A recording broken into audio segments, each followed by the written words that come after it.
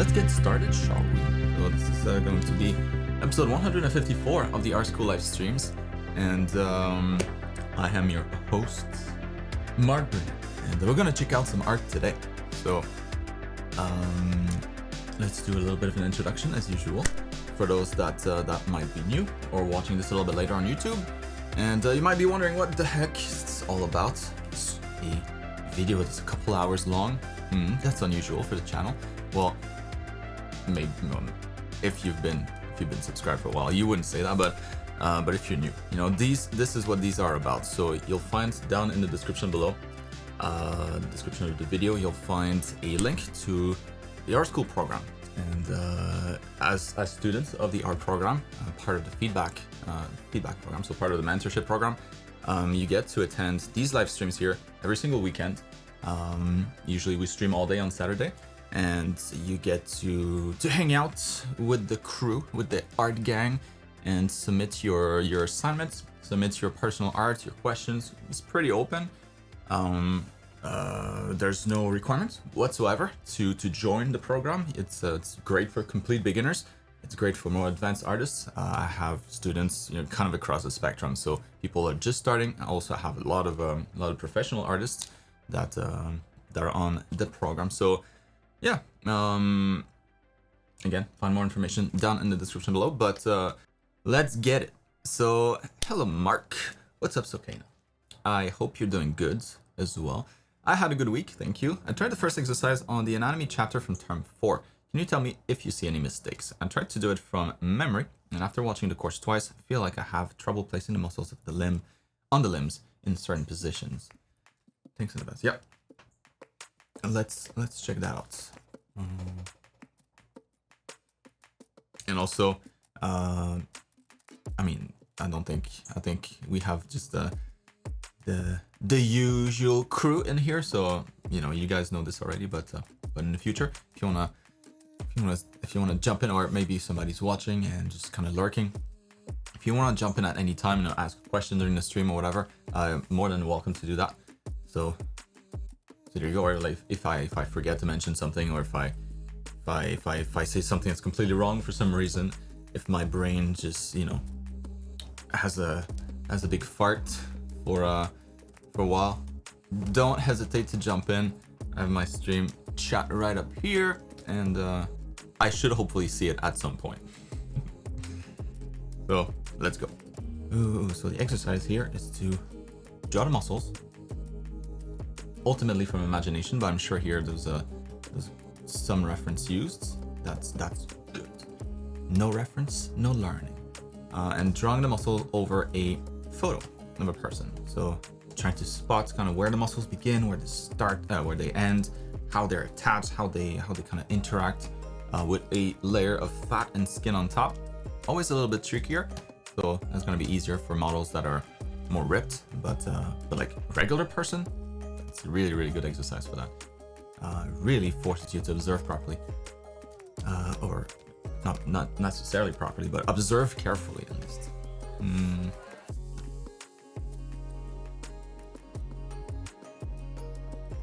All right, so in the back here, let me see if I can put this guy here. Oh, whatever. Yeah, that's gonna be easier than me drawing it. I have my trusted anatomy bro here. Turn around, show us that ass. Oops, tablet's gonna be what? What's going on here? Ah, there we go. Why is it all transparent? Can't focus. Okay, so for this one right here, the only thing, like the back looks pretty good overall. It's going to be these muscles here in the back of the legs, the hamstrings. They're just going to squeeze the gastrocnemius here a little bit more, and these particular muscles, the two heads of the gastrocnemius, the calves, they attach here at the joint, and so these are going to attach on the start of the femur. So they're not gonna go all the way up. And these two here, kind of like a curtain, they're gonna close down the show a little bit lower here. So let me pull this up so that you can see better. But I'm trying to look through it. Don't mess up the focus. Come on, camera, you can do this. All right, so there you go. Here you can see. Can't really see too well, but so gastrocnemius here attaches at right there. You know, it kind of goes to the side and it just stops right there. And then these big long muscles, the biceps femoris here, the semitendinosus, semimembranosus, they kind of close shut a little bit lower down here towards the joints. So just a little bit of a correction there.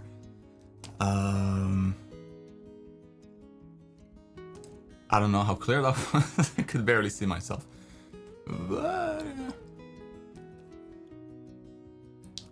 But that's pretty much it though. Like looking at this quickly here, you did a really good job otherwise. Maybe here you could give a little bit more space to the rotator cuff group, and the trapezius will be a little bit more narrow down the like lower down the back. So it's kind of like this. It's kind of like this shape here, kind of like an arrow pointing up and then attaching into the neck. So widest above the scapula. So we're gonna have the bones in here, the bones, you know, of the shoulders. Rotate the shoulders, so our scapula, and the trapezius just stays like it's just holding onto that. It's on top of it, kind of like a little table, and then the rest here in the center kind of just fits in between.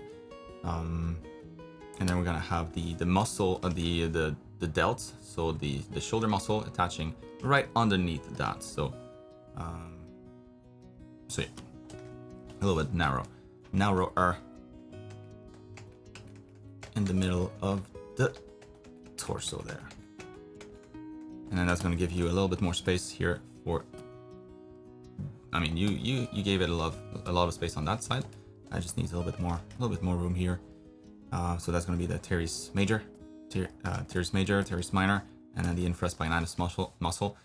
Those three muscles creating the rotator cuff group. And then in here, that looks pretty good too.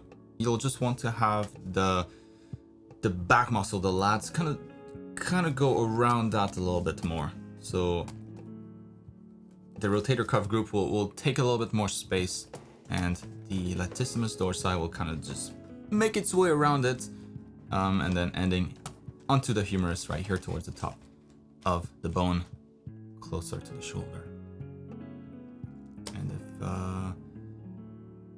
if the only thing here that's off with this arm would be the triceps will go on top of that. So triceps in front.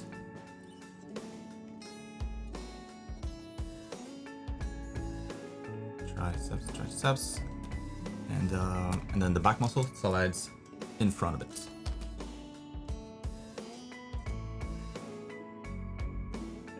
And here you might have that little bit of a like the tricep tendon here from the tricep goes a little higher. It's not going to be a lot of mass here, mostly flat connective tissue, kind of like a horseshoe shape around that shape. Horseshoe shape around that shape. Yeah, so a few corrections, but overall, very well done. Nice quality to your drawing too. Very nice. The front, let's check it out.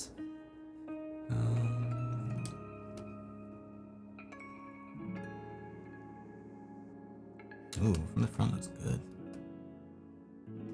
And maybe your glutes here with I can't see the photo underneath, but I would guess that the glutes stop a little sooner, so it's not that long of a muscle. It's a big muscle, but it's more like a ball. If I can bring my mannequin here, so you know, kind of like it's not that long, it's a little bit, and it attaches here right underneath the joint. So this is going to be your joint where the femur begins and going into the leg. So right underneath the joints, not too low. So if your joint is somewhere around here, you know, you would want to have that muscle kind of wrap up a little sooner. That helps. So few issues with the legs, but overall, very impressive. So that's you're in like a really good spot when it comes to anatomy, that you can spot all of that stuff and only be left with like a few things to look at. The puzzle is almost complete. So yeah, very good, very, very good. So I hope that helps. Moving on to the next one here by Gailey. Save. Up in your layer. All right, I did have a good week, Gailey. I hope you did too. The Ethereum Palace is back. Ooh, now it's got shading.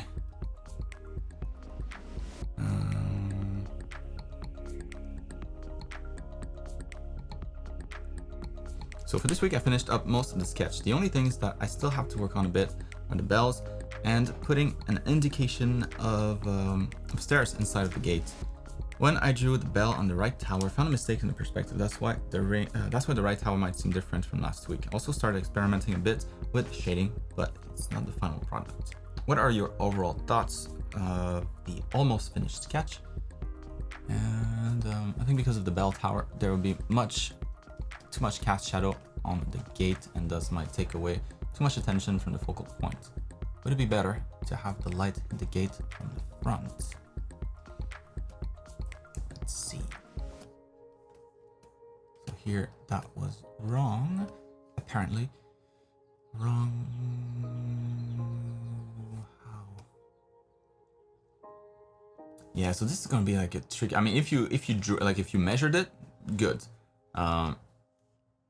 This,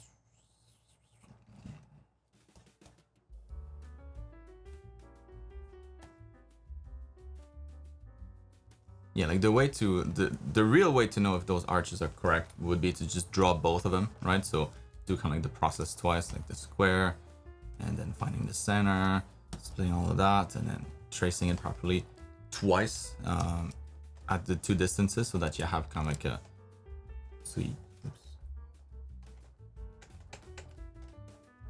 So you have the two layers essentially constructed. So you make sure. So I would guess that's what you did, and that's the result. So there we go.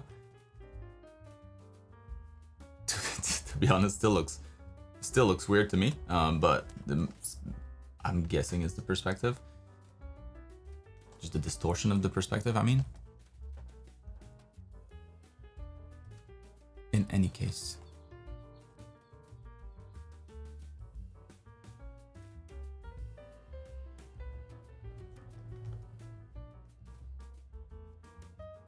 Ooh.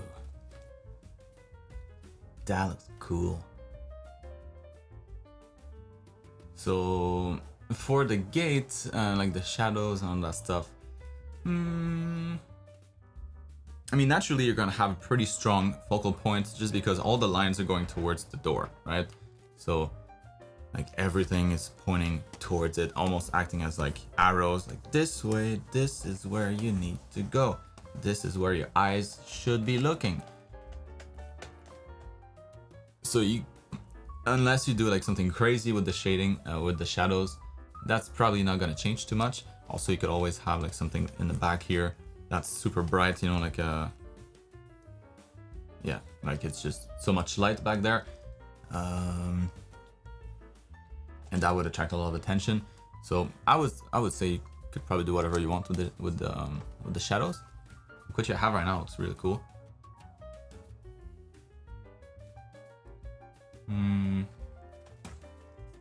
So looks super clean. I think you did a really, really good job here. Well constructed. The scale maybe might be still something that could be worked on a little bit. I love all these smaller details here. That helps for sure. Like you think of a brick. I mean, it could be like a big brick, you know, like a big rock. But then we have the character in here, so we're like, all right, so it's probably just a regular brick. but maybe something close to the person, like close to the entrance here, because this looks maybe a little too like Nintendo 64 kind of graphics, you know, like a little bit low res. So if you had some, I don't know, maybe some tiny rocks or some, I know you had steps before, right? Or maybe you haven't finished, but yeah, like some indications here for the steps would be kind of cool. Some suggestion of steps, maybe like, I don't know, some railing on the side, or maybe something in the center here, like you have like two staircases, or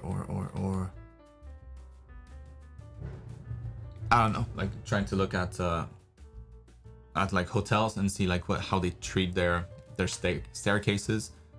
What else could you have like next to it to really make sure that people understand this guy is not a tiny person. It's just like a regular sized person. It's just that the environment is so big. Because right now you have big details, medium sized details, not too much small details. I think that'd be kind of like the last thing. Just like maybe a couple things around here, and I think it'd be golden because everything else is awesome. Man, that's a complicated structure here. That's so cool. Yeah. Starting out awesome. Super cool to see what the shadows do. Makes such a big difference. As you go from this, like for a lot of people, like for you it's probably no problem because you've been working on it, but anybody else that looks at this like, whoa, that's a lot of lines. What am I looking at? But then, with a little bit of shadows. Da, da, da. Nice 3D scene. Very good. Very good. Moving on to Laura.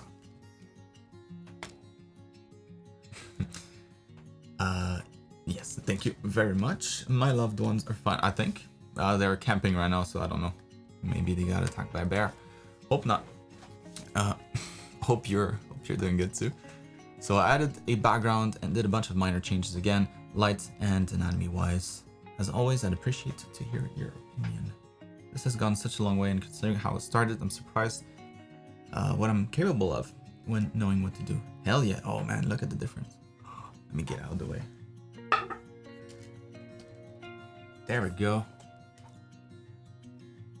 Ooh.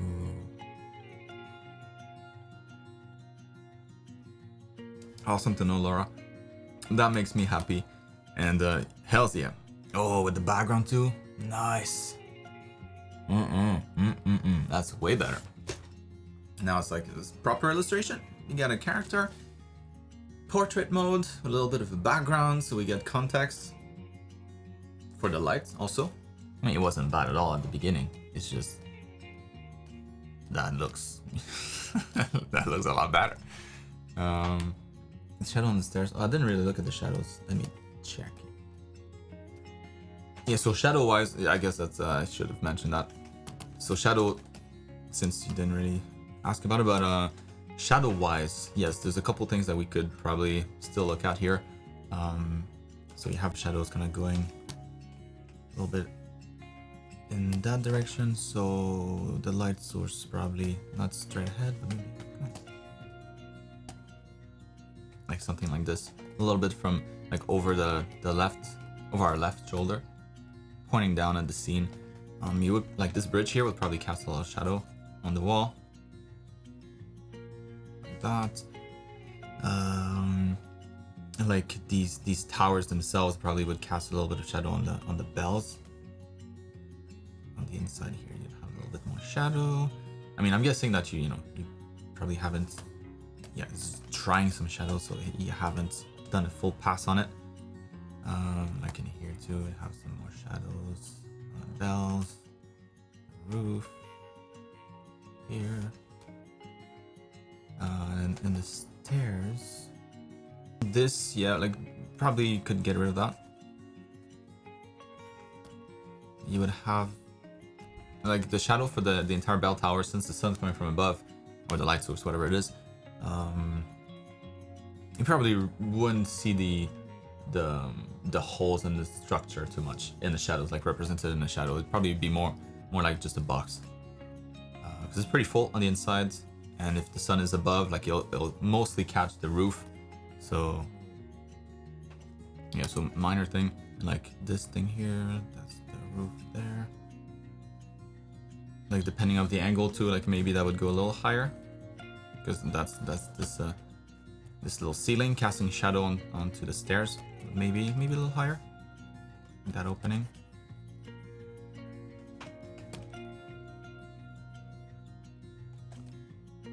I don't know. Like I would have to try it out. With probably some 3D blocks to and some quick lights in there to make sure of what that looks like here, that particular shadow, but maybe something a little bit more like that.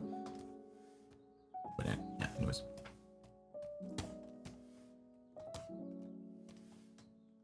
Laura diverting attention away from her submission.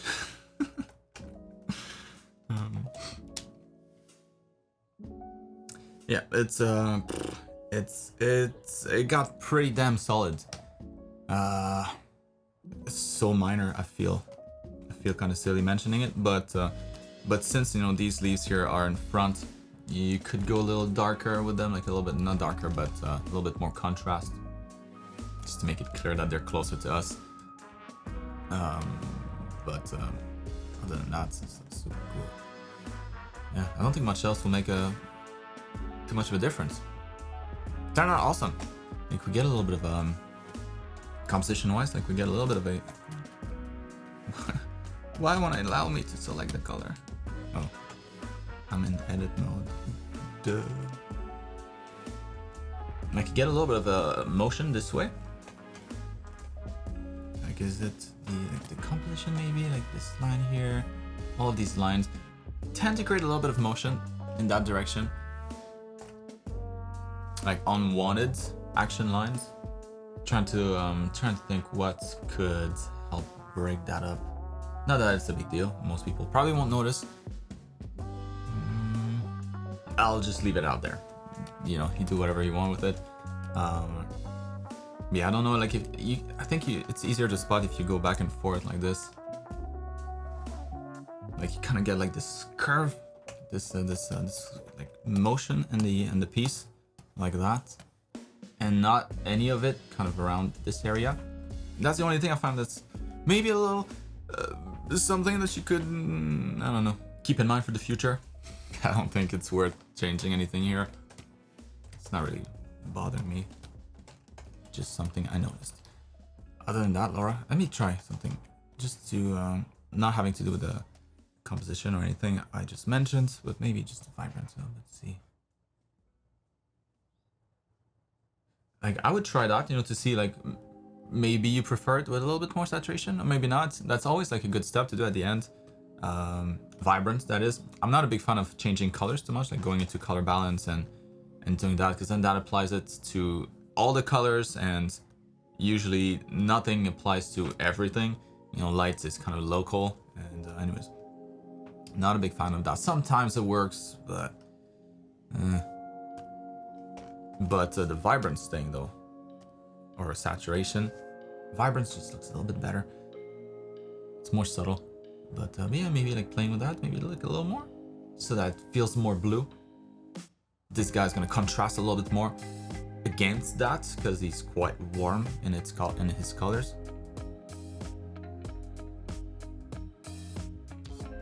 On, off, on, off, on, off. And maybe without it, it looks like more overcast rather than, I mean, it looks like it's at night for sure, but maybe a little bit more cloudy. Moving on to Preston. Save this. Alright, my week did go pretty well, thanks Preston. Hope yours too. So this week I worked on pieces for a contest hosted by Bob Q and Nickelodeon.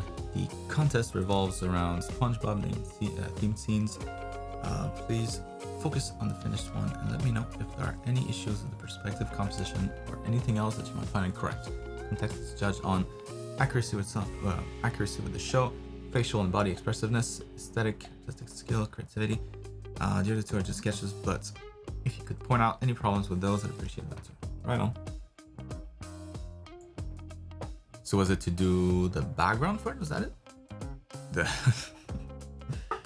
He looks good. I mean, it's really good. Let me check. Of course, I'm aware of this show. I've seen episodes, just not that many. It wasn't too big in Canada when I was growing up, so it's really something I discovered when I moved to the States. Let me just check real quick, get a sense of their aesthetics for the backgrounds.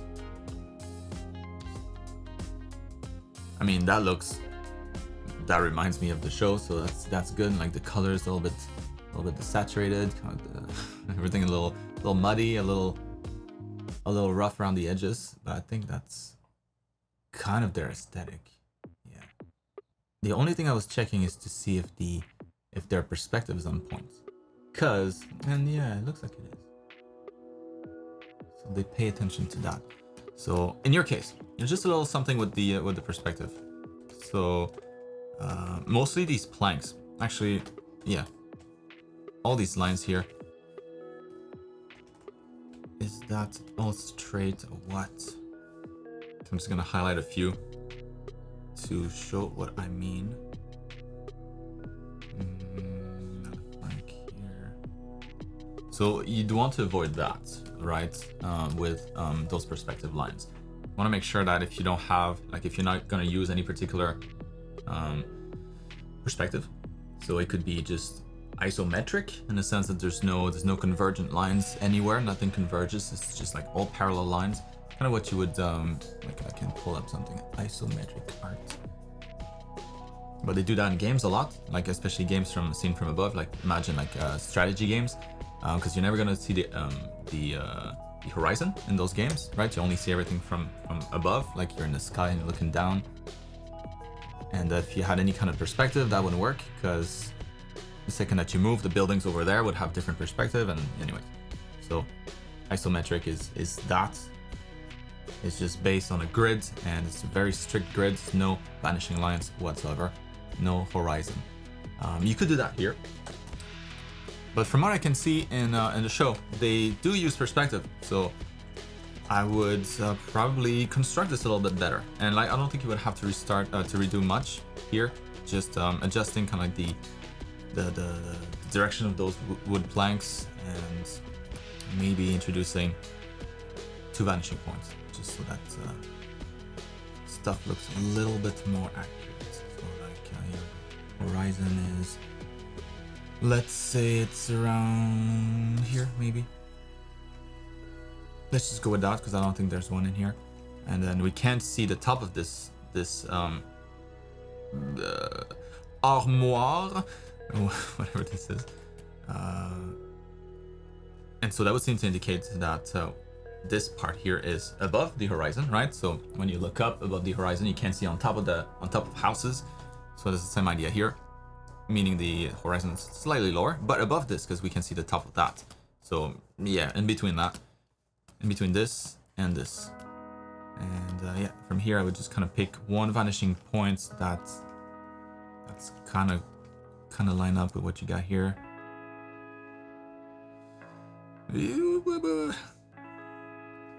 And then another one maybe farther away. Don't want to add too much distortion, so if you don't want too much distortion for the perspective, you pull those vanishing points apart as much as possible. And then here, yeah, you would have kind of like all lines kind of starting from this point here. So lines for the side of the box here, the table. Yeah, that would look kind of weird, right? Because now your box would be quite deformed. So probably just keep it isometric, otherwise you would have to change too much.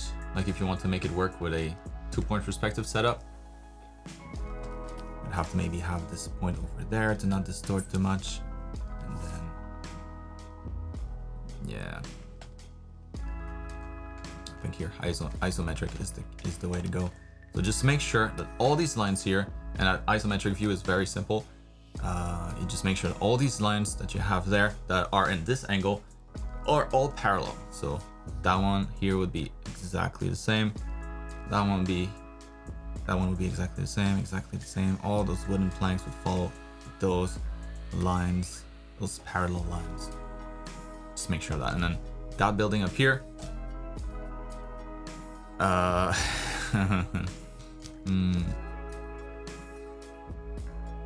Maybe have it go all the way to the top. So you have two options.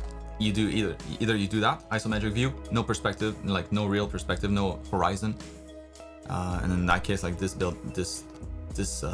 thing here, whatever this thing is called, would not be in the right perspective. So like you wouldn't be able to have that in a scene like that. You'd be able to see the top of that too. So that's why it might look a little strange. I'm kind of flip-flopping here between the two. Yeah, no, isometric view doesn't work either.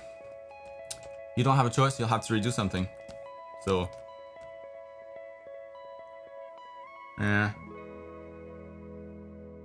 maybe have the horizon like higher.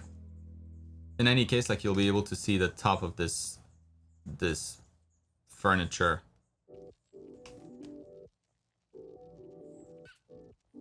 If you want to see the top of that table that much. Because this seems to indicate that the horizon is quite high. And if the horizon is high, then we would be, like this would have to go above it for us not to be able to see the top of it. See what I mean? Hopefully.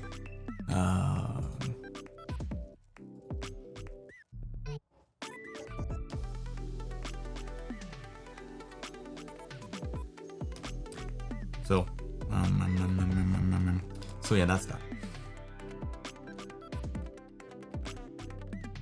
Either we see the top of this in isometric view, and then we'll have to see the top of SpongeBob too. Otherwise, it would make no sense. But then you would have to change the number of things in here to make that work.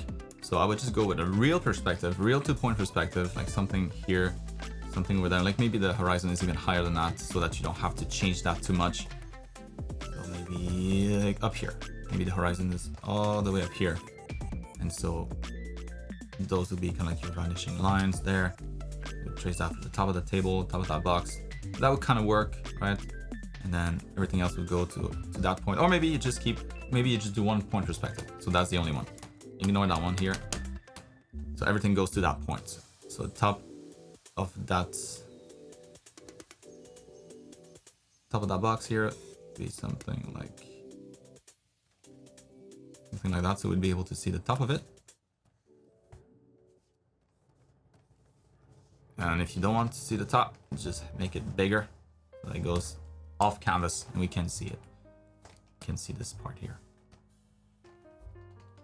I'll stop here. I feel like I'm just going in circle here, but hope that helps. Hope that makes sense at least. And so take the perspective, adjust that. That's the most glaring mistake in here. Style-wise, this looks pretty damn on point to me. The only thing I would say about the style itself would be maybe adjusting the colors a little bit for this counter. Like things pretty dark there, and like the values of the meat patties here are a little too close maybe to the value of the counter itself. So maybe have that be lighter, a little bit lighter, so they stand out some more against it. But in any case, like I would make this a little bit brighter as well, just so that we can see the lines, like we don't lose the construction lines, the lines of your line art. So maybe more like that color. Maybe not as light, but a little lighter, I think. Just want to make sure that we don't lose the line art, since we can see it everywhere else.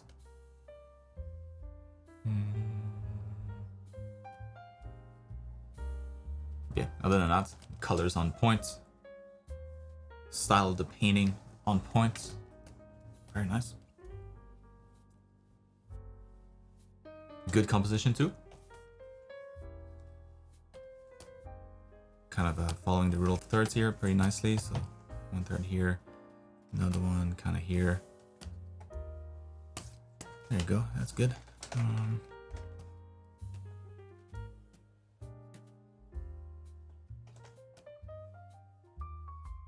Oh, that's what people were talking about. Like the last video I posted on YouTube, people were talking about the character that I drew looked like Patrick.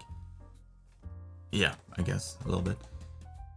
That's what they meant. I didn't even know who Patrick was, but now I see that's probably him. That makes sense.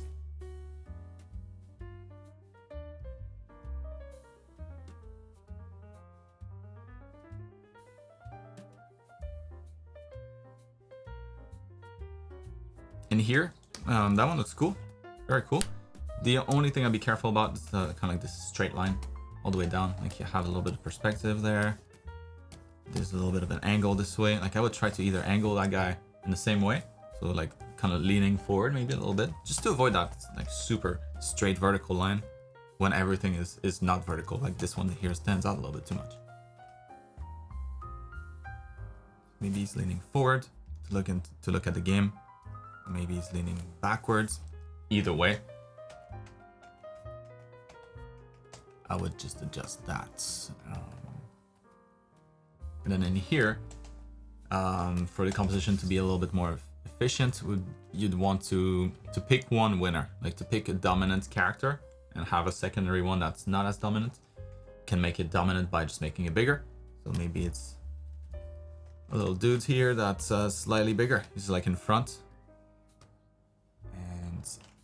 Now, most likely people will look at him first because he takes more room. He's more he has more visual weight in the composition compared to the others. So always making sure that you have like a clear focal point in your pieces.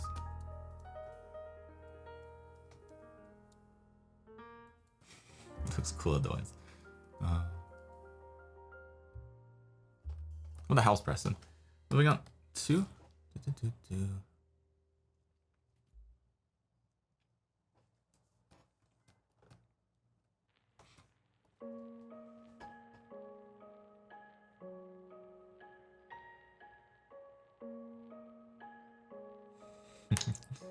Vika moving. Good luck with that. I hope everything goes well. And everybody else, you can ignore what you just said.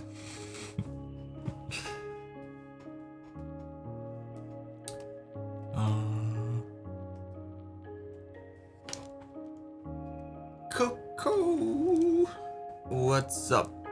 This week I had to work on a more special project. I had to draw these dresses for 2 days and also to make a short video in After Effects. I'll be happy to share it in the chat. The only references I had were quilling diaries with fashion models on them. Their dresses are entirely made from paper.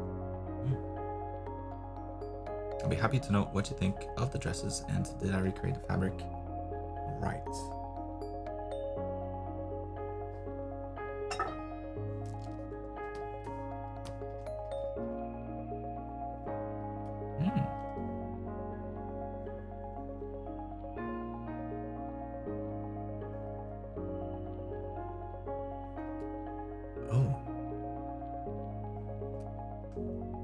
All made out of paper. Whoa, that's cool. Whoa. I was like, what the hell? Yeah, it is made out of paper, huh? That's a lot of work. Okay.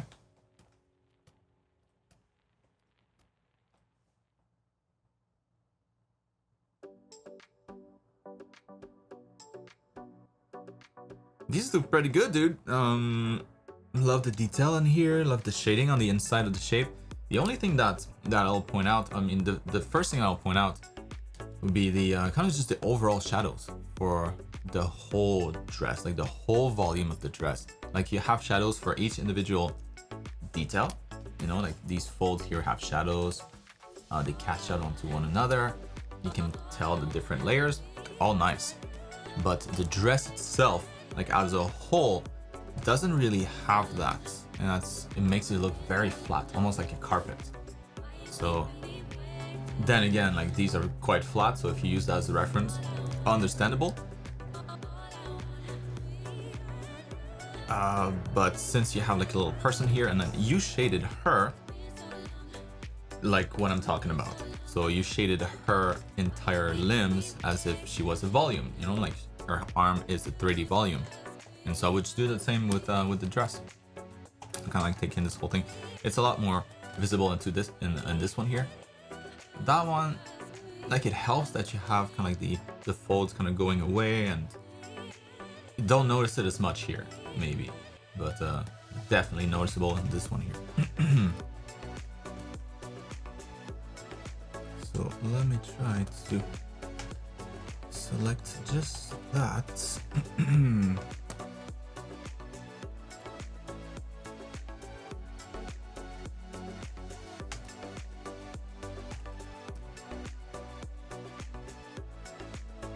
Guess I don't need her in the selection.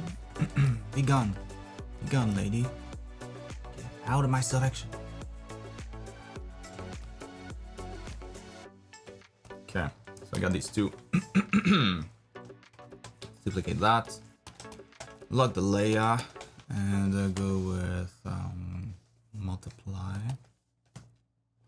And then here, something that looks really, really good also when shading like this, like colorful things, is to go and change the value as you're going from light to shadow. So in here, it's pretty much the same color throughout. Like you can tell if you look at the color picker here. Let me make that bigger so it's more clear. But this line here, ideally, when you go from highlight to shadows, like it should shift a little bit, like either go up or go down, but not stay the same color, because then that means that your shadows and your highlights both have the same color, and yeah, that's not the nicest, the most visually pleasing option. So yeah, it kind of stays the same, right? It kind of stays right there. So a good way to think about it is when you go into your shadows, just add a little bit more blue. So, or just cool down whatever color you have. So if it's green here, you can go and add a little bit more blue maybe to go along with your shadows here. So let me select the shadows. That, add more blue, and also desaturate a little bit, looks nicer. So right now you stay like maximum saturation. I want to pull that to the side here, saturate that blue a bit, not use multiply, and maybe kind of use that color as the shadow color now. Very subtle if you just look at it locally here, but if you did that like for the whole thing, and of course like maintain that gradient, you know, as you get to the highlights here, go down a little bit, saturate halfway maybe.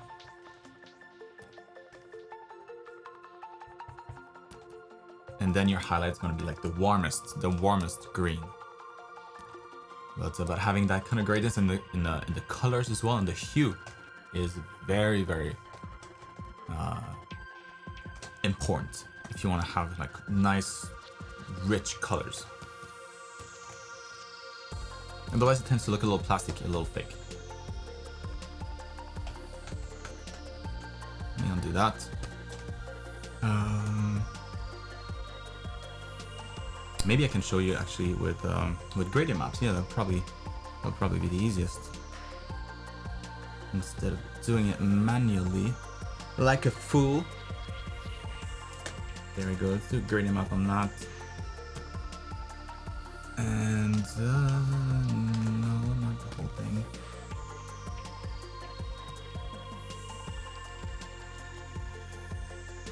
Yeah, that should help. Okay. So it's not exactly what you have, but let's start from that. Green.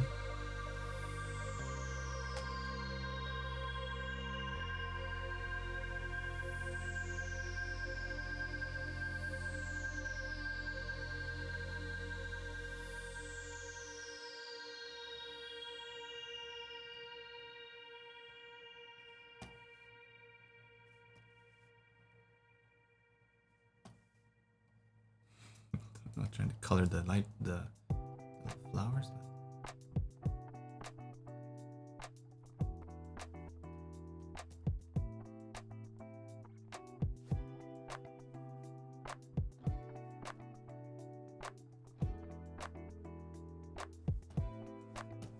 So let's see.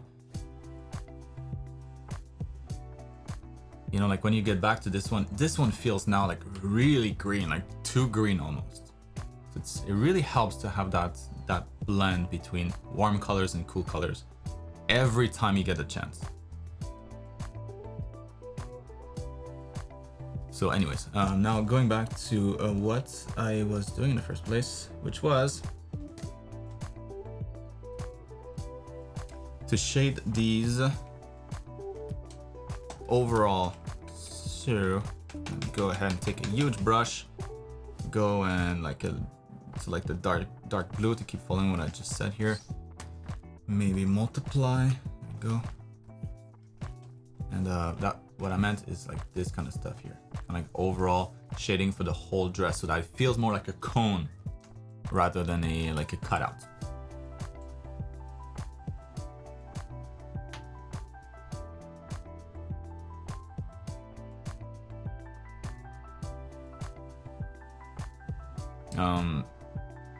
Yeah, so maybe like you're saying, maybe it was a little bit more blue, but still, you know, if you color pick, it was the same color, and so it just keeping that in mind for the future. Like for this red too, that's something to keep in mind as well. Like the red stays the same here. Like it should in theory move a little bit when you go from highlight to shadow, if you did it well. So for this dress here, maybe we could, instead of going from same red into the same darker reds, just a little bit more black. Let's maybe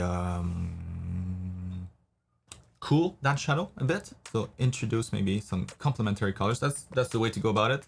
Usually you just add a little bit of splash of complementary colors. So red, let's go to like light green, or not light green, but let's go to green, like bluish green, something here maybe, and just saturate the crap of that. And then just add, like you don't want to paint with that exact color, because that's not gonna look good. Obviously, you just wanna take the complementary color and then just add a little dash of it, like just a little bit of that here. And then you can select this color and then paint with that for the shadows. And this is going to make your red a lot less like aggressive. There's not going to be as much of that super saturated red, and instead your shadow is going to have like this nice cool tint to it, even though it's like it almost looks blue, right? If you look at it in comparison, it's not blue at all, it's still red, definitely. But at least now you're balancing your colors better this way. Yeah, so when talking about the dresses, same thing here with that one, the blue one. A little bit of a indication for the volume. Did I not select this? Oops. Multiply, there we go. So a little bit of shadow to make that dress feel more like it has more volume. Now it feels more like a cone. So that's all I would say about that. Love the details, like really cool. It's just tweaking your colors a little bit so that you have cool and warm colors. Usually the warm color is going to be the highlights, but not always. But you know, usually you can kind of roll with that. That's pretty safe. And then think of the shading in terms of like the big volumes too, not just the detail of the house.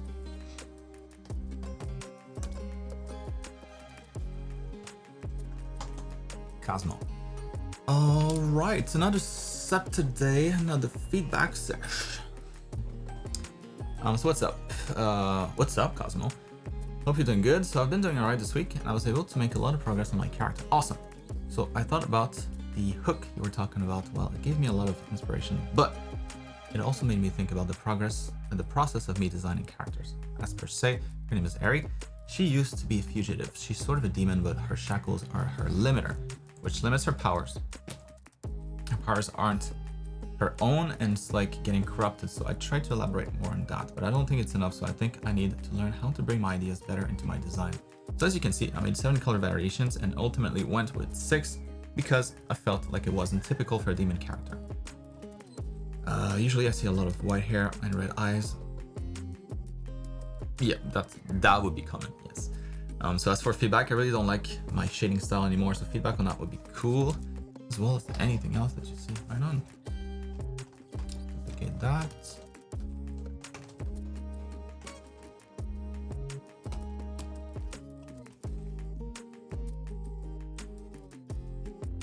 yeah, and then like for the hook, you know, having a good background story always helps. It just gives you a lot of ideas, you know, like if you, it's almost like guidelines that you have to follow, because when you start with a design, like you have all the possibilities at your disposition, right? You can do whatever you want. It's you have a blank canvas, you go now. And so what I find is a little bit easier to get started, at least at yeah, when you don't have as much experience, is to limit yourself so that you're working within like a tighter framework where you have less freedom, and so your mind can't wander around everywhere. Like you just have these sets of guidelines and you work within that. And I feel like it's a lot easier to get started in that case. So that framework, or that set of guidelines would be your backstory. So maybe your character, you know, maybe she hates certain types of fabric, or maybe she loves anything silky and hates everything else. So maybe she loves leather, or maybe she, you know, like whatever, like her weird personality traits might be. Maybe she lives somewhere where it's really, really hot, and so she doesn't need to wear a lot. Maybe she lives somewhere where it's really, really cold, and then she would definitely need to wear a lot, like a lot more than this. Or maybe she needs to, maybe she needs to hide a lot, like to camouflage herself, so that maybe she would have an outfit that matches her environment, whatever that environment is. Is she wealthy? Is she a pleb? Is she a peasant? Is she, you know, because if she's rich, she's gonna have some rich-looking garments. You know, like a general, for example, might not necessarily be rich, but the army would be, and so they would dress their generals quite nicely. You know, like nice suits, nice details, nice ornaments, that kind of stuff. And if you're just a peasant, then you wear just a bunch of, you know, rags. So that's kind of what I was talking about when it comes to the hook. Like starting with a background, super important, because then you're just gonna have a lot of stuff already that you're like, all right, well, I don't have a choice to do that. I don't really have a choice to do that. And like if she lives in a cold environment, you need to dress her up. You know, you don't really have a choice with that. So then there's no questions about it. You're just gonna, all right, so I'm going in, I'm gonna draw a lot of stuff, gonna maybe have a lot of fur, maybe she's gonna wear a bunch of different layers, that kind of stuff. So it gets you going a little faster. And also it makes it like it makes her hook more compelling. Later, Gailey.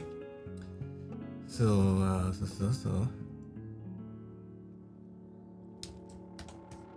but let's take a look now. With all of that said, let's have a look. So you settled on number 6, or what you said? Number 6. That's her. Got it.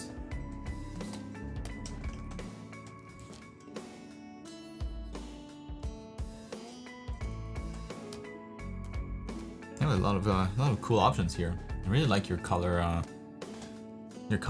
your themes here. That's nice. So, if it were me, like this one's not bad, but it's like it reminds me maybe a little too much of Ray in from Evangelion. You know, like blue hair, white suit. Like I feel like I've seen this maybe. It doesn't look like a demon necessarily, but like that color combination, not super rare. So looking at these though, that like the different ones that you have here, like there's a lot of really cool ones in here. The red ones are quite nice. Like I like this one here. Maybe if her outfit was a little brighter. But that looks cool. That's pretty cool. I love this one here with the white dress too. Like nice, a lot of really cool contrast in here.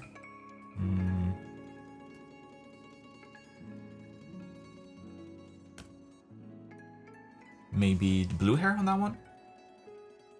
And maybe if you can push those yellow trims, you could have kind of like a, you know, classical triads, blue, red, and yellow.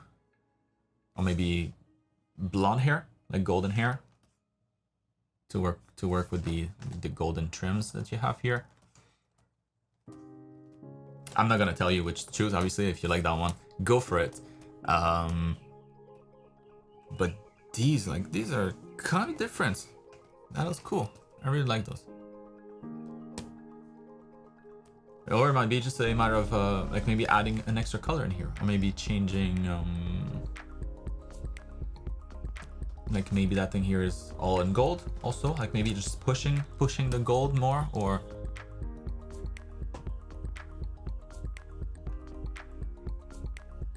But so that color wise, it looks nice. No, don't get me wrong. It just reminds me of something else, which might not be a bad thing. You know, people might be like, oh, it's kind of like the color of Evangelion. So from the character in Evangelion, maybe that helps them connect with it better. Maybe that could kind of serve as a hook.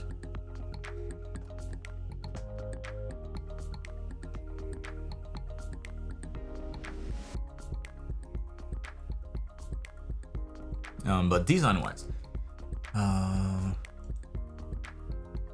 so now that I know kind of the idea here, shackles, limiting her power. I feel like you would need something more to make that clear. I guess. To me, like if I didn't know the context, I would still think that she probably escaped, you know, some prison somewhere. She's a fugitive. Call the police.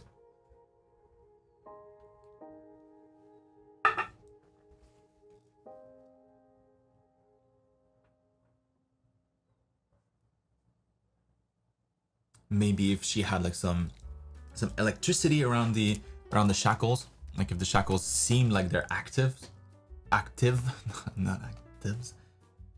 Maybe something like let's do red maybe.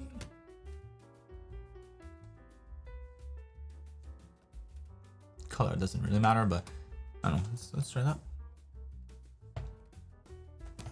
And then new layer. Do that again. Maybe there's like some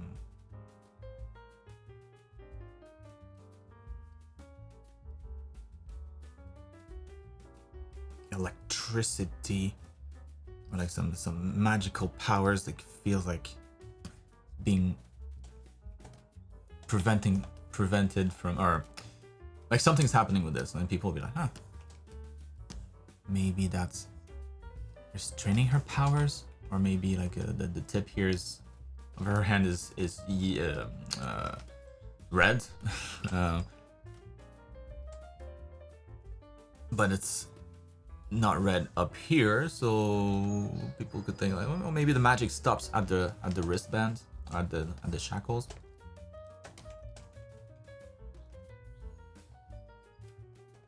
Maybe it's just her hand that's glowing. Let's try.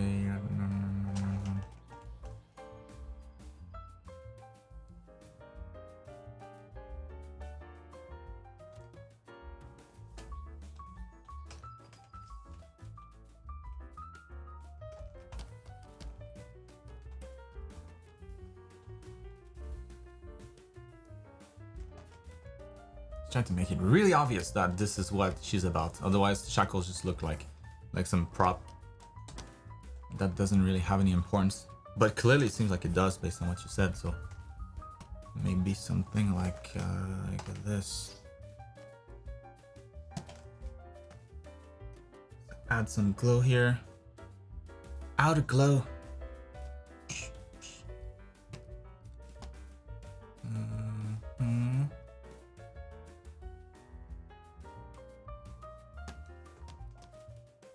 Like that's maybe overkill, but something like that, like some sort of effect that makes us realize that, oh, if she didn't have that, maybe it would go out of control. Like maybe it would get past her arms or past her hands, and that would be bad.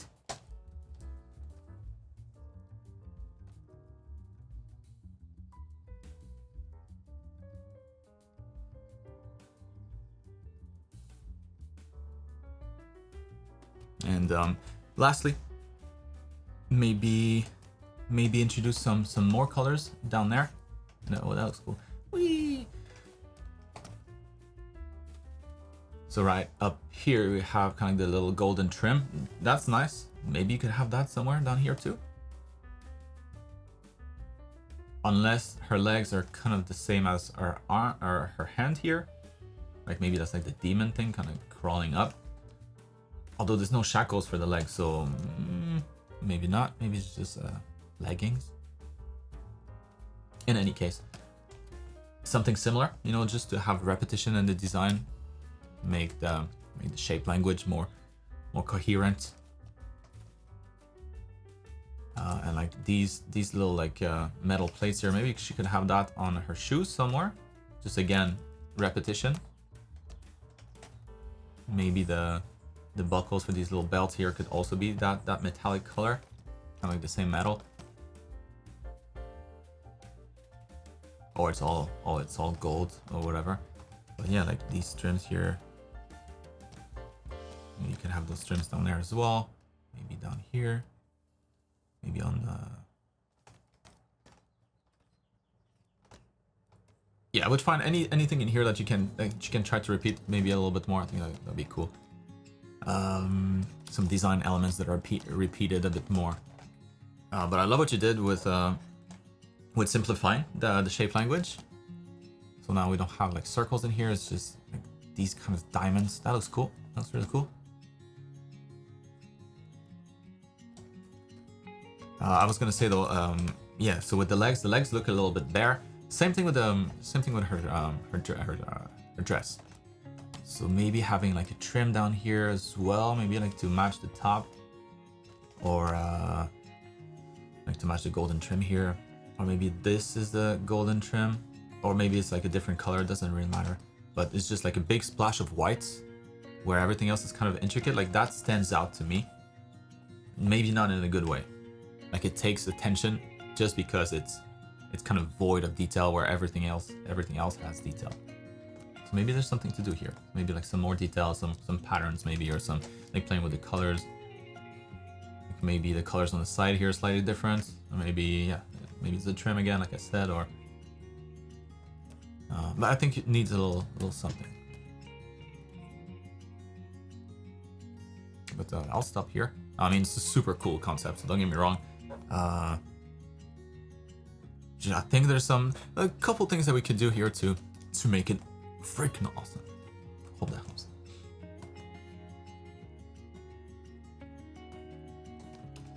Ooh, look at that Skelly. It's new muscles showing off.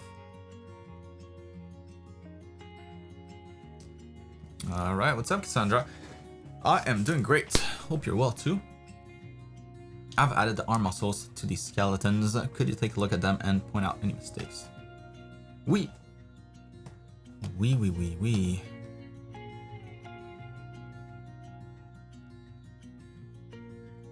So arms. Was arm day for these skellies? Alright. Oh, that is good. That was really good.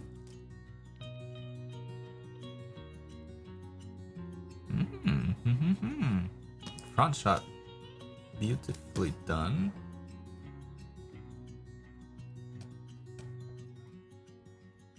This shot right here.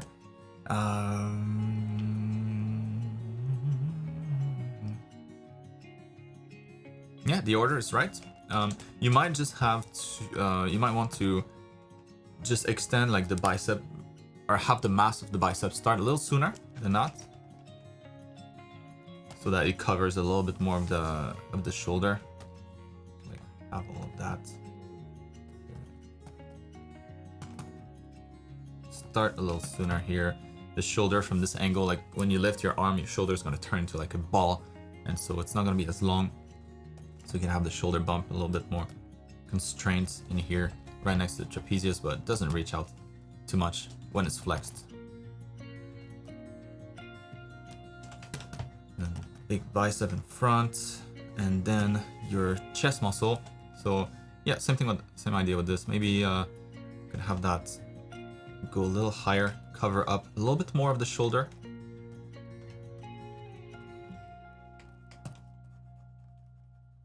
So we're just kind of extending the muscles towards the towards their insertion points a bit more. So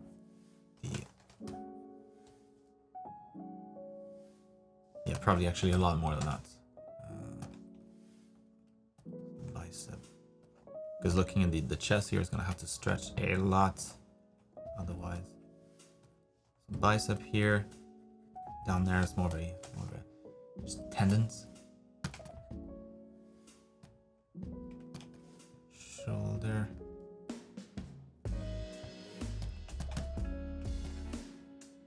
Tricep right behind here. A little lower, a little closer to the body as well. But the order is correct. That's usually the tricky part. But you nailed it. So triceps behind, and then delts on top of the the latissimus dorsi. On top of that, though, you'll have a little bit of a teres major. So just on top, like laying on top of the latissimus dorsi. It goes attached to the same spot pretty much, but just kind of this little bit that's on top of it from the front. And then yeah, now the top here, that's that kind of that's like the top portion of the chest. So we'll overlap a little bit everything that's behind. And then the lower portion here starts lower, inserts a little bit higher onto the arm. And so you kind of get this broken curve. So curve and then curve again to indicate like the separation between the two main sections of chest muscle. Okay, extend those. Made them a little too short. Can be a little longer. Long muscle. Coracobrachialis here, brachialis down there. So yeah, just shifting stuff around a little bit, but anatomy wise, you know, all the muscles there, they're organized properly, so did a really good job here. In that sense, from the back here, from the back, usually the triceps will push the delt out, and so the tricep will always kind of take priority. So, you know, instead of being like pushed down like you have it here by the deltoid, it's gonna be the other way around. So this is gonna push back, push up, and then the delt will kind of curve around that, make way for the tricep.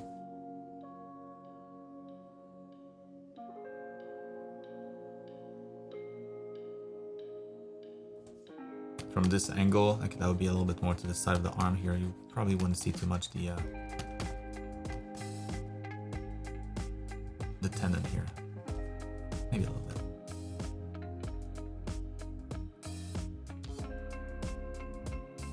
Now, the same idea again, making room for that tricep, shoulder.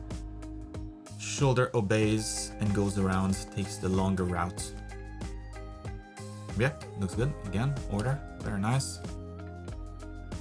Yeah, same idea again. Just the bicep, you know, you just want to have the bicep kind of be a little longer, like reach out a little more into the arm. So take more space here. Start a little sooner. And adjust all the muscles around that in consequence, but it looks good though. So yeah, I think you did awesome here. Minor tweaks in the shapes, but that's a good problem to have.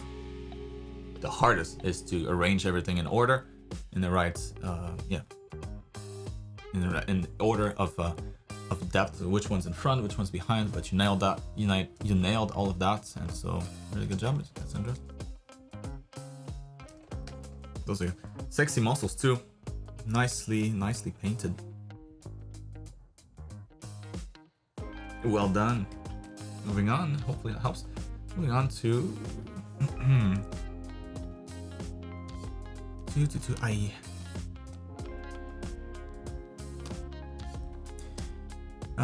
Quite a bit since I posted, since I last posted. So in summary, I decided to postpone the original character piece since I feel like I need more foundation to make it without wasting that much time. In the past week, something happened and I ended up quitting any caffeine consumption, and because I've been unusually drained of energy. And because without being unusually drained of energy, so I haven't drawn anything that much except this. So I'll try to get back to the usual amount of work. I just find myself out of energy most of the time without the caffeine.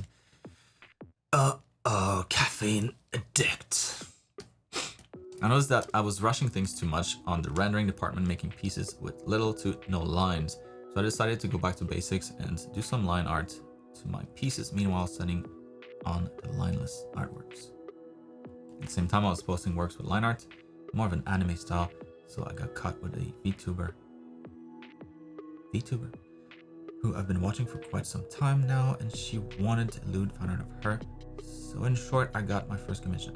Alright, that's interesting, interesting first commission, but hey, whatever works. That's awesome. Good, congrats, good job. So that's all for now. Hope I can pick up the momentum again. Just comment on anything that I can improve on. So right on. Nice, that's good.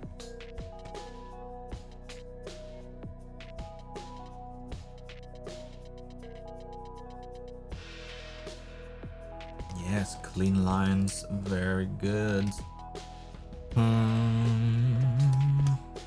So anatomy wise looks pretty good. Yeah, you did a good job here. I'd say like maybe her head's a little small for the just for the width of the shoulders and just for the size of the body, so maybe making that a little bit bigger. But that might be a style choice too, so who knows. And here looks good. So whatever references you used, you did good. That looks nice. And here maybe just thinking of the underlying anatomy, so you're gonna get your chest muscle, so the pectoralis major, starting here, and then you get the mass of the breasts kind of on top of that. All of this to say that it's gonna start a little lower than that, and probably from this angle, like you would have the mass of the breast rotate around with the torso, so you probably would see both here in this case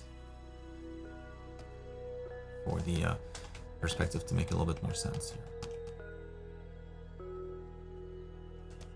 So something more like that.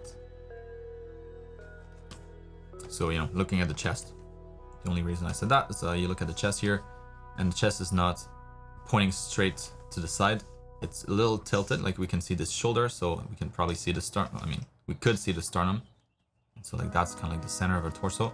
And so yeah, if you have one breast here, you're gonna have another one there, and you will be able to see both in this case.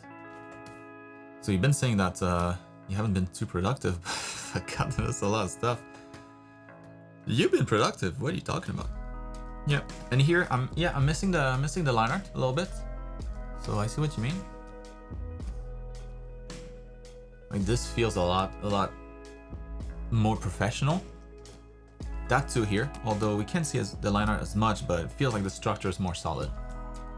So maybe you spent more time on the line art, and then even though you painted over it, but that looks really good. That's a nice one. And so you could probably do something with the background here to make the character pop some more. It's pretty dark overall. Like maybe adding some more light on the jacket here, since you already have some. Just a little bit more of that. Split her from the background some more. Either something like that if you want to keep the background dark,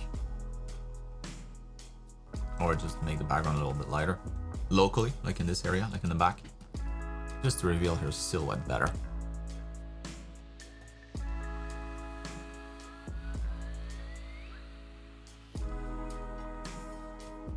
Yeah, anatomy wise these two work pretty well other than that, so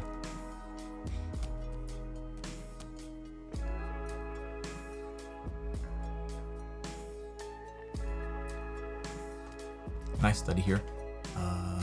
I almost always point this out. to everybody, but make sure that you go dark enough in your folds. You know, when some folds here go like under the sleeve right there, go dark enough, darken that, make it look deep. Here.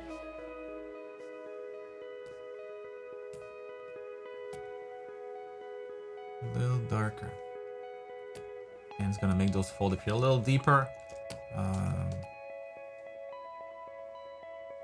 Like there's a lot of stuff in here.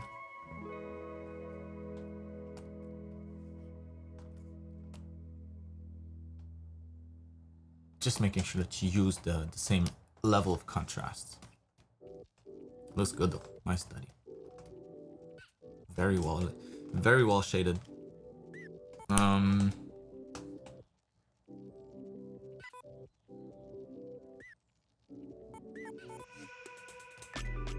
Yeah, I'll stop here. A lot of really awesome stuff in here. Really looking forward to see this more complete, because that's a nice start. And I really like this one. Love the colors. Love the focal points a little weak. You know, you have a lot of these vivid yellow colors covered everywhere except her face. So I would add something else in here. Maybe a yellow frame on her glasses or something, or maybe some tape or whatever. Maybe the top here is yellow. Whatever it is, something to bring back the attention to her face a little bit more. But it acts as a better focal point. But other than that, it's really cool design, cool pose, cool outfit, well executed, nice shading. Very good. Moving on to Jackson.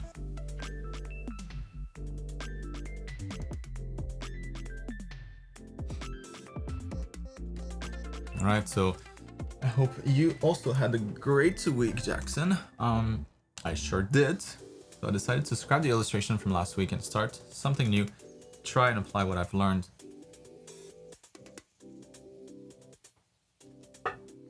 Don't have any specific feedback that I'm looking for. So whatever jumps out to you first is fine. I'm kind of making up the character design as I go. So if anything, there could be improvements there. So if anything there could be improved, let me know. Will do, sir.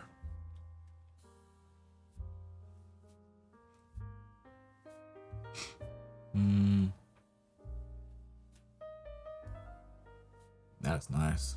Nice colors.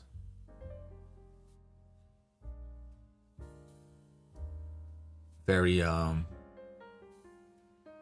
magic, very Wizard of the Coasty. Wizard of the Coasty tea.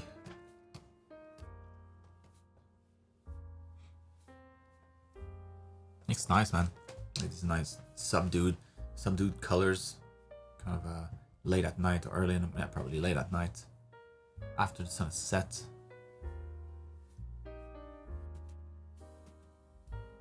So right now, yeah, we got a lot of purple here. So just make sure that you balance that out somewhere. We have this here, like those two things stand out quite a lot. The eyes are purple too, but they're small in comparison, and so like this stands out to me more.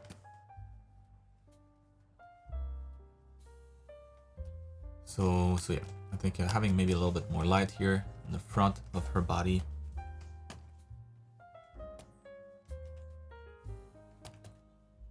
It's still quite light outside, you know, like the sky is not dark.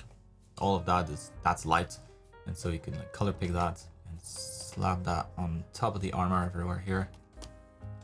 We have shadows to brighten up all of that stuff, make her feel part of the environment a little bit better. Also reveal those details so it's not too dark. And then yeah, if all of that here is a little bit brighter, maybe the purple is not gonna stand out as much. Won't catch the eye as much as it does right now. Yeah, maybe.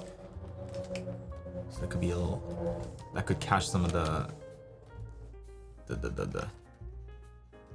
reflection here of the sky too. It's a little bit of warmth on top, in front of her body. You know, like that helps kind of divert the attention away from her shoulder, more towards the front of her body. Maybe a little bit of that would be cool. And the hair too, you could have some of that that blue and like warm highlights. Blue color in the shadows, a little warmer in the highlights. But really, really nice shading so far. So design-wise, and composition-wise, not much to change here. That works. Values work for me too. I'm gonna try to brighten it up. Oh, also, you could probably like shove this out. I didn't even see that it was there. But you could probably get that out of here so that you have more of like a typical portrait format. It's not too long.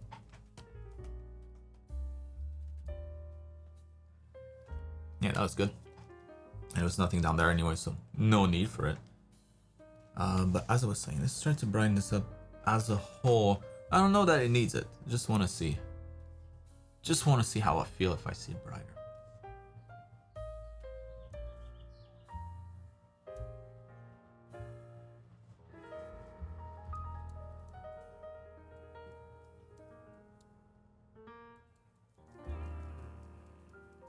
Maybe a little bit. Don't think it changes much. So yeah, design-wise.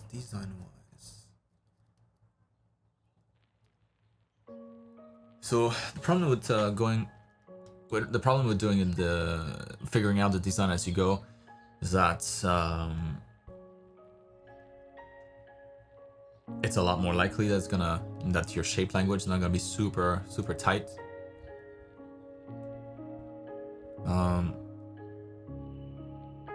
And you're not also like starting from a hook.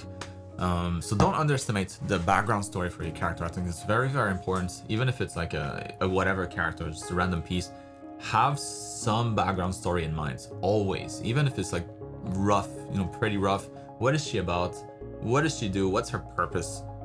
What kind of world does she live in?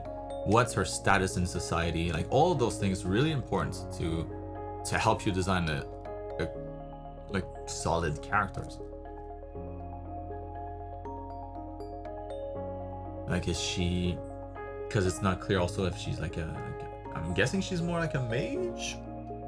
Because her armor looks more like ornamental, like decorative, rather than being functional, which is fine too. But yeah, so then maybe she could have like some magic, or maybe like a magic staff or something like that. Like defining her, like putting her in a box, I think is very, very important in design. Very bad to put people in boxes in real life, but in design that's what you want, so that there's no question, like that's the character, very obvious. So yeah, if she's a wizard, have some spells or something, like we should be able to tell. Maybe she's got like a big staff, a big wand, or not a big one, but like a big staff. So that would be pretty obvious. And if she had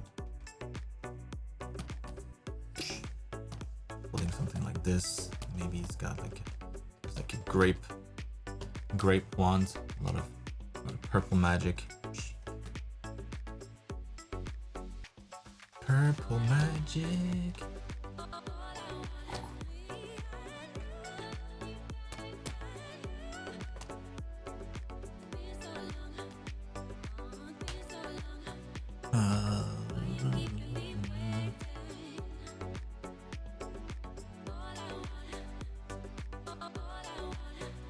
Yeah, she's just missing a hook right now to kind of direct her design. So start with the background story, nothing too big, just something like some structure.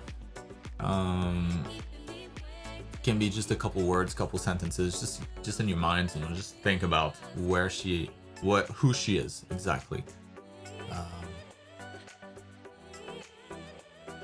And then maybe just as a cool exercise for your designs, set yourself a very strict limit about something, like you have to have that in the design or something, and then work around that, make that work.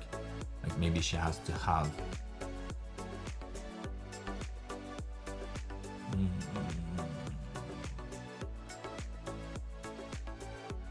maybe she's collecting something. Maybe she's collecting Dragon Balls, or maybe something similar. Like she's collecting these marbles that are, I don't know, important maybe for her magic or something. And so she could have like a little pouch with some of those. Maybe she could have one in her hand. Just something like that where you're like, oh, okay, there's like a story around that. Maybe that's something. So yeah, the hook is missing. So find it ASAP. Because usually the entire design is kind of built around it. So doesn't always need to, but it always helps. In any case.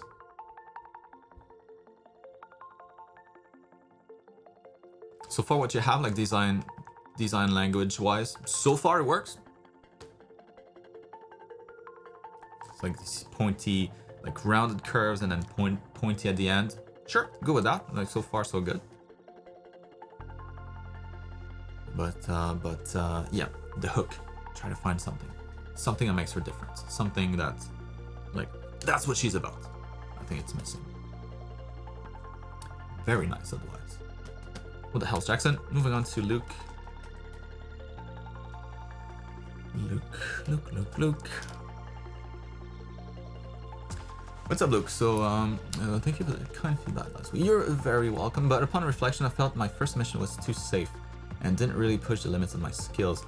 So for my second, I decided to go as far beyond my comfort zone as I could in a single painting. So there's something there too that I'd like to address, but going too far out of your comfort zone is not necessarily good, and I wouldn't necessarily recommend it, because it just makes all the hurdles, like all the walls that you have to get past to finish the painting, a lot harder to climb over throughout the whole process. And so what I usually recommend is that you keep things like half of it, at least half of everything that you're tackling should be within your comfort zone. Maybe more, like maybe 70% of it. And then you're just pushing like the last 30%. But at least half. So it's 50-50. Because otherwise you just run into a wall and then you're like, how do I solve this? And then it's a big deal, and then you go, all right, I solved it. You move on to the next, and then you just run into another wall and another one, and you feel like the damn process is just taking forever. You're not getting any, you're not making any progress, or the progress is so slow, it's not motivating. And yeah, and often you just give up. You're like, screw this one. I'm gonna start a different one. So.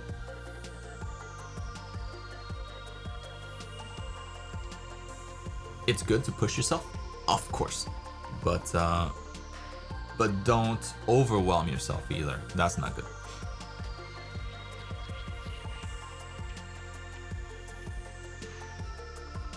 So, so high angle, extreme foreshortening, extreme weather, and the background with water reflections. As you asked, I've included breakdowns of each step to show my art process, as well as taking some composition lessons from term 6. Finding references for the pose was extremely difficult. I couldn't find many photographs or professional artwork in this overhead angle, so I decided to do a download the poser program to pose the model myself. Please take a look and see if there's anything else that you can get feedback on. My next step, starting with this week's submission, is to begin drawing more complex backgrounds, which I have been avoiding for the longest time. Right on, Luke. Thank you for the breakdown here. It's very helpful.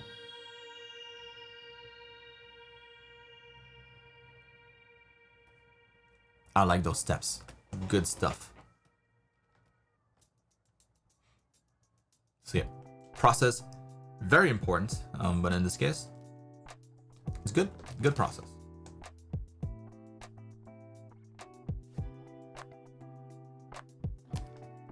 Maybe jumping into the colors a little soon. Like I would have personally, at least, I would have definitely pushed that some more. Just so that, once you're done with the grayscale, you're done with painting. That's it.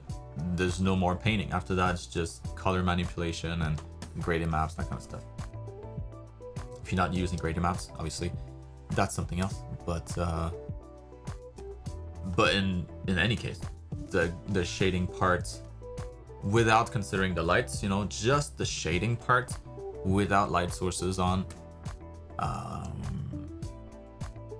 That's usually like 80% of the final result. So I just think it's a better process this way.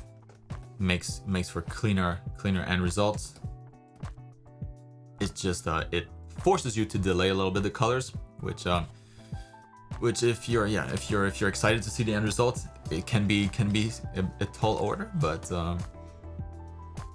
it's worth it for just the cleanliness of the end results. I would highly recommend, because in the end, you know, when you get to that point, once you're done with the grayscale, you should end up with a painting that you're like, that could be a final. So I would approach it this way. Once you're done with your grayscale, be like, you should be satisfied with that to post it on social media as is, without anything else to it. That's when you know that you're ready to move on to colors.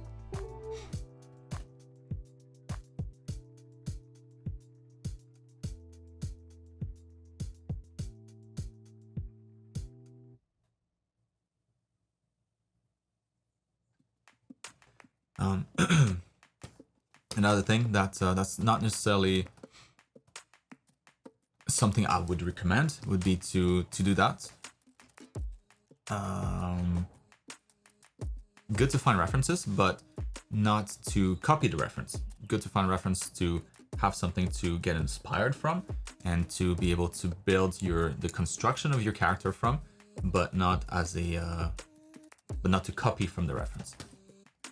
So what I mean by that is, you know, once you get a reference like this, and also something to keep in mind is that there's the focal length here is a little off. Usually, like for such a high angle, you would see her feet much smaller.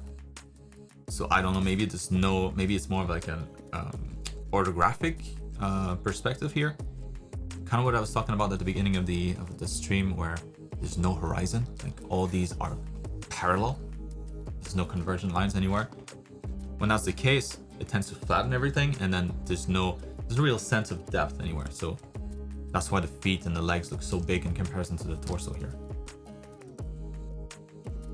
So usually, like, the character will be a lot more this way. The feet will be much smaller, legs much smaller, and the hand may be bigger, the head much bigger. But anyways, when you have something like this, the next step would be to construct something like that. So you would start with the torso, all right, in the right angle, and then you would have the hips behind that actually, and the legs, 2 cylinders in the right perspective, seen from above, and then other cylinders for the calves, and really practicing seeing all of this stuff in simple volumes. So when you look at this, what you should see is something like that. So shoulders, cylinder for the forearm, for the upper arm, cylinder for the forearm, making sure that those cylinders are always in the right angle for the perspective, head in front of that, neck, another cylinder on that sphere centered with the sternum. Like that's, I mean, shitty way, a bad one, but that should be the process. And so like what you would end up with would be kind of like that, kind of in the same perspective, but it would have been constructed from that, so it wouldn't be quite the same. But this way it allows you to make some changes if you need to. So maybe you want to move the hand a little bit this way, then you can just move that cylinder in the right perspective, whatever. The right angle rather. So that's one step that's missing. That's probably the most important step. So I would definitely do that from now on. And that's why all the first term focuses on those cylinders, like drawing cylinders on top of photos, to really take a habit of, when you see a reference, you see cylinders here. You see simple volumes, boxes, spheres, cylinders, whatever. The building blocks of the body.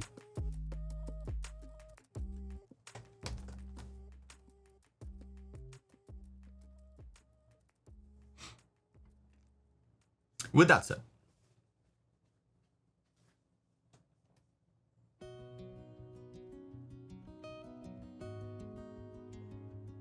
because you hear like the rendering, like a lot of rendering.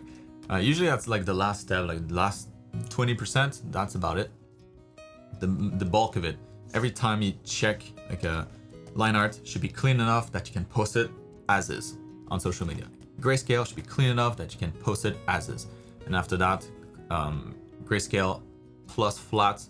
That itself already should look pretty good because your grayscale should look like a final painting. And then on top of that, you add the lights. Once you have the lights on top of your grayscale, that itself already should be clean enough that it's good to post by itself. And then after that, the final step, the final pass would be the materials, like so getting those little highlights, maybe those reflections in certain materials, like the final stuff, material definition mostly.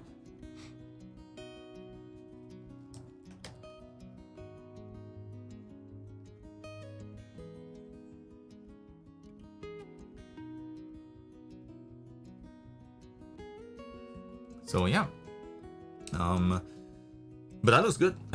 So I've been talking a lot, but this looks really good.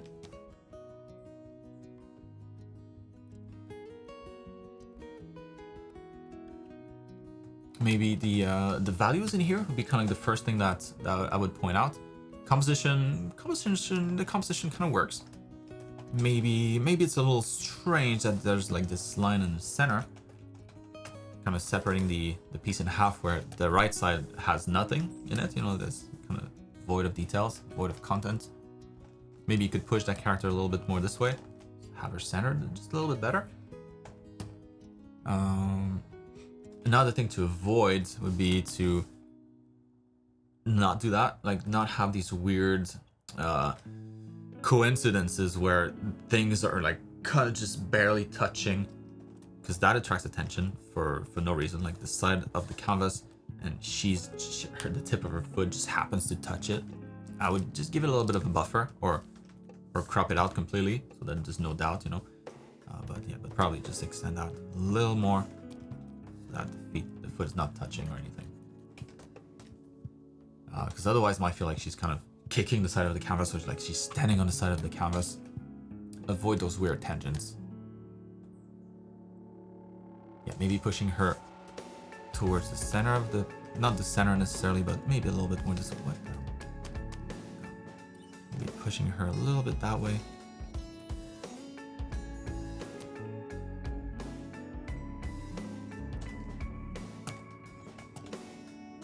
So that doesn't feel like there's something missing here. If we look in the back, oh, behind her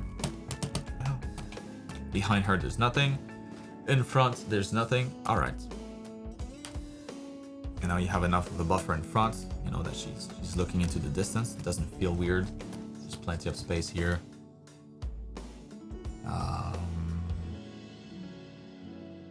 Yeah, so values, like I mentioned at the beginning. So you go pretty dark here in the hair, like almost pure black. You should also go as dark when needed down here. So whenever the light can't escape from somewhere, if the darkest color that you've used here is that, then you can go as dark down here as well when there's no light that would escape. So maybe under her skirt here, in between her legs, you know, none of that light would probably be able to escape, so it'd be maybe a little darker here. In between her foot and the shoe, probably can go a little darker there.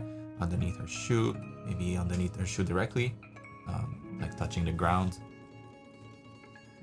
Go a little darker there, just so that the values remain consistent everywhere. So here you go really, really bright, and then really, really dark. Down here, you want to be able to do the same thing. And then for everything else that's further back in the scene, then you can start to reduce that. So not as dark, as bright. So essentially you just crop out the darkness the further back you go in the scene.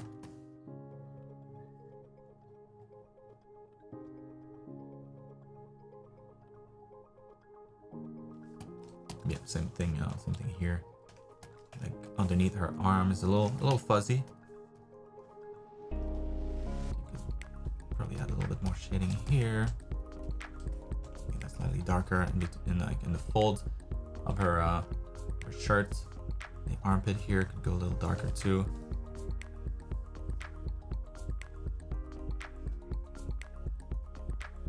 Because the white things tend to look a little flat. If you don't do that, if you don't use the same kind of values everywhere.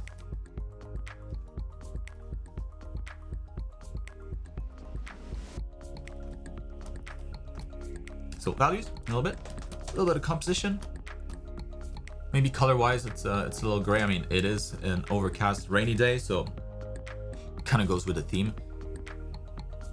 Maybe nothing to change here.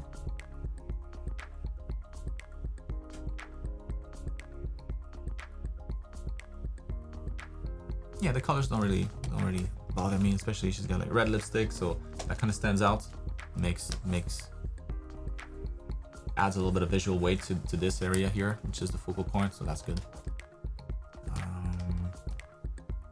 Yeah, so I'm gonna help Luke a few things here, but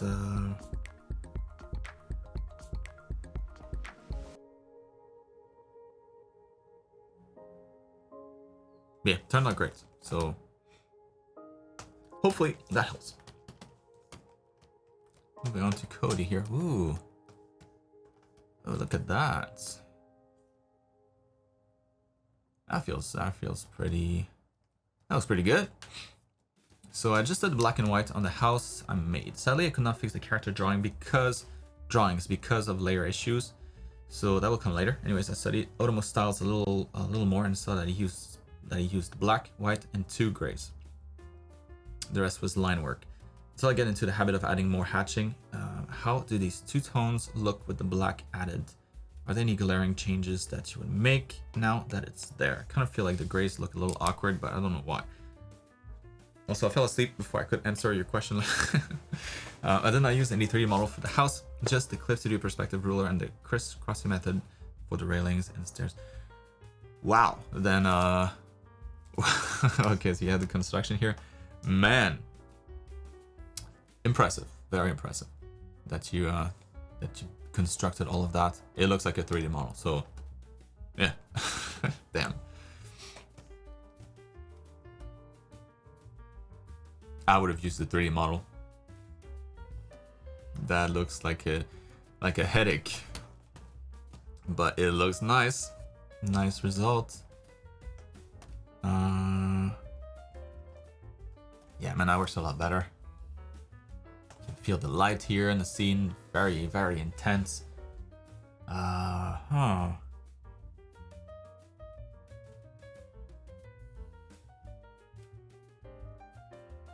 So, you're talking about like, you feel like the gray is a little awkward?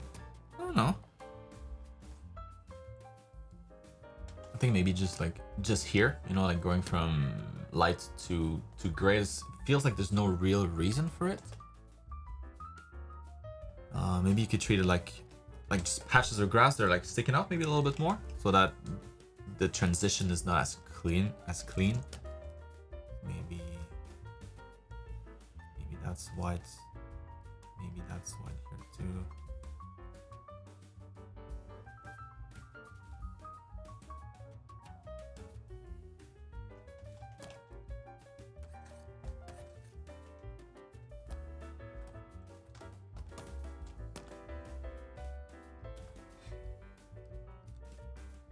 Same thing with the rocks here. Maybe like the sides of some of these maybe stick out enough that would catch the light, and so it wouldn't be just like a flat gray color, but you would have a little bit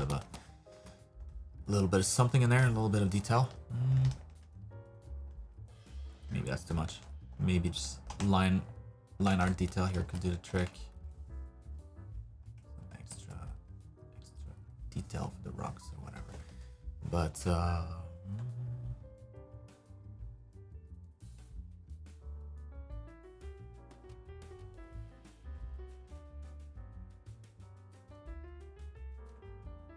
that looks great.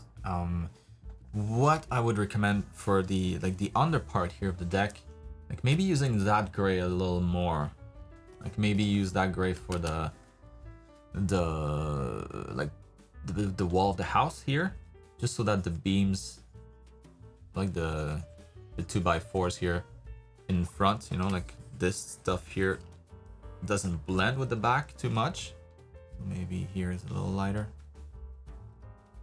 In between.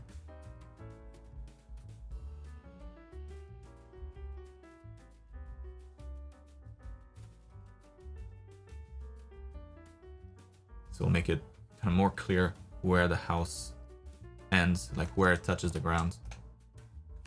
Let's use that gray here.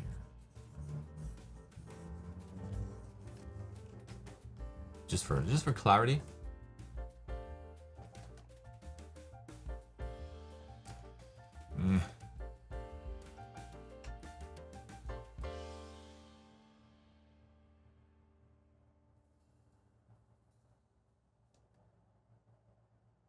Yeah, like I don't know how he would treat that.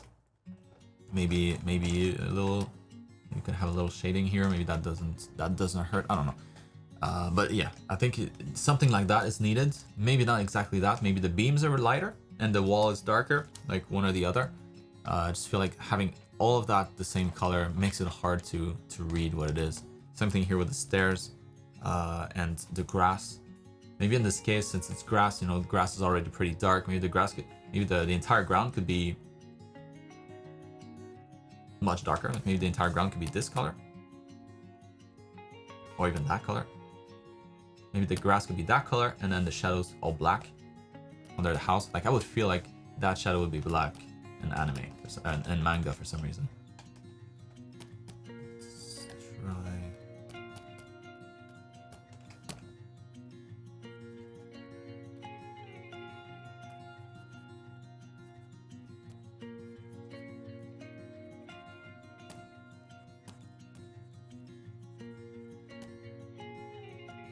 Yeah, doesn't that feel more like grass? You know, like it's just darker in general, and I think that helps to make the base of the house here, the deck, like stand out some more.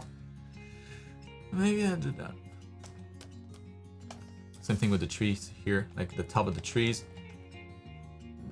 Leaves are dark already, you know, so I feel like he would go to almost like pure black for the shadows for sure, and then the leaves might be like this dark gray.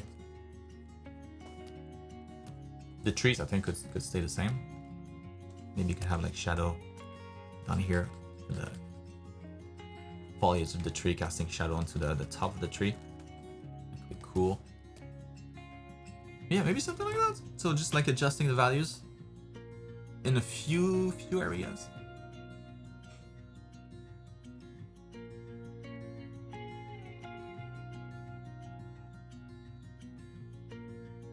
Kevin, are you wondering what's happening? Because we have, yeah, today is much less busy than usual, but it's the start of summer break for a lot of people, so that's why it's kind of like around New Year's, you know, that the streams are pretty quiet. Same idea. I'm sure a lot of people are done with school. They're happy that they're free now. They just didn't want to sit inside to work on their assignments. Take a little break before getting back to it. That's what I'm guessing. Next week should be quite busy. Yeah. So maybe something more like that. And then the house just happens to pop even more this way. It's the only thing that's kind of super bright. So I feel like there's some adjustments to make still to the values, but overall, like way better. And yeah, it looks super cool, man. And I'm very impressed with this.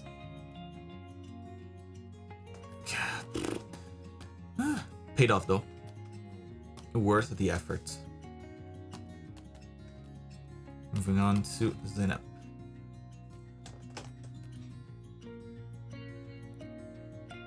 I worked on the waves, and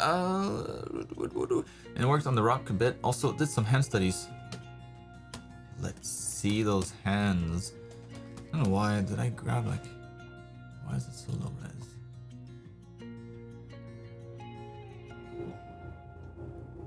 Low res. Let's see if I can get a bigger version. No, that's all I got. Okay, fine.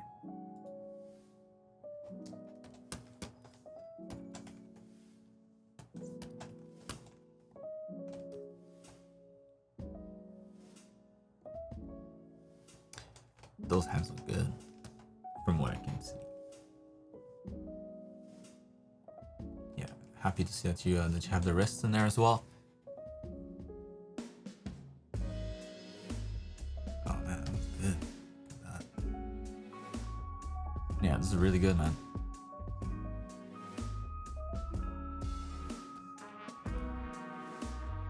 Like this one here, maybe I would start, would have like the palm start a little sooner.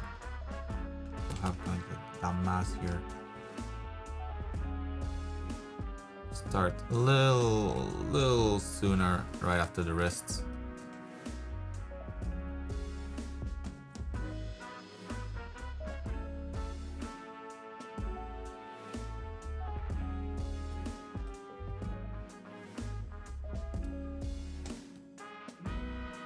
The palm is not too short, but these hands look pretty good. A little bit of shading in there too. Maybe just adjusting the position of that knuckle here for the ring finger. A little, or is that the? Is that this? No, that's the pinky, isn't it?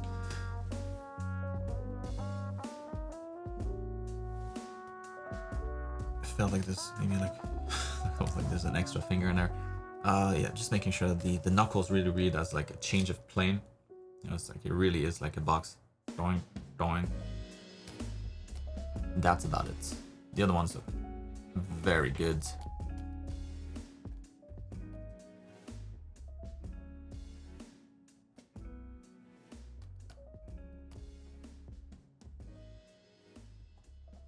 I love I love what you did with the background. Much less intense, you know, before for those that maybe don't know what I'm talking about, but last week the backgrounds were very, very busy with brush strokes. And then you had like a nice character, it's like nice and kind of flat, just line art and flat colors. There was a big contrast between the two. Now that feels like it's a lot more integrated. I still think that the tail is a little long for you know, for any kind of bone structure to exist in here. So we'd have kind of like the first joint, and then is that like another joint, or like are these like, it would be hard for any muscles to kind of move this around in the water and get any kind of strength to but I guess there are some snakes, some water snakes, so maybe something like that, like if she goes like maybe I would still adjust a little bit more the girth, the width of the tail. Make sure that it gets smaller and smaller and smaller as you get towards the tip. Like it still feels in that curve here quite wide, like wider than it is here. So just have that kind of get smaller, or maybe just gets much wider. One or the other.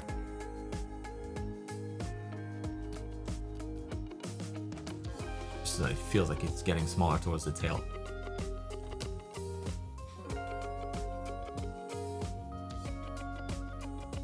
Another thing I would try to avoid, but is to have like the waves here line up with her knees, or no, the equivalent of her knees here.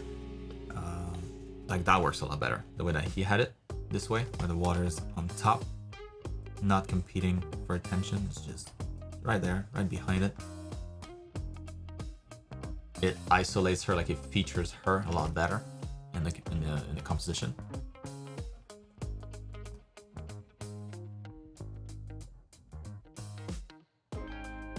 Yeah, love what you did with the shoulders. With the shoulder here, that works a lot better.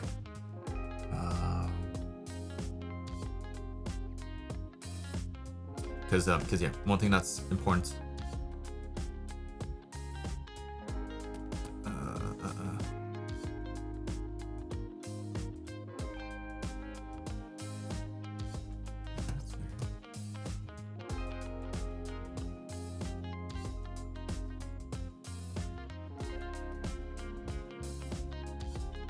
I see, like last time I mentioned something about the shoulder, right? That the shoulder is a little too low. And I think it's just because the two perspectives not quite the same, yours and his. So I think that's why, because he had the shoulder a little bit lower. Although it's not that much lower.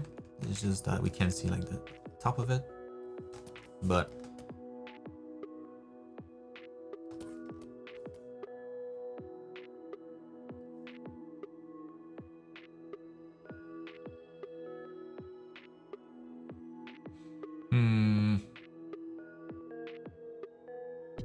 but yeah, the way that you had her, like the neck here, how much distance there is between this shoulder and her face, like this works a lot better in your case, like for what you did. But now I see why you did it initially that way. But I mean, you could like that shoulder, I think looks pretty good now.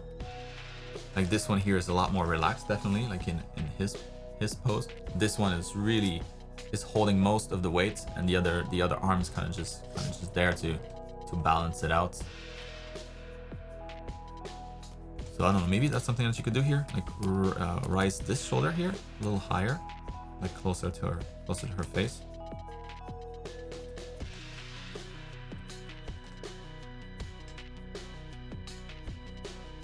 I don't know that's needed. Okay, it looks good like that.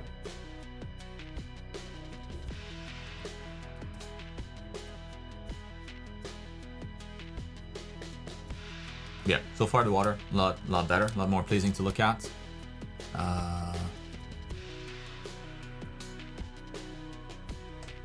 In your case, since there's a strong light source behind it, I would definitely have like the edges here be very, very warm, because the background is warm. So in here we don't even have, you know, much light in the scene, kind of overcast day a little bit, but we can still see, you know, there's quite a big difference between the darkness here and the highlights there. Big difference in values and colors and warmth. And so this here, I think you could go like a lot more cyan with it. Make it feel like it's just a thin layer of water towards the top of the wave. And then lower, you get more water, more mass, more body of water. Not body of water, more, yeah, just more water. So it's darker. So in here, like in reality, man, you could almost go like this.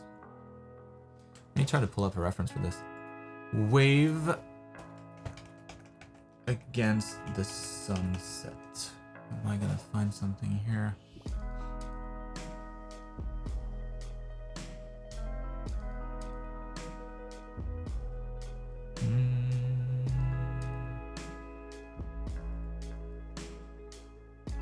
Kind of looking at this here. Green gets.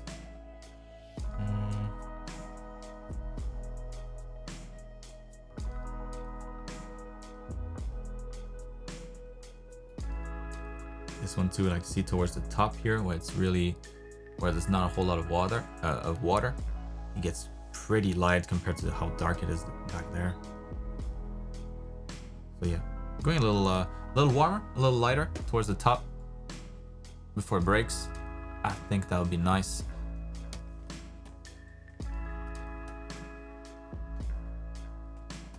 And then last thing, the rug that she's on, a little too dark, like compared to especially how white she is or how light she is. If that's the sky color.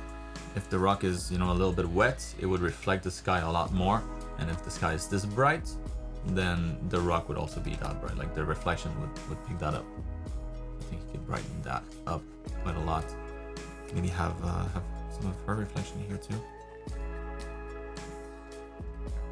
Yeah. Well, that helps. Coming along nicely. Very nice.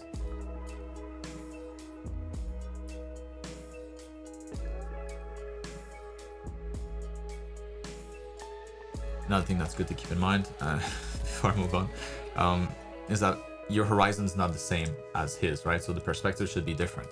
The horizon here is up here above her head.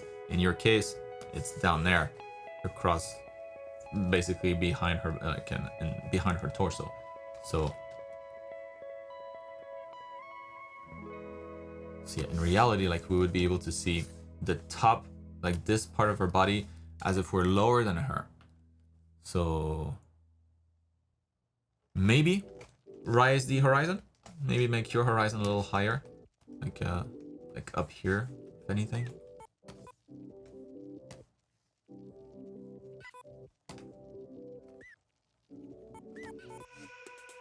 That might work better. Anyways, what the hell? Moving on to Natalia, and after that we'll take a little break, and then wrap it up. Right, Natalia, so I hope you and your family are doing great. Yes, thank you very much. I hope yours as well. So thank you for the feedback last week. I took it and went back to focus on anatomy. I reviewed the head proportions and drew the guy with coffee as face study. It's also my first time drawing grayscale and to color with gradient maps. Nice.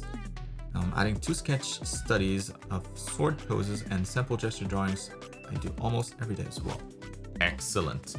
Would you have any feedback on that? As for studying, how would you suggest splitting time between doing studies versus doing fully finished drawings? And as a goal, I'd like to be good enough at some point I can work my engineering job half-time and do art for the rest of the time. Excellent. So good enough to make money from it. That's good to know.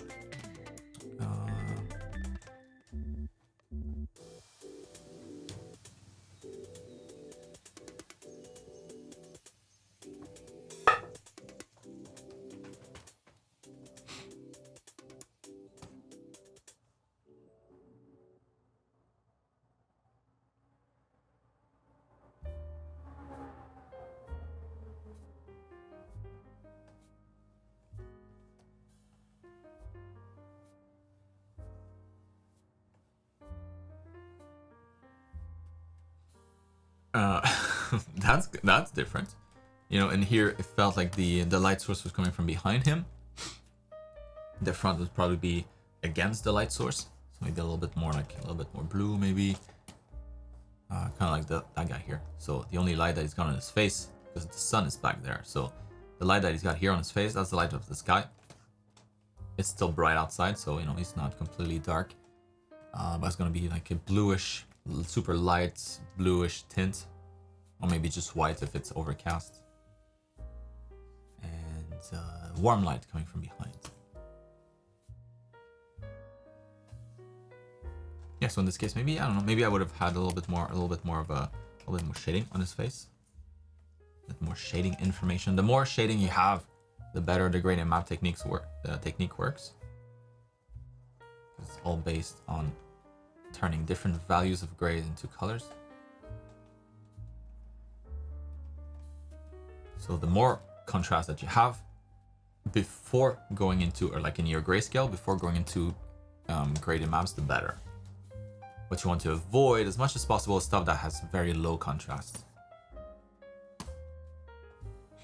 Like all his shirt here, very low contrast there. It's all kind of just the same dark. So you did, yeah, that's good.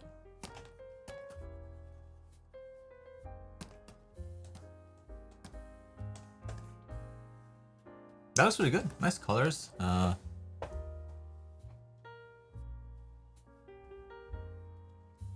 Maybe it's not like super clear why there's like a highlight around his hair. For that to happen, you probably would need the light source to be a little closer to his head, because we get a halo around it if it's like behind it or like almost behind it. Like if the sun was right here, for example, then yeah, you would probably have that. Otherwise, if there's no reason for the little rim light there, I understand why you did it, because otherwise the hair would kind of just blend with the background. That wouldn't look too good. But instead, maybe you could just add a little bit of shading in the hair. You know, kind of like secondary light, like ambient light, like from the sky, like he's got here. You know, that's not light from the sun, or direct light from the sun at least. It's light from the sun that gets diffused in the sky and then lands on his head. So maybe something like that.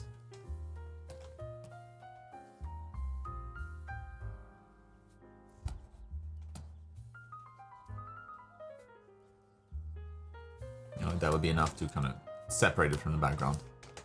do a better job than this, please.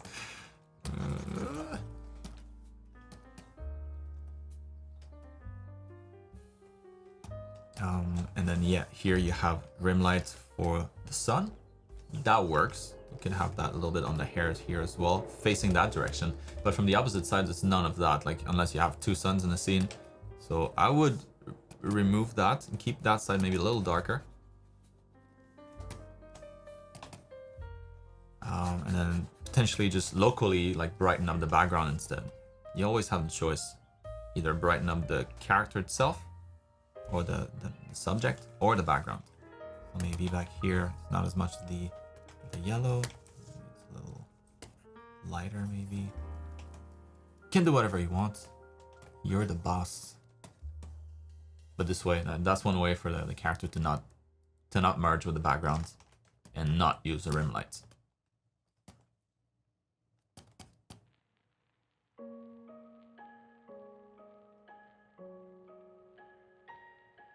But also, I don't know that you did, but I would highly recommend that you construct this first. So going from the reference and then going at it just like you would with anything else, which would also happen to be the exact same way that you would do it if you were to do this from imagination, maybe in the future. So you look at the reference to get like just the gist of the pose. Like, all right, so it's some guy, torso pretty straight, head looking a little bit to the side, or pointing a little bit to the side. So the center here would be something like that, center of his torso, pointing a little bit in that direction, shoulder here a little higher.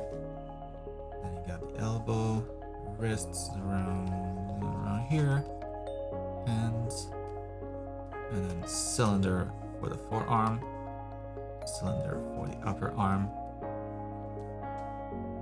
cylinder for that arm here, whatever that arm is doing, cylinder for the neck, attaching onto torso, and then you kind of connect the line, and then you can look at your reference and then fine tune. Like, all right, so the eyes about here, hair starts about here. Ears, can I see the other ear? No, I can't.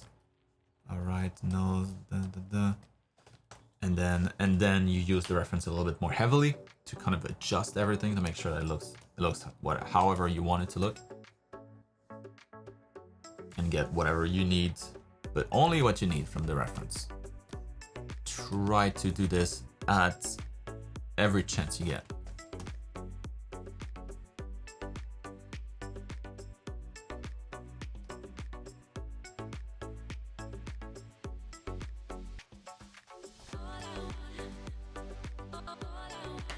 Yeah, so same idea here.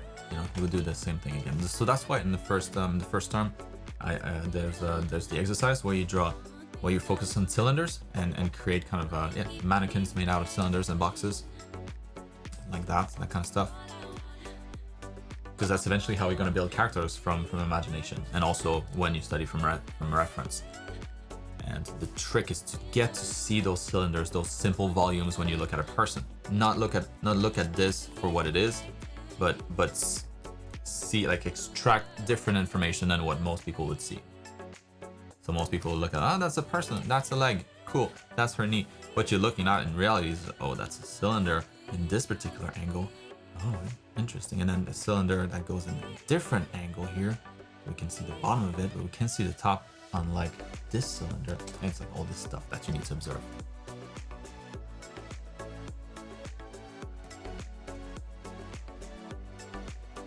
So, like, overall, the shape works, but the structure is a little bit lacking because that step was missing. I will say though that your lines are nice. You got a real nice line control.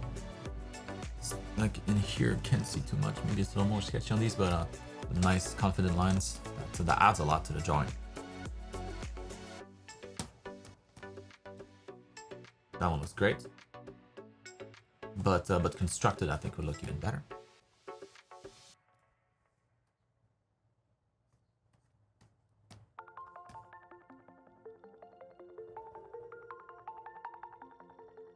Yeah, I love these.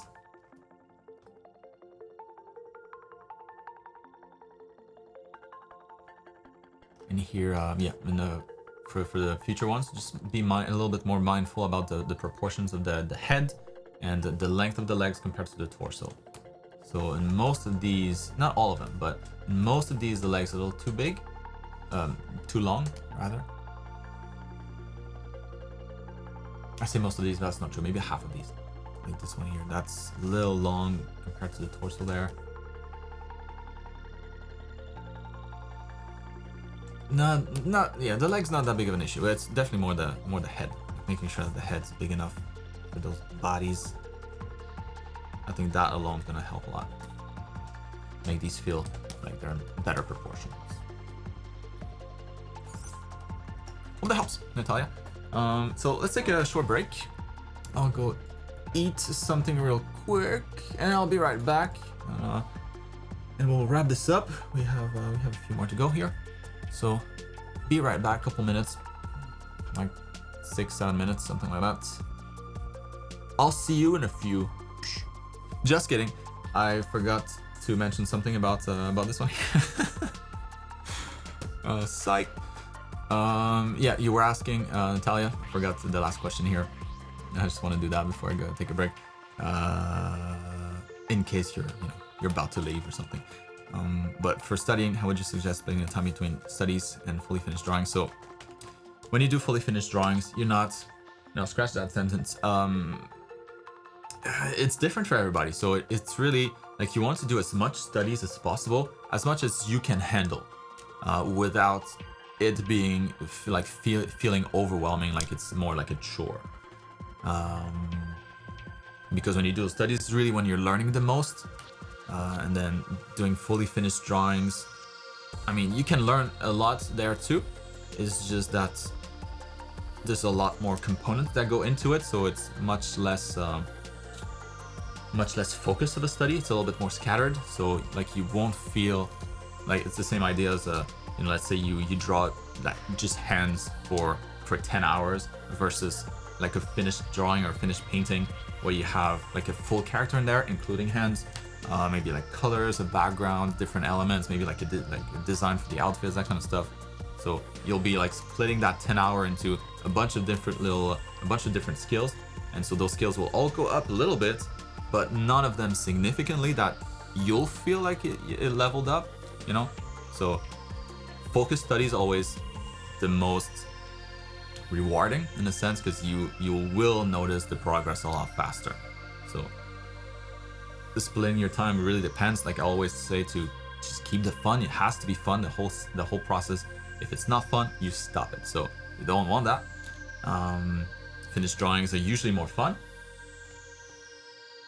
So yeah, just be mindful of the difference there. And then when you do finish drawings, be also mindful of the challenge that you're imposing on yourself. So make sure that you're not overwhelming yourself with stuff that's like all out of your comfort zone. That's not good either, because then it'll just be a grind for every step of the way will be a grind. You want to make sure that for the majority of what you're about to tackle, it's within your comfort zone, and then maybe like a 30% in there, maybe more, is something that's more unknown that you're trying to work on, so that part can be like the studies, but everything else will be more for the fun of it. So there you go. Now I'm out.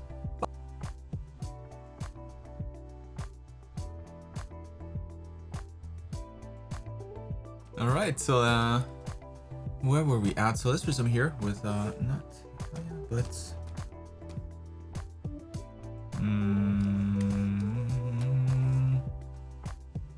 who is this? Who do we have here? Varia. Didn't get lost, no. Or if I did, I found my way back to my office. So let's go. Varia. So here are a couple of assignments from term 1. So I struggled a lot with the perspective and drawing circles in space. It was really challenging but fun. I will definitely try again and practice more. And this is my first try. Do you have any critiques? Also, here are some 30 and 60 second poses. Yeah, from the last couple of days. I struggle with the poses looking more like gesture than figures. Do you have any tips on that? I guess I'm used to drawing with flow. How do I get out of that?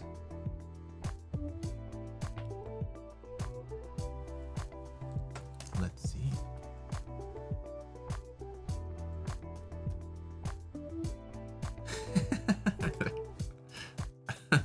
These ones? Weird indeed. Oh, this tree here. Whee! All right, let's take a look at the perspective first.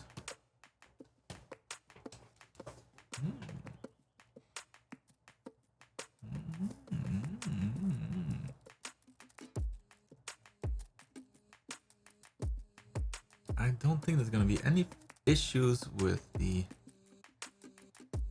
Like, overall, this looks really good. Yeah, this doesn't seem to be any mistakes. Everything that's circular though, let's take a look at that, because I think there are some issues there. But other than that, like the whole structure of the room, very well done. Maybe hold on a second, are these the same?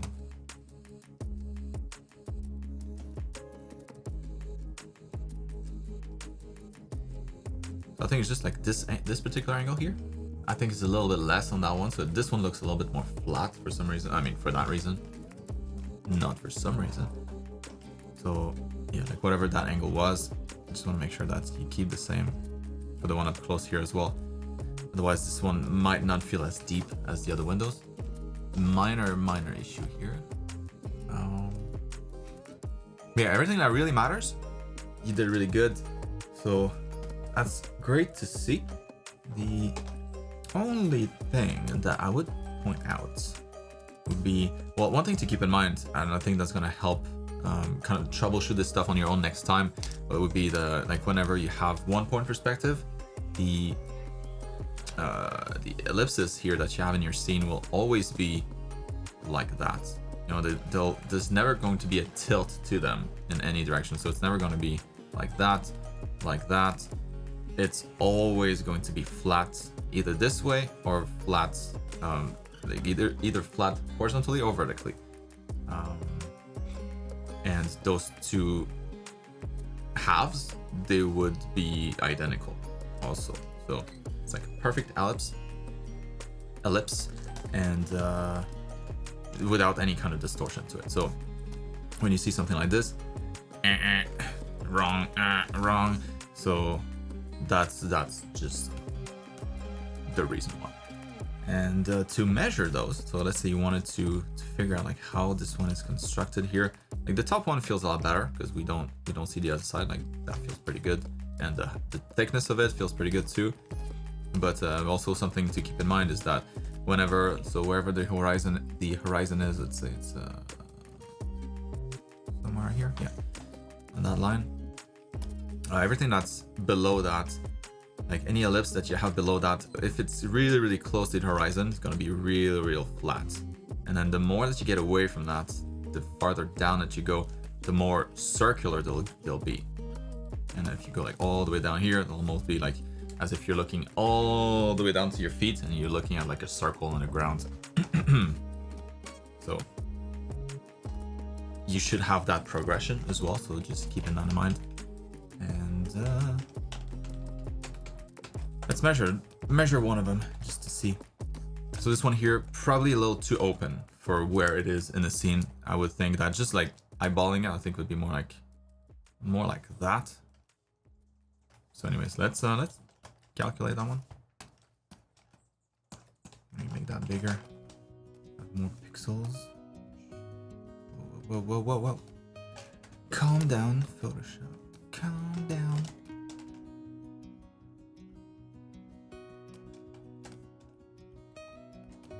So to measure it, let's say you wanted to construct one, we would start with a square. So let's say we'll do it on the ground here. It's too big. 1 pixel. 1 pixel, thank you. The vanishing point is here. So we're gonna trace a square on the ground. let's say like this. We got a little square right there. Maybe more like a little flatter because it's again close to the horizon. So the square would be a little bit more like a rectangle from that distance. So let's say that's the square. X marks the spot, so that's going to be the center of your circle, of your ellipse.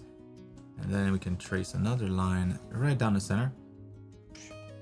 And then we get 4 little points. One here, one that goes across there.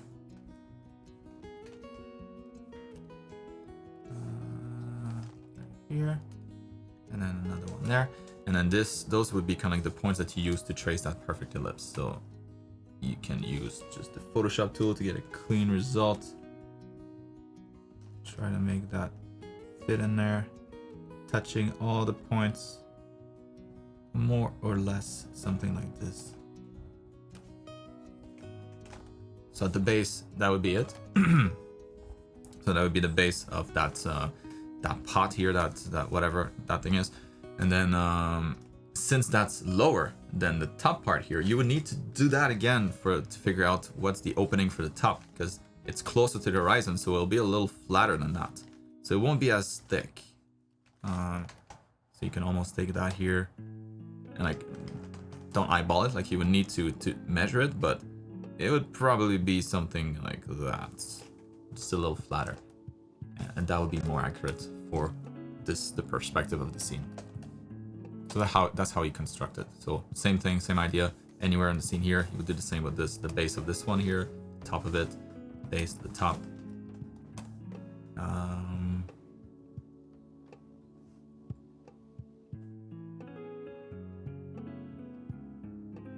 If you wanted to do the carpet, like if it's a, if you wanted to do, yeah, like a circular carpet, it would be the same idea. So you trace like a big rectangle, big square on the ground, find the halfway point, and then trace a line down the center. You get your 4 points here, so you can trace kind of an ellipse here, and maybe you want it just the tips here to be curved and then flat in the center, you know, whatever. Then you can tweak that. You can have maybe like 2 squares. So maybe you do it for here.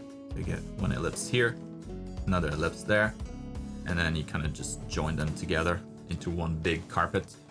But there would be a way to draw that carpet accurately as well, because it's a little off right now too. But that's it. Everything else in the scene, you crushed it. It's just those damn circles that take a little bit, a few more steps to get right. If that makes sense.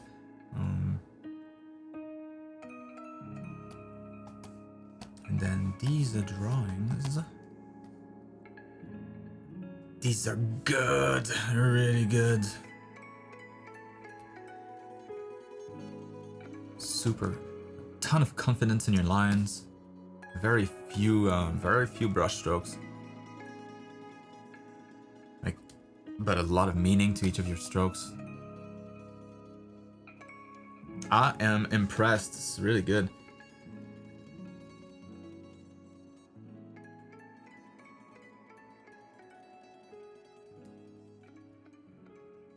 So you're saying that struggle with the pose looking more like gestures than figures. Ah, I see.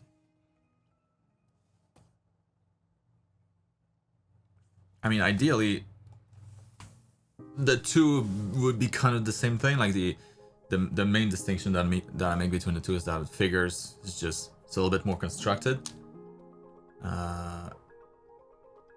So you don't, yeah. I mean, you still keep in mind the gesture. Like it's all part of the same thing, right? So all these different skills combined end up allowing you to create characters that feel like they're not too stiff, but also have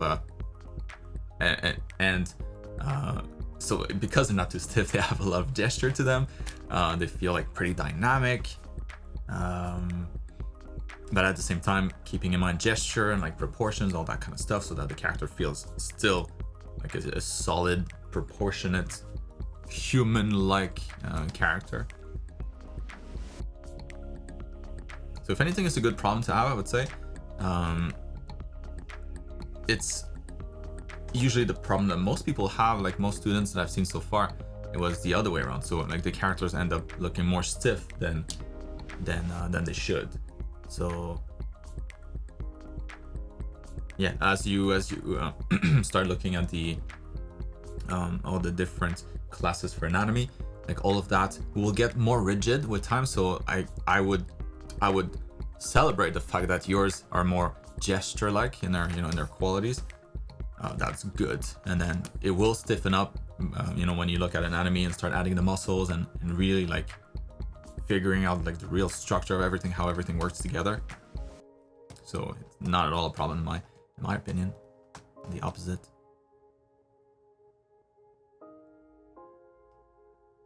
Yeah, no, these are really, really good.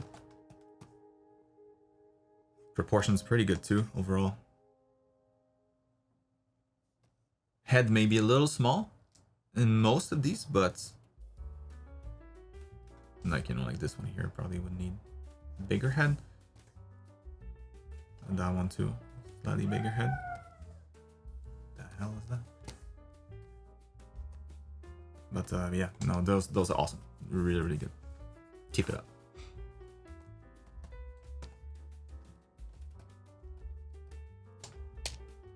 You're very welcome, Invaria.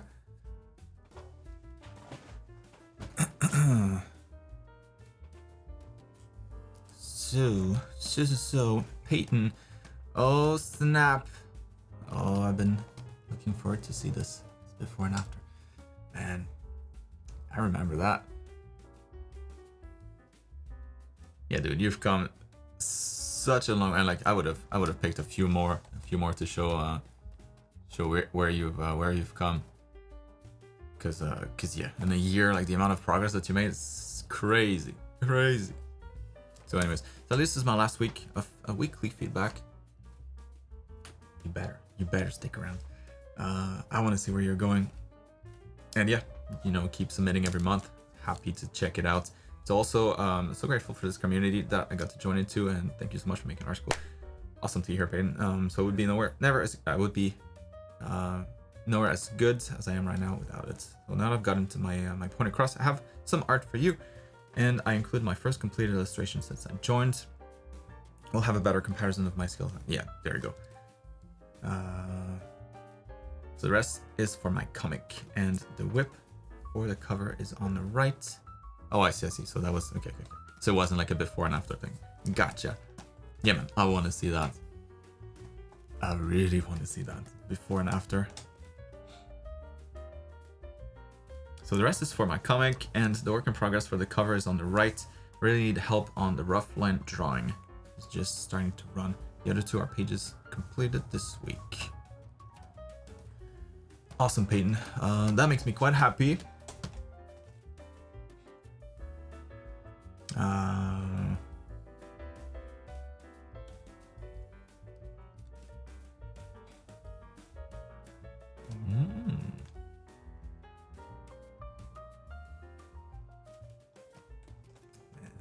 Get these details nice in perspective. Hell yeah.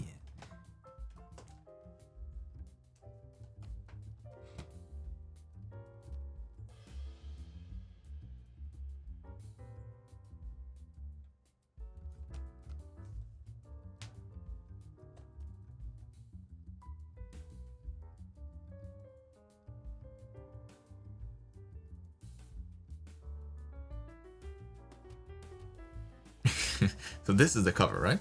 Is that it? Am I reading this right?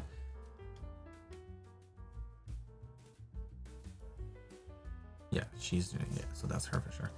The other two are pages completed this week. Got it.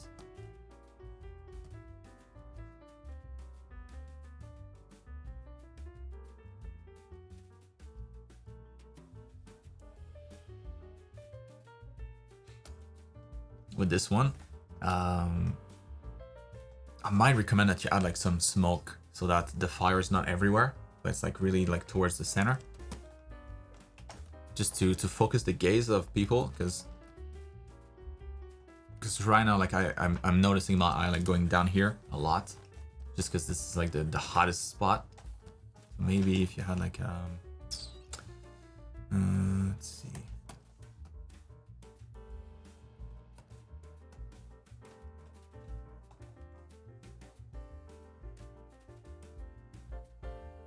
some dark smoke around, maybe.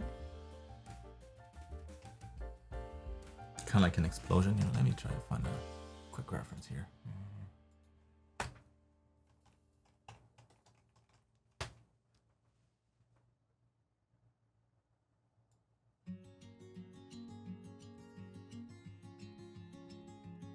Because where there's smoke, wait, it's the opposite. Where there's smoke, there's fire. In this case, where there's fire, there's smoke. Yeah, kind of like that kind of stuff. You know, like a lot of smoke and then fire. You can kind of see through it.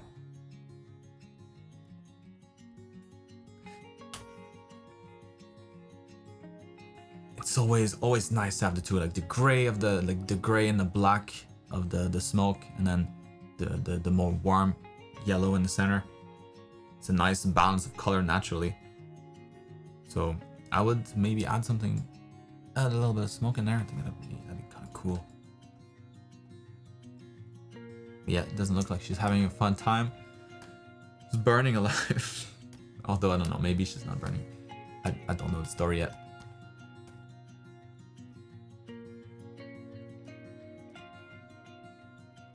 That guy looks good.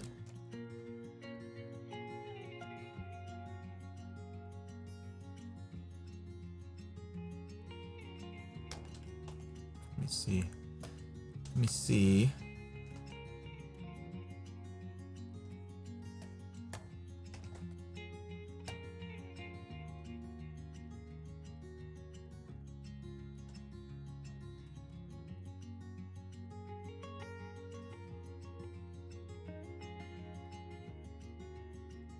Nah. I was gonna say like the angle of his torso is a little bit like we're looking at it from below. Like maybe the face is not as in perspective, as foreshortened as it should be, but if he's if he's like looking away, then his head would be slightly tilted, and maybe it's not too bad. Maybe that's not a problem.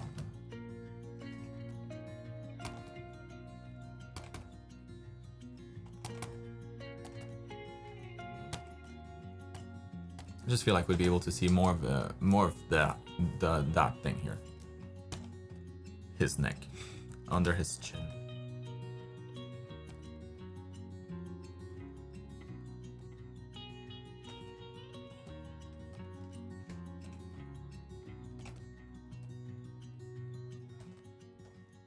But yeah, does that really matter? Probably not.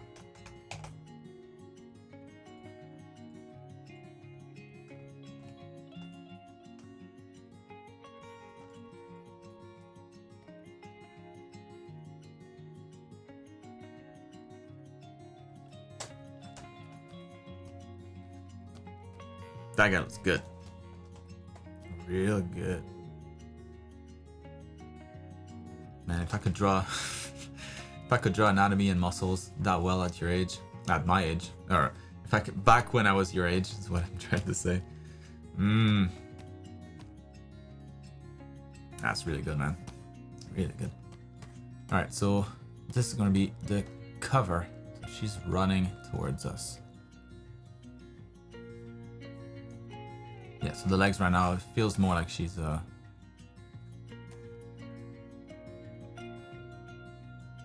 like the front leg is probably fine.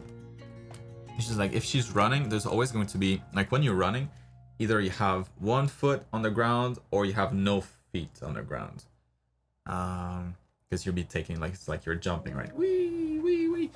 So in here, it just feels like both her feet are on the ground, so that's why she feels a little bit more static, I think.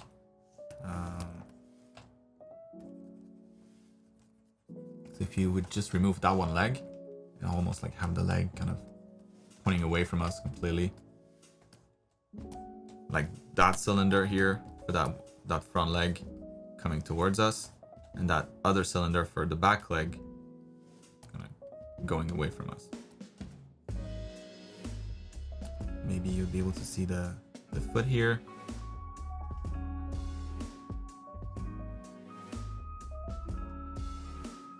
But probably not. Yeah, from this angle.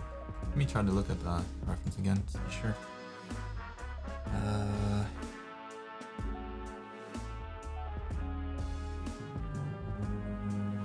running.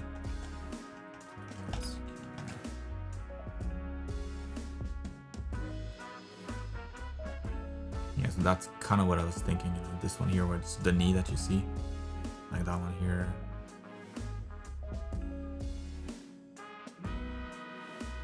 Because we're looking at her from above, so we'll see even less of the leg. Like it's like that, but we're seeing here we're from an even higher vantage point. So like that foot, you know, we probably wouldn't see it from the angle that you're using.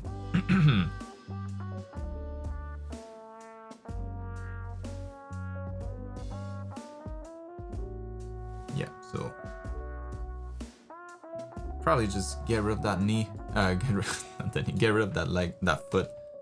Just have the knee kind of there. Boom. And that one here, probably coming like maybe a little bit more flat. So this is coming towards us, and then the lower leg would be a little bit more flat, like a little bit more parallel to the plane that we're in. So let's say it was a cylinder, it'd be more of a flat cylinder. So not a real angle to it, like not tilted back in any way. And like the foot would be coming towards us.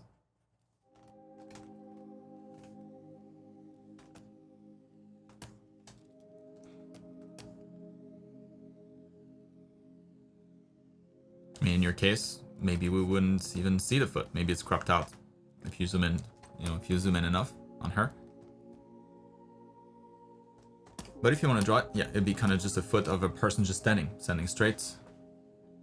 If we bring back those references again here, you know, if you look at like her leg, for example, most of that leg is just flat, as if she was just standing straight. It's just the foot that's tilted up a little bit, just, you know, because she's about to take a step. But the thigh itself is coming towards us, and then the lower leg is pretty flat, no foreshortening.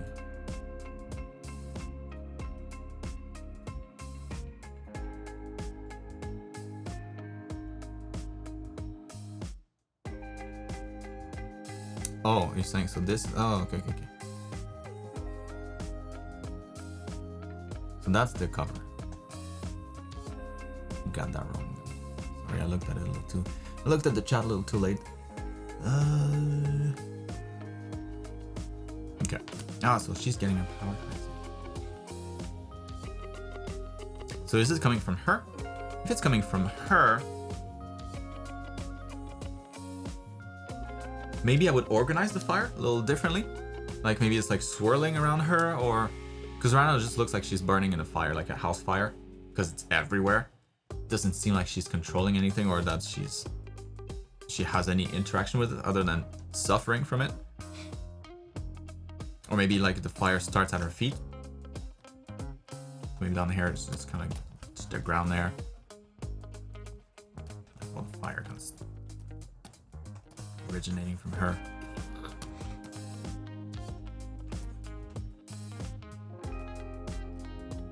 Either way. Okay, so this is going to be the cover. Yeah, I mean, so far this guy looks awesome. I'd say maybe perspective-wise, like you might not be able to see that nipple.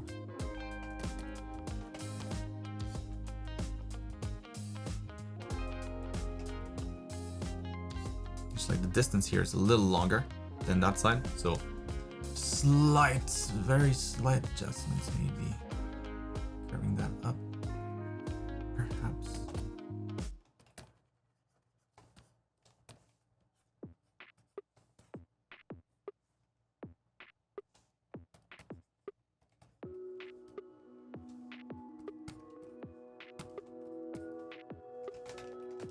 And something to keep in mind with like torso is like the two abs in the top here, they're always kind of going towards the center of the body, and then the other ones here kind of sticking out.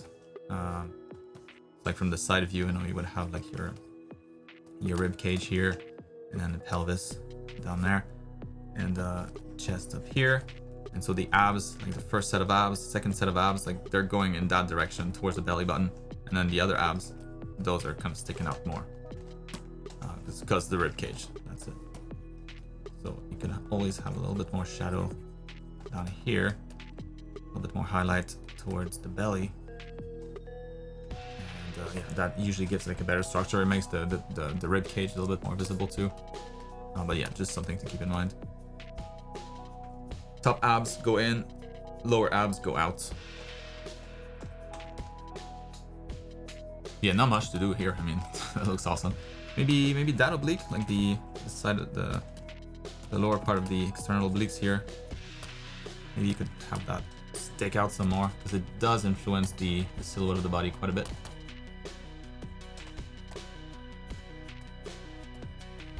Lower abs. And probably his crotch could be then a little higher.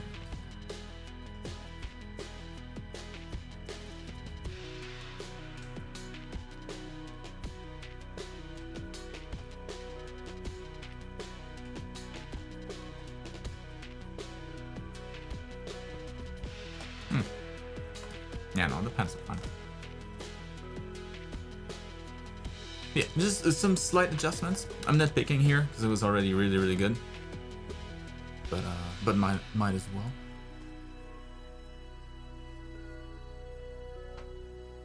And for the biceps, one thing to keep in mind for the future is that this curve here, like the inside curve, usually follows the silhouette curve as well. Because that's right there, that's going to be the brachialis kind of pushing against it.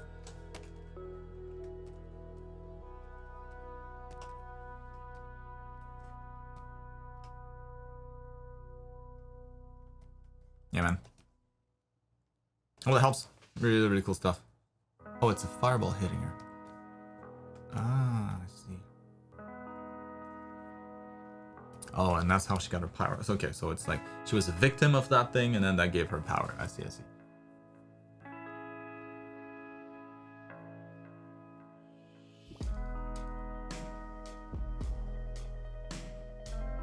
Yeah, then still, like any kind of structure to the fire, I think would help us guess that there's something magical happening. Otherwise, it looks more like a normal house fire. I think that's the only thing. So maybe the fire kind of curves around, like maybe it has like a circular shape, maybe a little bit more, or it doesn't. I mean, maybe it starts from the bottom here and kind of creates this big sphere around her, or.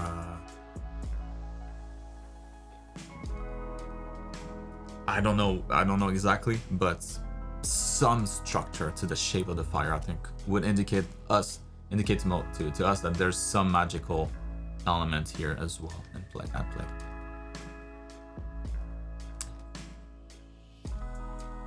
I don't know, maybe the other pages, you know, help convey that a little bit better. I just don't have the whole context for it, but yeah, man, hopefully that helps.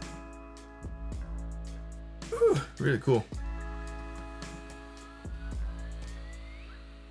All right, moving on to what was this again?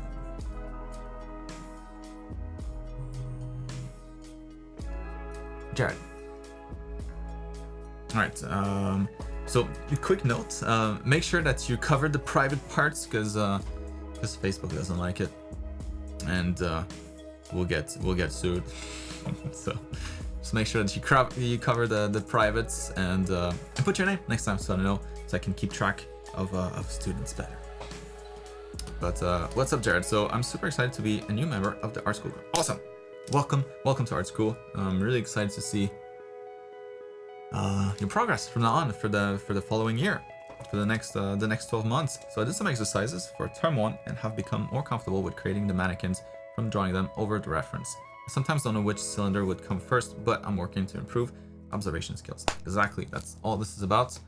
So my question though, my question though is if the mannequin exercise is entirely observational based, meaning only draw what you see, or entirely observational based, meaning only draw what you see, or are we supposed to fully understand the model before moving on to another? My problem is that I sometimes feel like I'm not extracting much information from the model I drew over. I kind of like I'm just tracing, even though I applied the techniques you talked about in in the lecture. You think I should tackle a new term or focus more on a specific area? New figure drawing.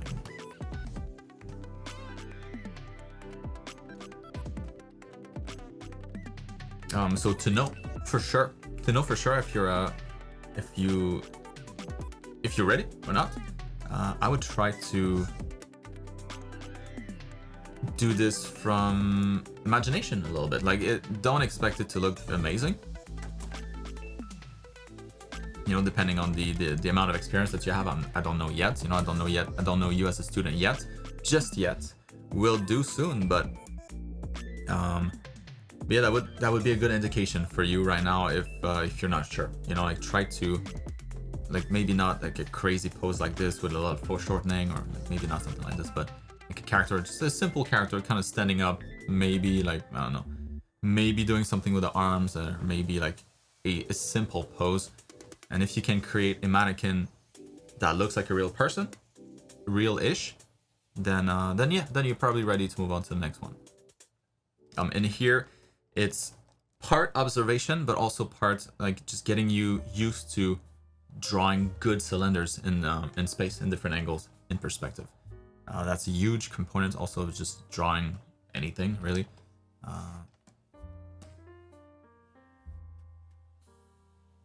Being able to draw cylinders that look like they have volume, like look that they could be real.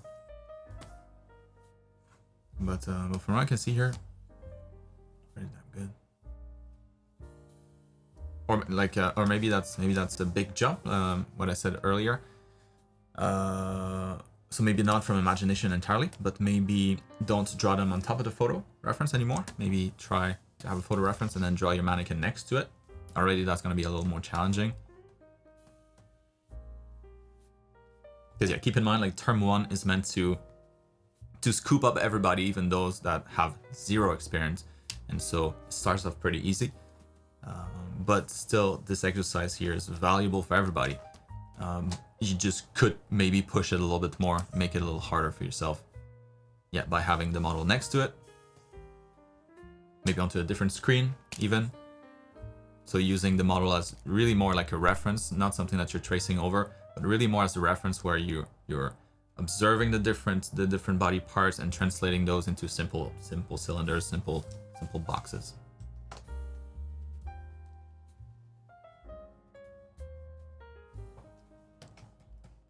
But these look great so far. What I see here, very nice. Yeah.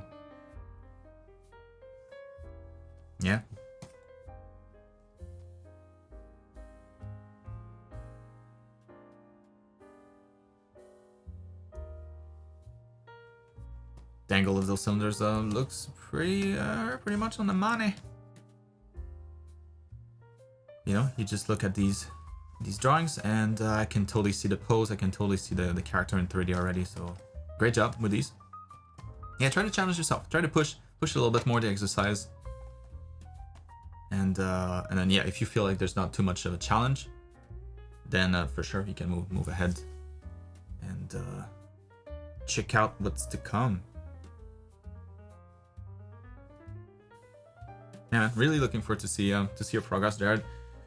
And what you have for me next week.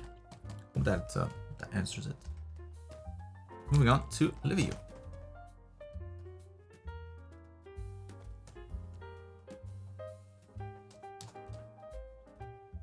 What's up, Liv? So I took your advice and created a 3D model of Vivi.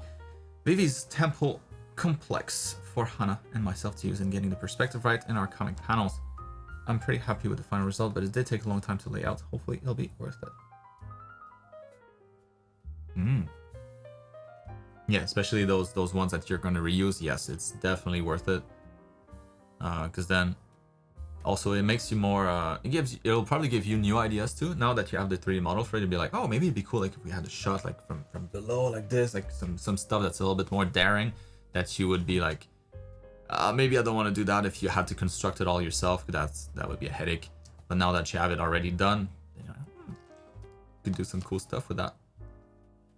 And not only oh, there it is. Crowd of suspicious people in there. And with just that also, you know, that's a building that you could use that base building for a lot of different scenes as well. Like if it's just a room, if it's just, I don't know, like a generic house, you can just use that portion now. It's just to place it in an angle and in the right perspective and, you know, get something really, really quick. So yeah, it's such a complex building that you can break it apart and use the different pieces for a bunch of different scenarios. So yeah, that should save you guys a bunch of time. So really, really good.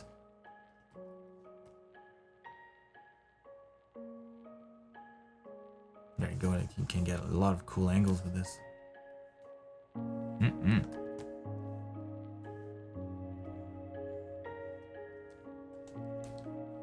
So I've also worked on my anatomy bit this week by attending another live drawing class. So would love your opinion on how I'm progressing and what I could be doing to improve. My feeling is that I'm doing okay on copying the figure down with relative accuracy, but when it comes to more abstract concepts like gesture and rhythm, particularly when there is no actual movement or force going into pose, I just have no idea at all. The more I try to construct my poses and use gesture lines, the more it seems to just throw off my proportions and accuracy without actually gaining anything. Been doing live drawings for years and years, and I still just don't. Alright. Well, let's try to make a little bit more sense of it, hopefully.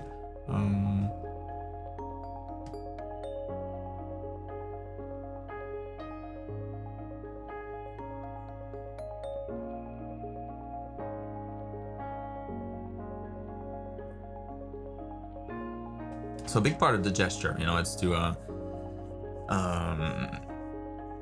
get rid of the stiffness that most people will get if they don't practice gesture. So characters are going to be super stiff, and it's just like gesture drawing forces you to build a visual library of poses. Essentially, that's that big, really, really big component of that. Because otherwise, you know, people don't really have a bank of poses in their heads that they can use later to pose their own characters. But also, like, even when a pose is more simple, you know, like that leg here, probably not gonna be like that in reality. It's probably not gonna be this straight. There's always curves in the body, a lot of curves. And so while the main structure might be more solid, and the skeleton is very much a bunch of straight sticks, so that's not really what I'm talking about here. It's more like with the muscles added on top, that's where you feel the gesture a lot more. So like the thigh here, curve out, and then go back into the knee, and then that's usually a nice flowy line that goes into the calves and back into the foot again. So you're gonna get kind of like this zigzag here, and the foot will kind of continue that line until it kind of stops. So that's really what gesture forces you to observe. The fact that even if the limb is straight with no apparent, you know, pose to it, there's still going to be curves in there. And if I bring in my trusted assistant, once more, like you can see it on him pretty clearly here, you know, like if you were to trace a straight line here, it would start from there in the back of the leg, and then it would end up, that straight line would end up in the front of the foot here. And so this whole chunk, if you continue it all the way down, would end like right here on the top of the foot, at the front of the foot. So there's a lot of changes in directions there, a lot of curves. And it's the same thing with the arms. You know, you have an arm like this, arms not straight. Let me borrow your arm, bro. No, you look at this, you're gonna have curve for the delt here going to the bicep, and then the brachioradialis group here that takes over, and it's just, sure, from the wrist to the elbow, it's pretty much a straight line, but in between there's a lot of wavy lines. So shoulder, bicep.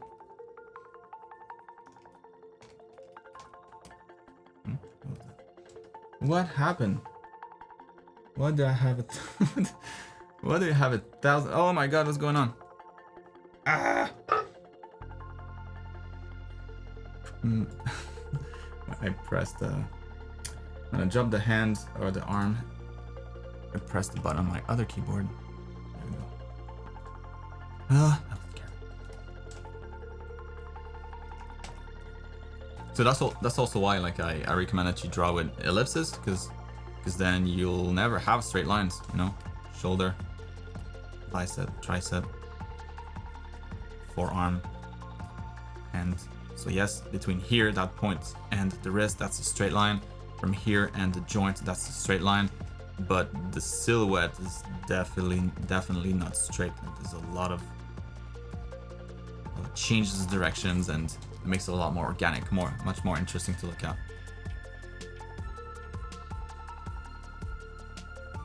Of course, if somebody's like super skinny, then that's not gonna be as much, but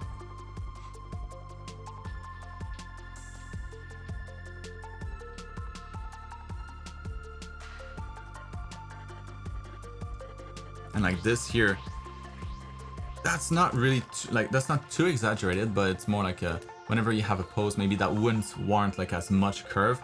It's just to keep, like if you've done a lot of gesture drawing, is to keep those lines in mind so that you know maybe my thing is a little too straight. Maybe I could push it a little bit more to just sell the action better.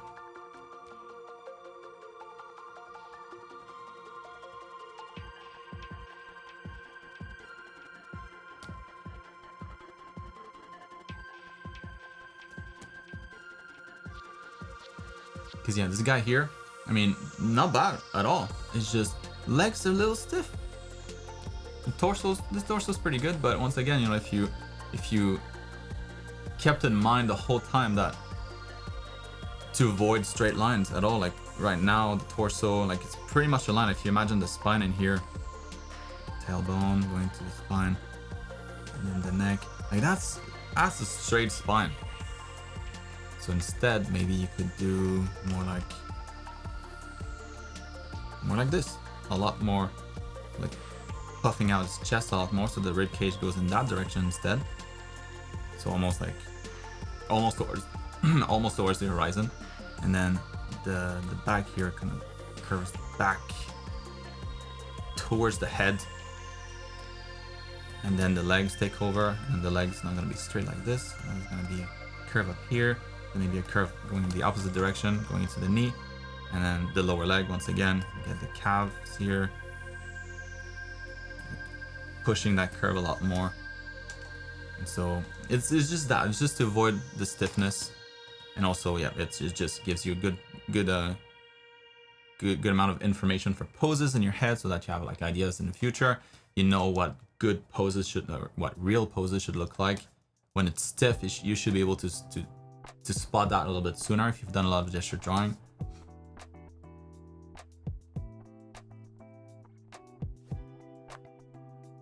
And it's also that sometimes some drawings, you know, if it's too stiff but it's accurate, maybe it's worth it to change the pose a little bit, to introduce a little bit of bending in the arms, just to make it less stiff, just for artistic reasons. That's it. Later, Coco. See you next week. But yeah, anyways, Livio, like those studies are great. Don't get me wrong. Some of them are a little stiff sometimes, like in some areas, like here once again. Sure, in reality, it's closer to that, but yeah, you could play with the muscles. That's really what it's about. Like playing with the muscles, making some muscles a little bit more developed to increase those curves here. So maybe here this sticks out some more, and it gives you the visual library to make things more interesting.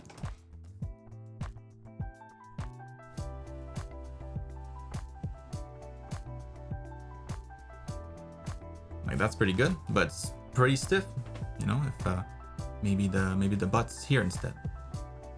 So what happens if it's there? Then everything has to curve around it. The leg here has to bend a little bit more. And that's a much more dynamic pose. Maybe it's not the same pose, but it's that kind of stuff that allows you to do.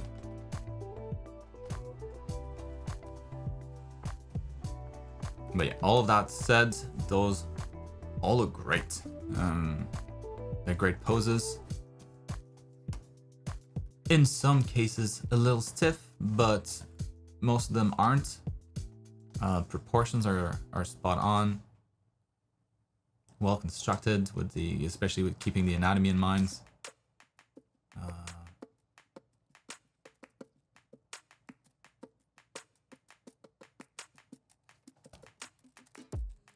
Yeah. So, you know, if you think of gesture the same way as you would think of like the color theory classes, you know, when I recommend people keep like the highlights of colors, like let's say you're shading something, keeping the highlights warmer and maybe a little bit more saturated, and then the shadows maybe a little bit more desaturated, maybe more using like a complementary color, like a cooler color. In reality, that's not always the case. Not at all. Like, that's not real life. But it will like keep kind of ignoring the laws of physics. If you do that, not only will it look good, but it's also going to be mostly accurate in most cases. But in reality, you know, like real colors in the real world, it's a lot more boring. And so the same way that you'll push the theory to make your colors pop a little bit more, to make it just more visually, you know, appealing. The same goes with gesture drawing. So maybe like a real pose might be stiff in real life too.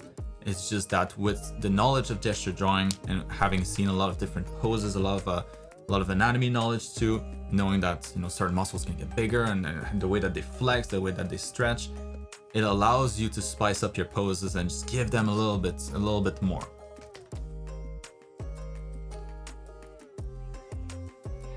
Will that make sense?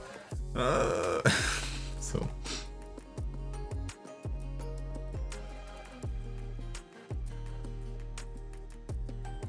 yeah, like when you're trying to construct poses, don't really think of action lines. Like, action lines is really a lot more when you're practicing just gesture drawing, like pure gesture drawing. Like, then keep that in mind a lot more.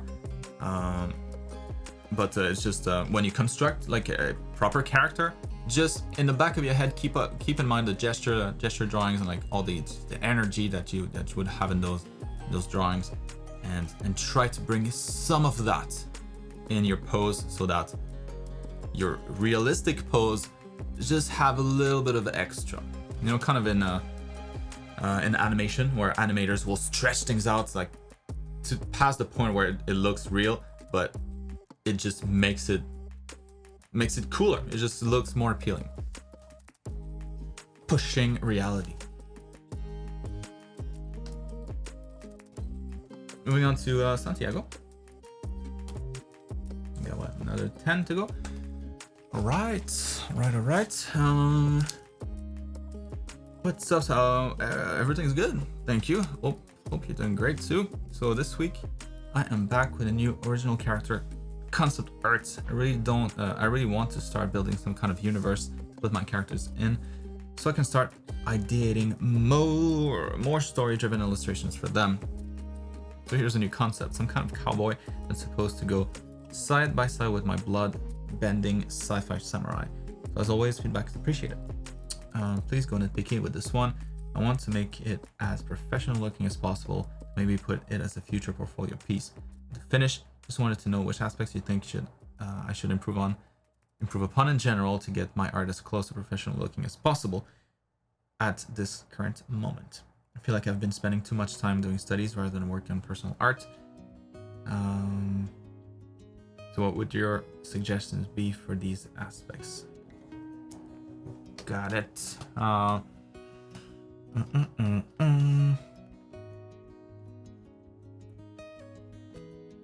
So in your case, I think you asked something similar like a few months ago, maybe.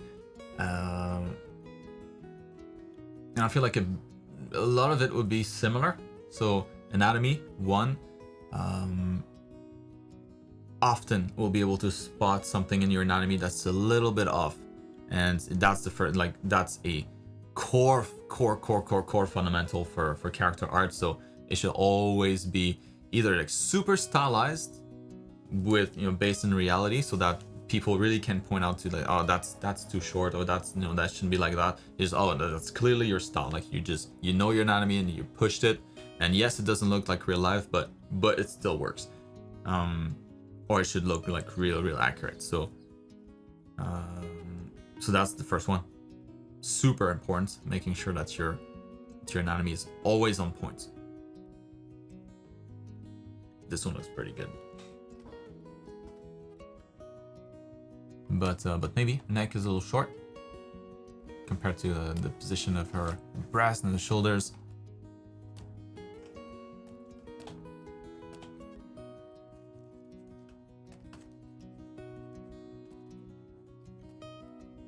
Shoulders right here. Arm like that.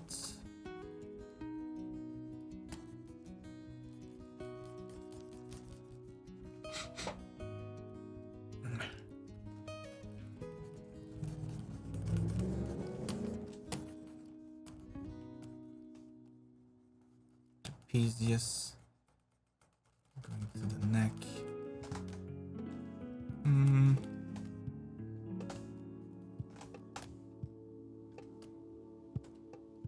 Yeah, maybe I'll make the neck a little longer.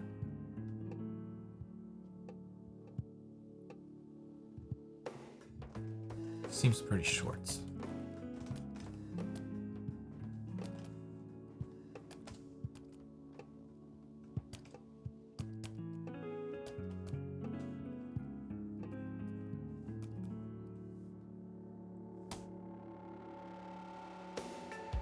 The legs look really good though. The arms too.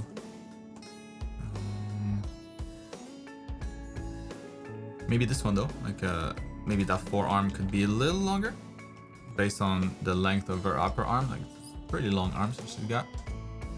So I would think that probably the wrist would start like here. In her case.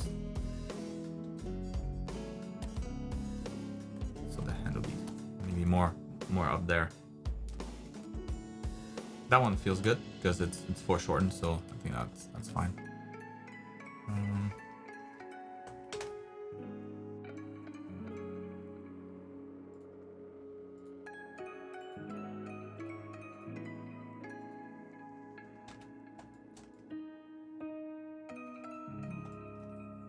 So anatomy, especially like that's an easier pose, but yeah, especially like the poses are a little more tricky, a little bit more dynamic. Be especially careful in those. That one's pretty good.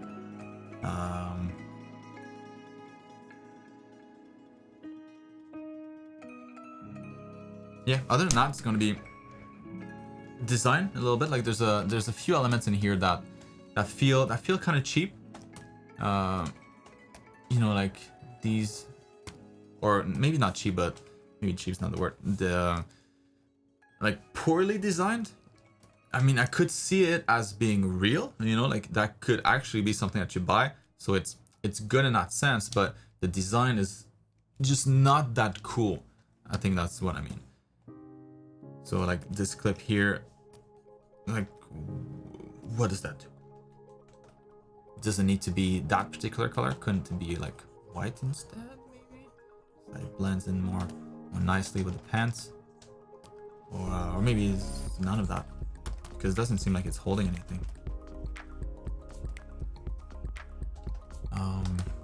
Instead, maybe you could have like some seams, like what you have here in the front. Maybe it could be a seam like on the side of the body here, side of the leg.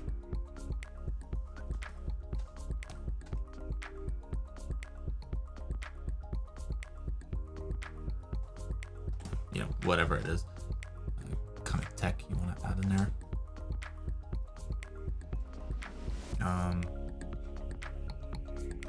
Like these things here. Again, not bad. You know, nothing wrong with that. It's just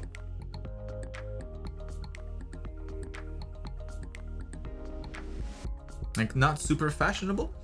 I don't know how to put it otherwise, how to say it differently, but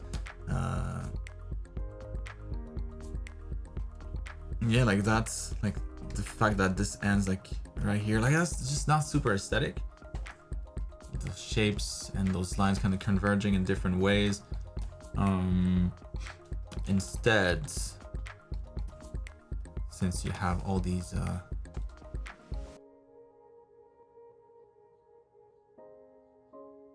also like it kind of breaks the flow of the leg too, so I don't know, I would just try to do something maybe that's a little bit more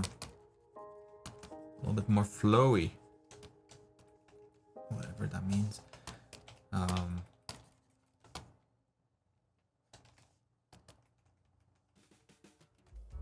Maybe that line here continues into it, and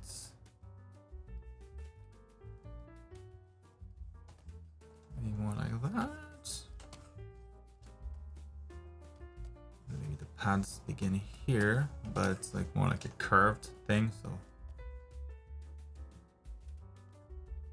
it'll contour the body a little bit better, and that could be just maybe like a different texture, like different material.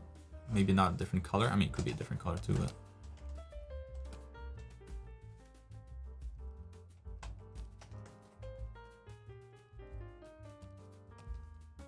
because that was the other thing, like your materials all look kind of the same material. That's another part of the polish that you could definitely push in the future, just having very, very distinct materials. And maybe it'd be worth it to have to do like a test next to it, so before you go into it, before you start working on the final like painting, having like a bunch of spheres in here and really figuring out the type of materials that you're going to be using. So maybe in white, that's the fabric. Maybe in light gray here, that's the like the plasticky surface. Maybe this one's a little bit more shiny. Maybe a little bit more latexy.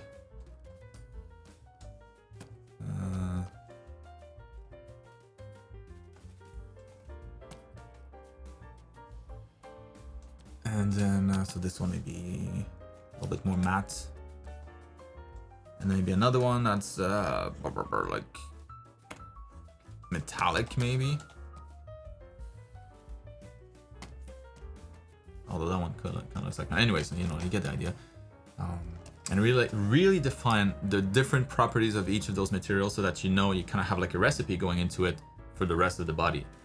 And to make sure that just like you have repetition in shape and repetition in like different colors, you'll have repetition in materials too. Just makes it work better.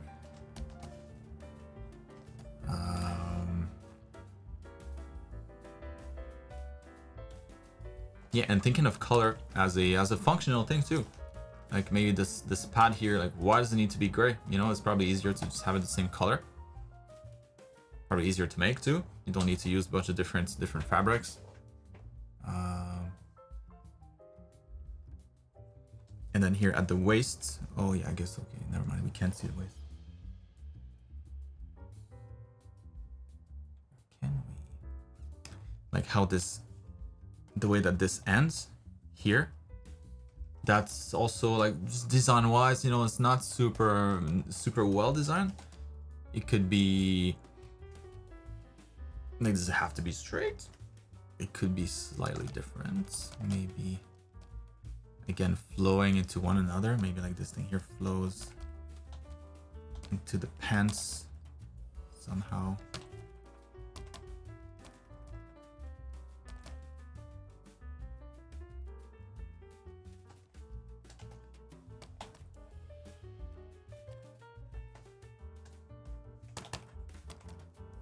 So that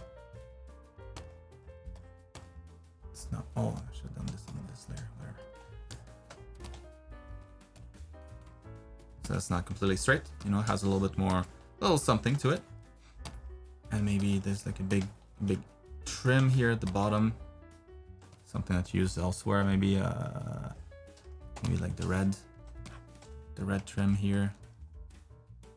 Separate the top of the outfit, the bottom of the outfit. Maybe you can see like the end of the pants here and like a little bit of the skin.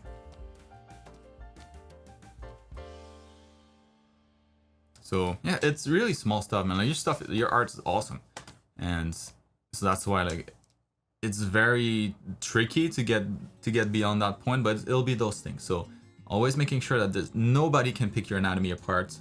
That should be one. That takes time, you know, anatomy is complex, but That should be one thing.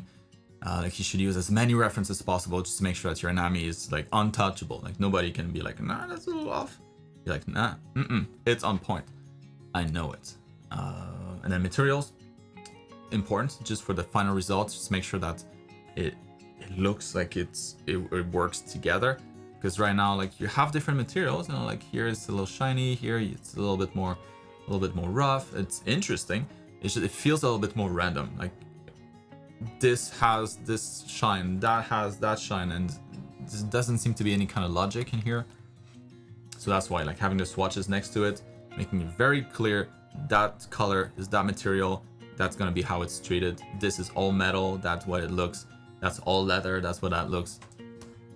Because here you have like two different types of leathers, but they're not treated the same way. So again, it just looks like, well, why take two different types of leather? Just take the same one.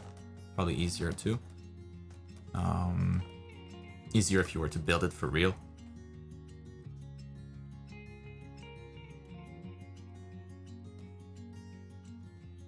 Shape language, not bad in here. You know, there's some repeated stuff in here, but maybe a little too much.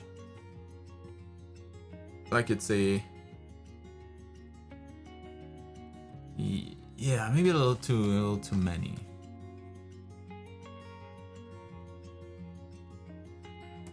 Like you have this kind of lines there, so very angular. Shoulder pad, like super angular, like just a simple cylinder that's chopped in half.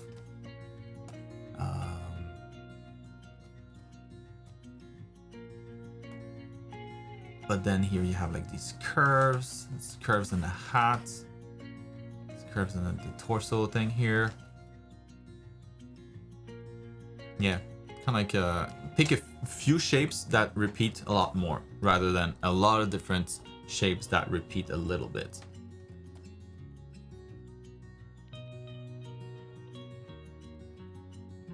And for each piece of her outfit, like you should think of it as like a piece of art in and of itself. It's just like the pants themselves, what makes them unique.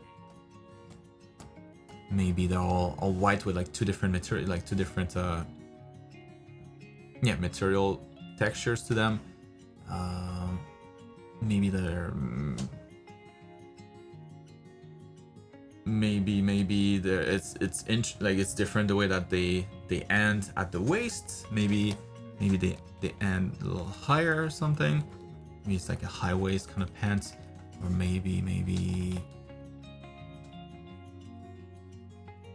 like, you know, talking about like this thing here. If that's not needed, then maybe something else could take its place instead. Maybe it could be like part of that continues around the leg if you want to have something here, something more.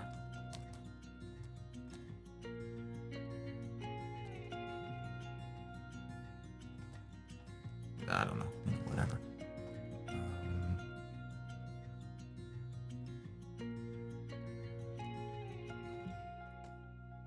Because yeah, that's not bad. It's a little simple, you know, trying to make maybe one piece out of the whole thing. So maybe the knee pads here are integrated with the rest of the outfit. Maybe like part of it turns into like metal, so the fabric kind of meshed with the metal somehow.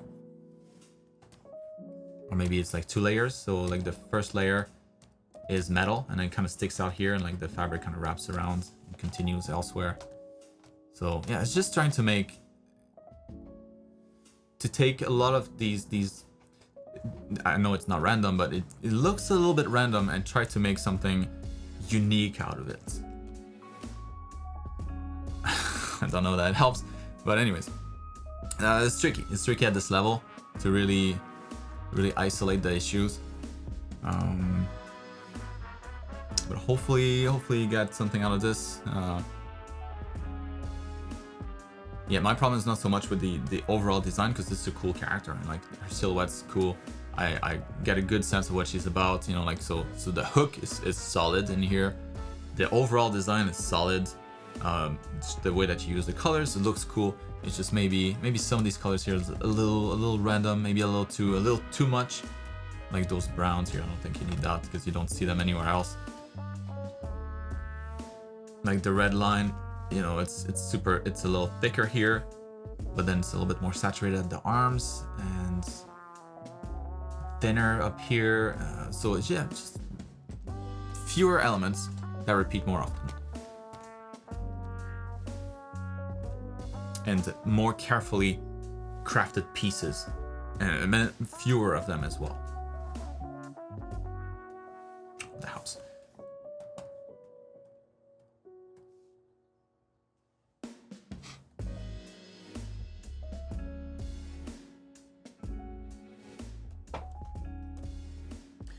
All right, Ryan. So I feel as though I have done a bad job in letting you know who I am, what my goals are. All right, well, let's hear it.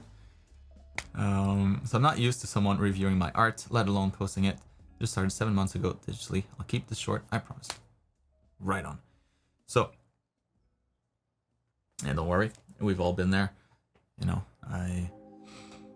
I got my first taste of somebody reviewing my art when I started working in the industry. So, going from working on my own stuff, having a lot of fun, and then starting in the industry with a art director breathing down my neck, be like, no, I don't like that. No, I don't like that. Ah. So I know it's not comfortable. That's but I'll hopefully try to make it as comfortable as possible.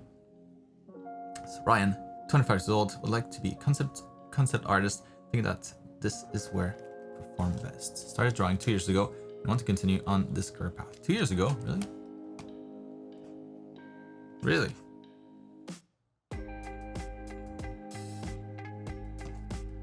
That's good. I would have thought it was longer than that. So I graduated from college with a mechanical engineering degree, and obviously I'm trying to make a career change because I love to suffer. So help me to achieve this dream of mine.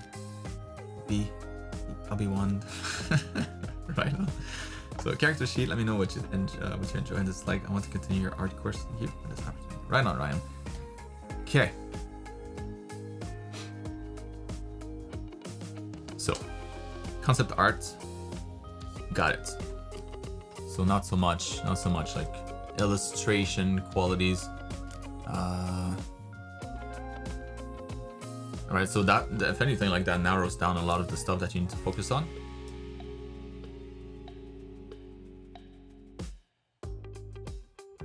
So that's good.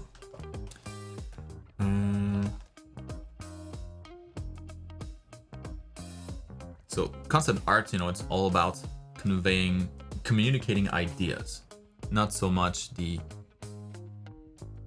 and making sure, of course, that those ideas are as cool as possible. But oftentimes, you know, it's like the ideas won't come from you, so it'll be like you'll have like a lead on the team, lead designer, not necessarily lead, but like a designer on the team that will come and be like, all right, so we have this idea for the new character. This is kind of what we're thinking. So we should have like a weapon that kind of does that, and then the character should be pretty big because it's going to be like this type of character. Maybe he's like a tank, and then he's meant to be on the evil team, and so of course like the evil team will have all these color palettes associated with them. It's already set by the project, so no need to worry about that. Just use whatever's there already, and then, you know, so you have kind of like these guidelines to follow, and then you're like, all right, so now I need to create something as cool as possible within those guidelines. Got it. And then you go. So that's kind of the job in general. So what's always cool when you want to practice that kind of stuff is to come up with your own like fake project. So it could be and I think that's the best way to tackle it, because then you'll really develop a process that makes sense for what you're trying to do. So yeah, so first things first, character background, super important. So what the character is about, what kind of world this character would be in. So always think of it as it needs to be in a movie or like in a series or in a game. And then what would that character be for? What is his point? What does he do? What kind of character is he supposed to be within that context? and then design something cool out of that.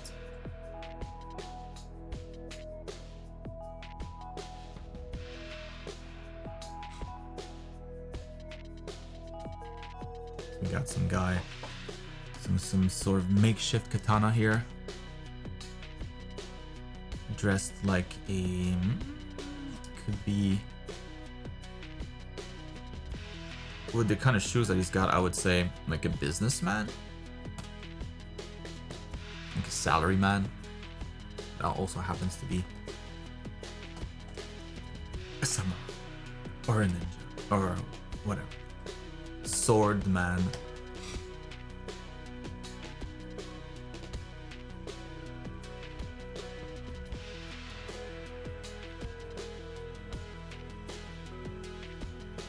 Yeah, so when you do characters, like to kind of add to the background story, what you could do also is like find a character, like kind of like Dungeon and Dragon character creator, and like essentially randomize like stats for a character. So maybe the character is like meant to be like super strong and very low agility maybe, and maybe kind of a dummy.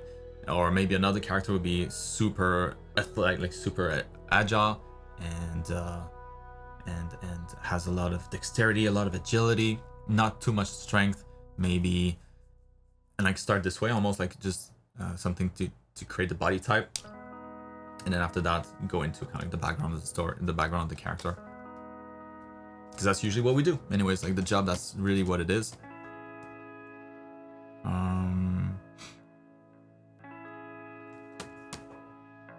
This guy looks good, man. Like nice anatomy, nice proportions.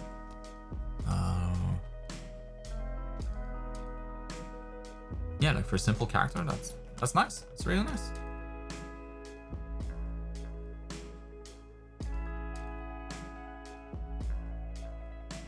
Presentation is alright too.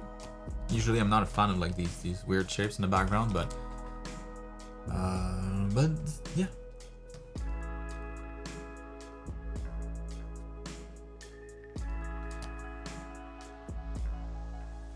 Maybe one thing I would try to avoid is to use similar values between the two. Like if you look at the values here, if the value is different, it would go up or down here. But if you go from the orange to the gray, it's very similar. That always looks weird, having the same values with completely different colors. It's just, I don't know. It doesn't look that great. I would highly recommend that you change the values when you change the color too. So maybe the background here, maybe these little squares are lighter, much lighter.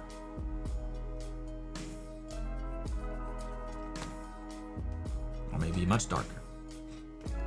Or maybe they're gone. But yeah, so anyways, based on this, that was good, you know, simple design, but everything works in here. Everything's clear.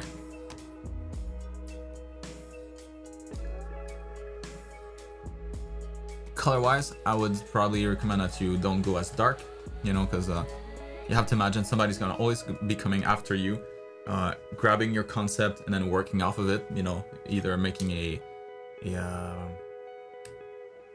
3D model out of it, for yeah, usually it'll be a 3D model if you're a concept artist, but maybe it'll be just like a character in a 2D TV series, whatever. But if they can't see something, they'll come back to you and be bothering you all the time. So whenever you have like something that's too dark like this, try to avoid that. Make sure that you communicate every single detail, because that's the job, to communicate idea, to communicate a design. And if you, because of the colors, because of the values, you can't really see some parts of the design, and that's not good. So this guy here, a little too dark overall. Let's brighten this guy up. What the hell?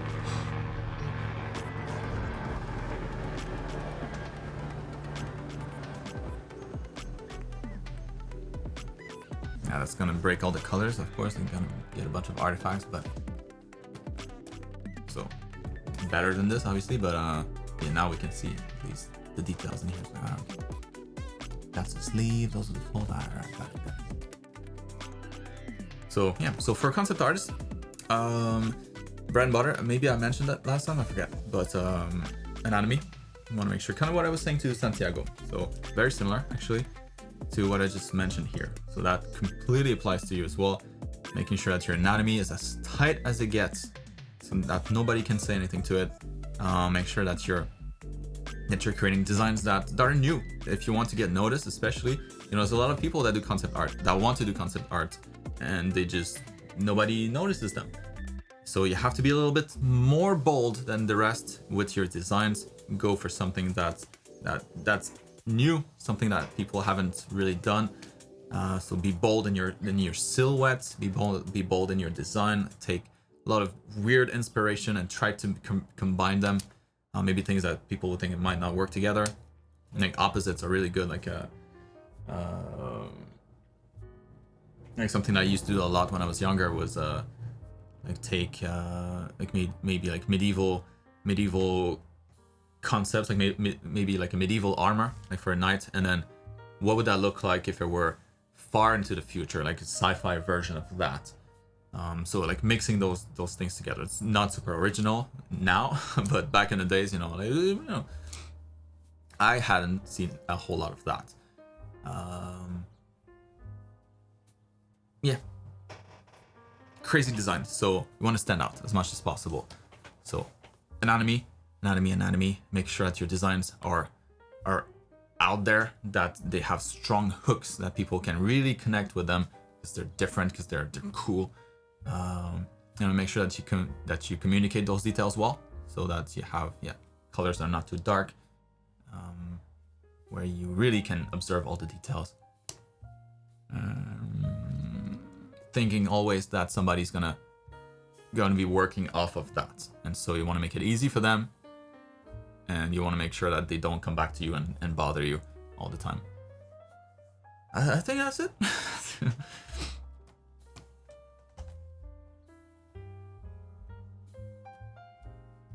Yeah, looking forward to helping, you know, in the coming months. And let's level you up. Moving on to hello to Robin. Yeah, I vaguely remember that one. But I've been so used to seeing your you know, like your more cute like game project that I'm like, oh, that was you. Yeah, that's true. Quite a wide range there. So what's up, Robin? So no news about Animal Island today, but I wonder if you remember this piece vaguely. Very vaguely. If I remember correctly, the colors weren't like that initially. Maybe too dark or something. I think the pink is different. Or maybe that was the result of the feedback after the feedback. Anyways, yes, I remember-ish. So I wanted to work some more on the original, but this week I looked at it and spotted so many mistakes that I decided it was better to remake it completely. Right now, I can't decide which version I should take to final. Should it be version A, B, or C? Could you maybe ask the chat or the chat? Let's ask both and give general feedback on your favorites. Awesome. That's awesome to hear. So let's ask the chat. Although you picked the wrong day for that because everybody's enjoying the start of their summer vacation. So I don't even know if there's. We have about like 9 people in here. So if you guys are here, let us know, which one do you prefer?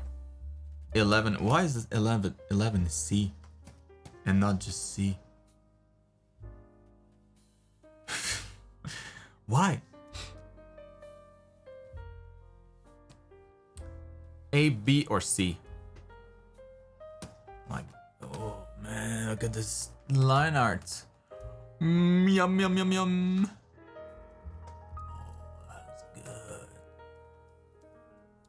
That's so good. See what I'm talking about? That's that's a line art that you'd be like, I would be happy posting that as a final. And so now that's when you know that you're ready to move on to the next steps. Can't go wrong from this. Can only get better. Man, that looks good.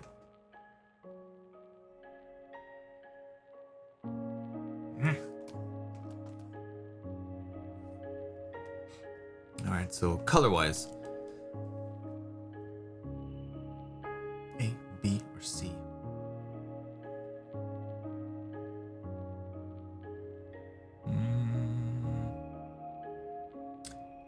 Personally, I don't like B. I think the magic. I think the effects in there like steal the show too much. The character is too good to hide her, or to divert attention away. So maybe A. Like my favorite is C. Big fan of like light tomato red and the saturated blues, greens. That's a very nice mix usually.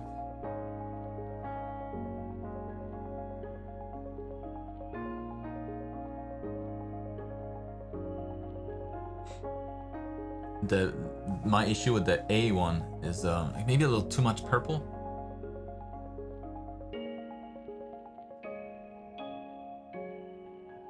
Maybe just too saturated purple.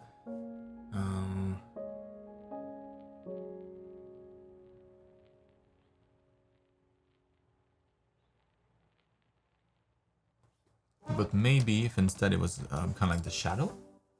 Maybe if the purple, or maybe like more. Maybe if we take a bluer approach.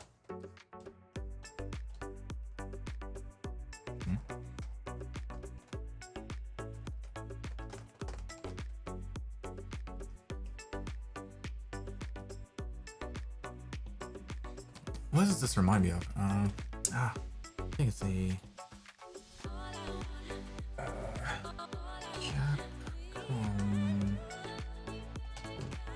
What's the name? It's like two. Reminds me of the cover of like a really old game.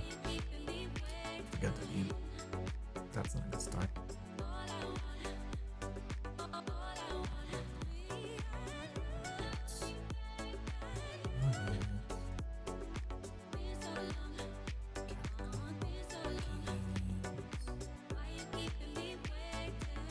Obviously, I'm not gonna find anything with this.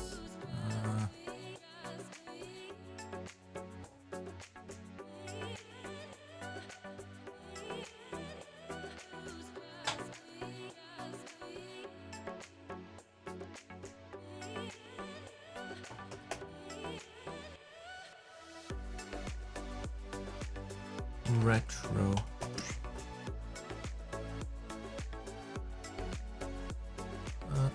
That's the guy. That's what I'm. What's that game?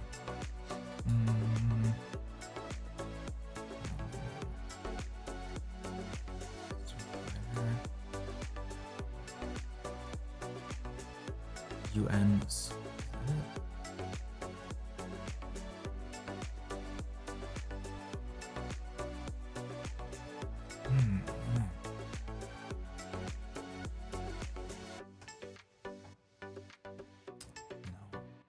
Nope. Night Warriors, no. Loot Master. No, damn it. Anyways, I don't know. I need to find it.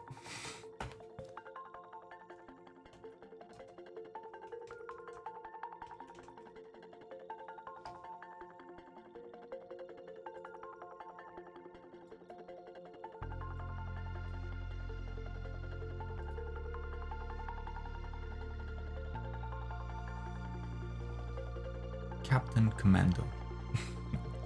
Is that it? I think so. Captain Commando.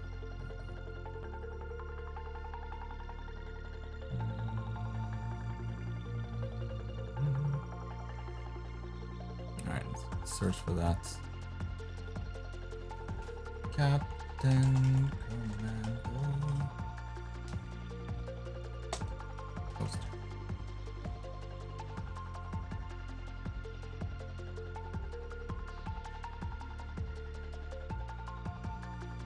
Nah, whatever, I'll stop wasting time. I can't find the damn image that I'm thinking about, but what was cool with it, the most important part of it was that the shadows, they were blue, but like ultra saturated blue. And I gave it like a super cool look. I'm so annoyed that I can't find it. Oh, kind of like that. You know, kind of like this a little bit. Oh, I think I'm burning. But oh, there we go. Something like that. That's not exactly what I had in mind, but you know, that kind of stuff, that can look super cool. Super saturated shadows. Looks crazy, you know. Obviously, that's not real life, but a cool touch of color.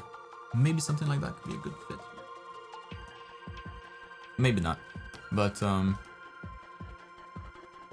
yeah, I think this is just a little too monochromatic, you know. Not monochromatic, it's two colors, but it feels more red than anything else. Like the other colors too subdued.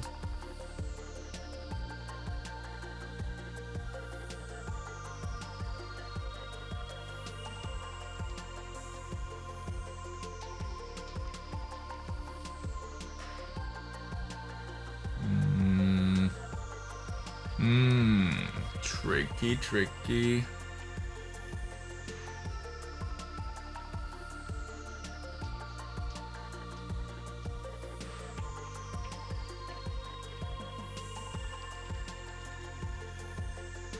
Yeah, or maybe just go with something that's a little bit more subdued. Yeah, like I'll say I like the C the best. So I like this a lot more than the other two. The direction, at least, just because it's more unique, you know. Like I don't know, you don't see that as often. So maybe with like because right now everything is red. So if you introduce like different colors in there, obviously, you would probably do that. Like maybe some more saturated, like cyans in here, like for some details.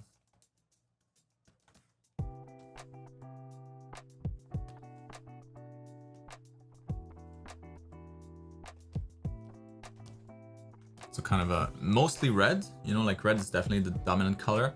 And then the secondary color is like this super desaturated blue, but then you have that same blue in ultra saturated mode, but only in like sprinkle, only like for accent colors. Maybe that could be cool. But there's something unique about this one that I really like. So I don't know, that would be my vote, obviously. Let's see what other people are saying. But Fantastic Planet.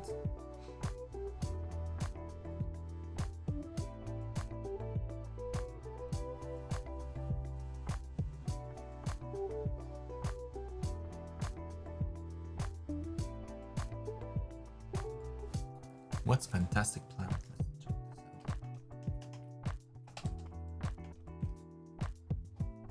What the hell? Is that it? The hell is that? Amazing.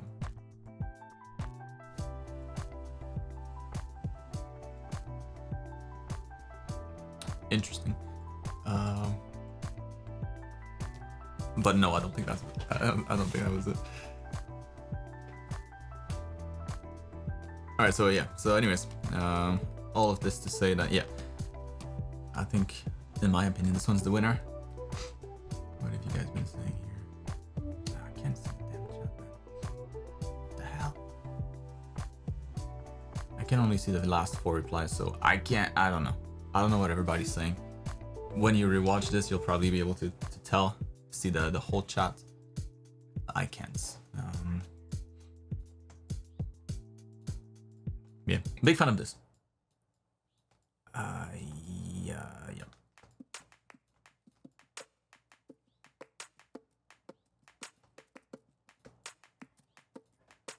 And the only thing that I'd be careful about is, yeah, to not draw attention away too much from her.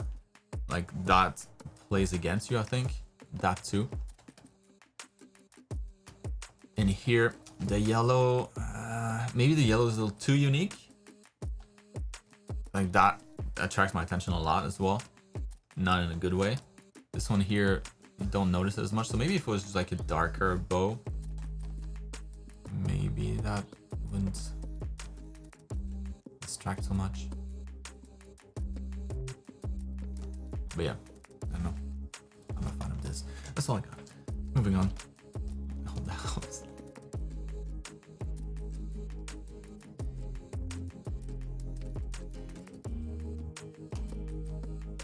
So yeah, thanks you guys for your votes. I didn't see any of them though, but I see. That's not true. I see Bruno's, and I saw another one before. I just lost the results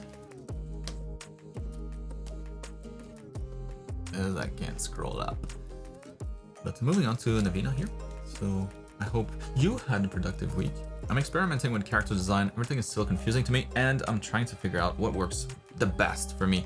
I did 2 characters I played with different shapes, body types. First one is Ruby Sailor Witch. Ruby Sailor Witch.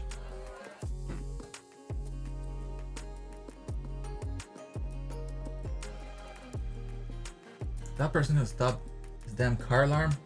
Come on, man. Now, the second one is Emerald Forest Witch. For now, just a sketch. They are still they're still work in progress, but please give me some feedback regarding anatomy, pose, general design, whatever bothers your eyes. Well, nothing bothers my eyes so far. It's a very nice drawing. Drawings.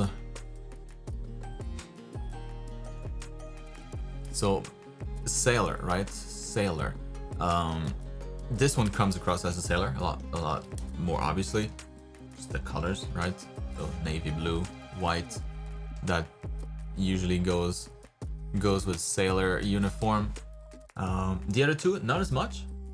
So like I would not guess that they are meant to be like living on a boat or something.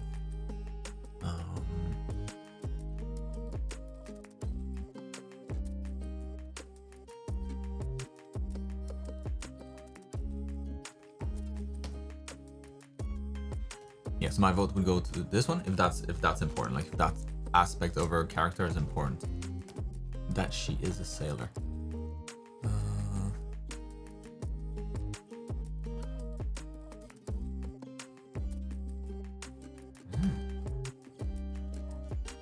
Pretty simple, but it looks nice and well executed. Good proportions.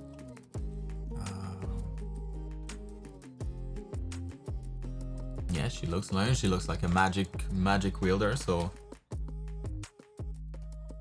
I don't think there's any witch. Is that it? She's a witch, right? Yeah, witch. The witch part, maybe not. Maybe doesn't come across as much. Like if you think of a witch, you know, like classic. There's like a spooky element to it. So like it's like either like a big hat or like a big tome, you know, like a creepy book, full of spells. Maybe she's carrying like a bunch of weird like animal body parts, like dried up body parts, or like there's. I think the witch part of the design is a little bit missing here. Because yeah, maybe it's just me also, but I associate witch with creepiness. It's just a little creepy. And she's not creepy at all. She just looks nice.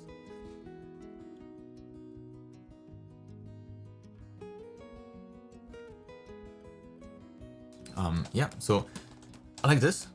You know, I would say your design maybe a little too simple. Like you have all this nice pants here that you could do a lot of stuff with. Could maybe have like some patterns on it. Could have some maybe just some seams. That would be something. Maybe some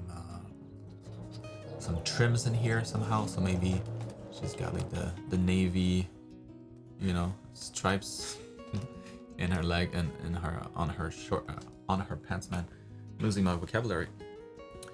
The little vocabulary that I have.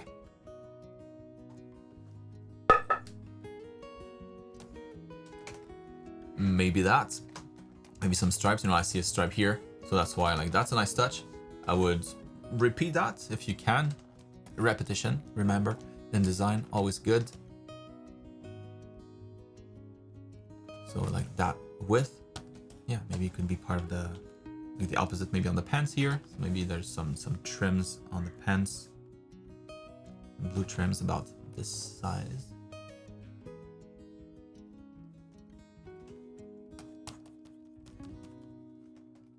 Or maybe it's more subtle. Yeah, just like this at the base, perhaps. Maybe on the side of the leg here is a seam. That's about it. But yeah, already, you know, like it's starting to, it's different. There's more to it. I'm not saying this looks maybe more like jogging pants, so maybe not that, but yeah, something more to it. Just like here, maybe you could have some trims again, trims and some seams at the bottom here too. Like you look at any piece of garment, you know, there's always going to be like something to it. Like here around the neck, I have something. Around my sleeves, there's something. The fabric just doesn't end there.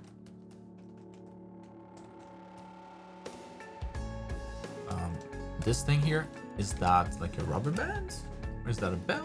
It looks more like an elastic. If that's the case, maybe there's a little bit of a wrinkliness here. If it can expand when it's tighter, then you get like a little bit more folds on it. Maybe adding some of that.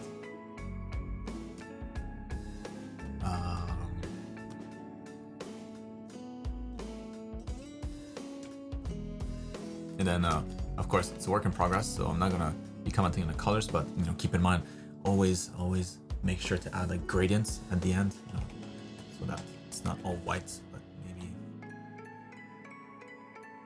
a bit darker towards the bottom here and gets a little bit lighter towards the top. Maybe like maybe her hoodie is a little big, like it doesn't feel like it's resting on her head. It feels more like there's like air being blown into it. It's like. So if it is resting on her head, then up there it would be pretty flat, and on the side, kind of fall down, and then gather up at the bottom here, full bunching up on the shoulders.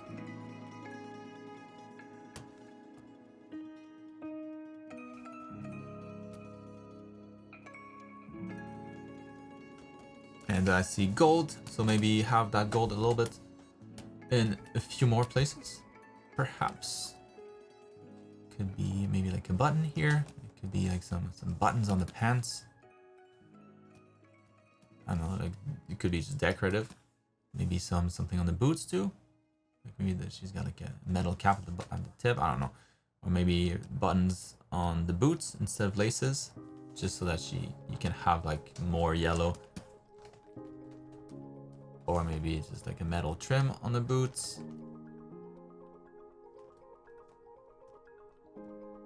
Yeah, I would look at your garments at this size here. You know, like just zoom in on them and see, could I add something to spice this up, just so that it doesn't look like a generic pants. And do the same with every piece. Doesn't need to be much. Maybe some trims, some small details, maybe some patterns in the fabric, but yeah, because yeah, it looks awesome so far. So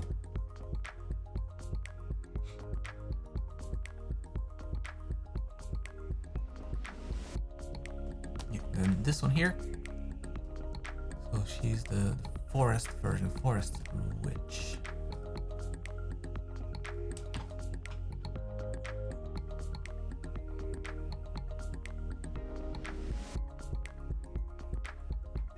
So just proportion wise, you know, make sure that the arms are the same length. This one looks a little shorter, right? That's a pretty short forearm, and she's got a pretty long one. So her hand would probably be more. It would probably be more like around here. She was holding that stick. And make her proper stumpy.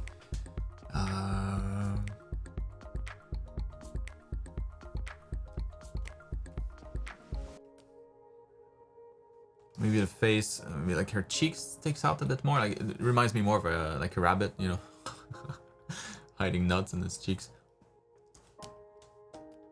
So maybe just a matter of like continuing that line here to the side of the face.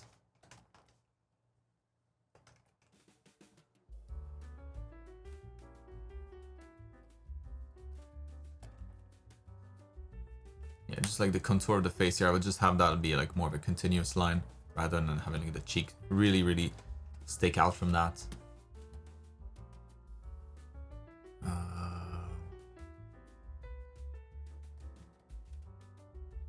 And yeah, design wise,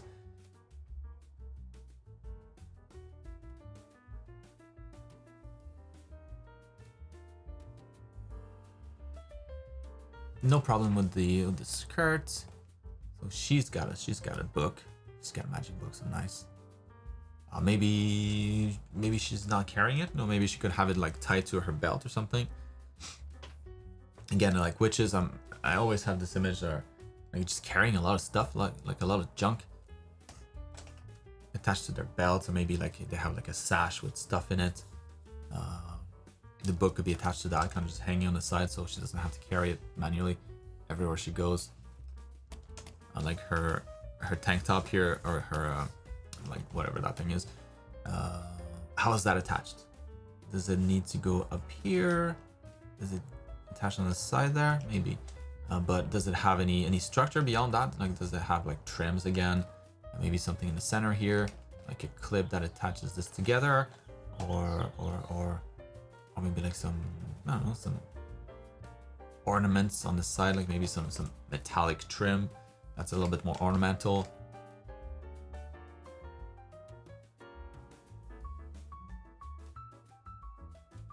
Same thing, like you think witch, you know, a lot of jewelry too, like a lot of rings, a lot of bracelets. That could be cool.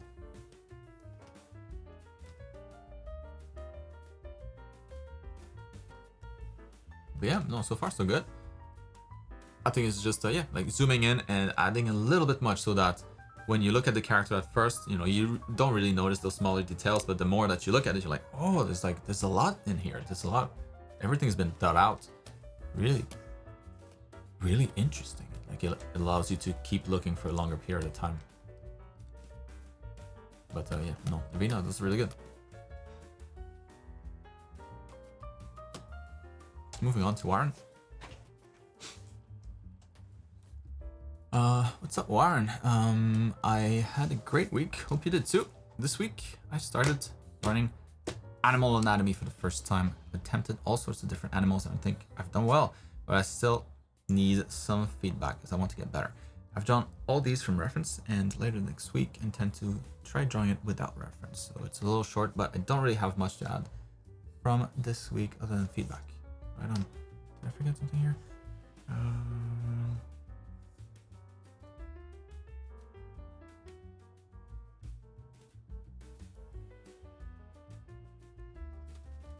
Yeah, that was it.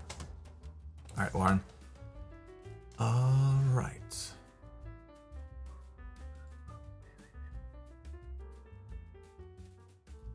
Oops.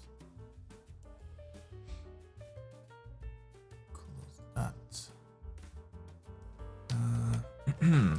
All right, so quadrupeds.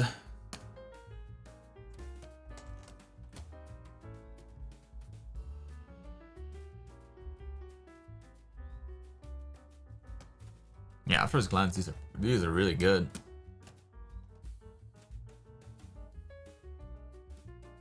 Nice proportions. Maybe this one's got slightly shorter legs, but overall, yeah, I think his legs are a little lower here, but very nice otherwise. Nice cat. Hell yeah.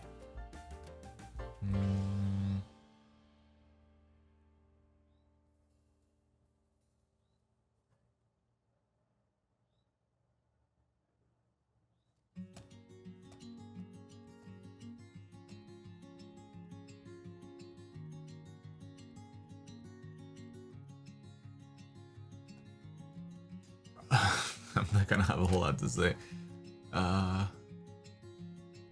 He did good, especially with the cat here. Can't see much because of the fur.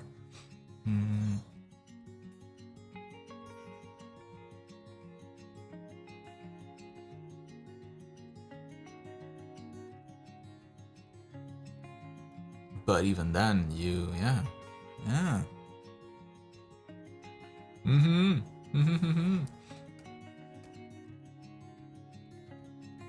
Yeah, the anatomy looks great.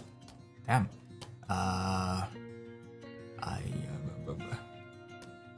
That's good. Not complaining.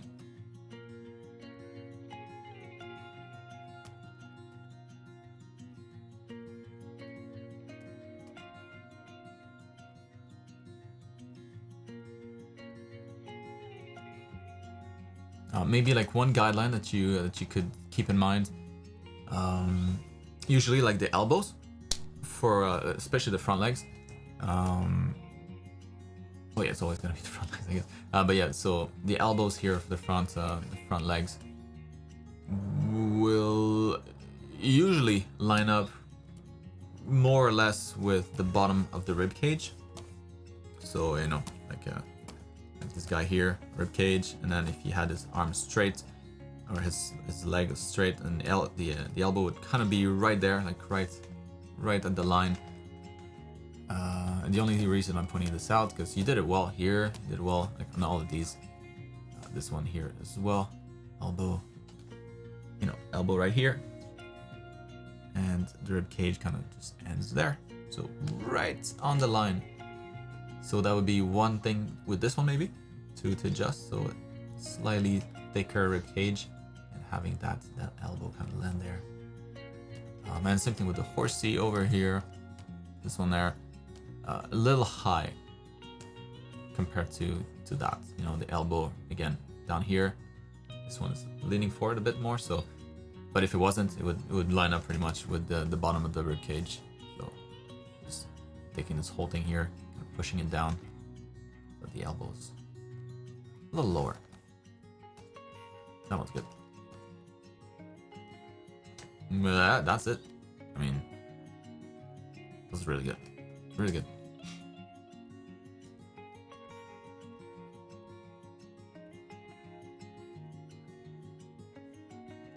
And the horses.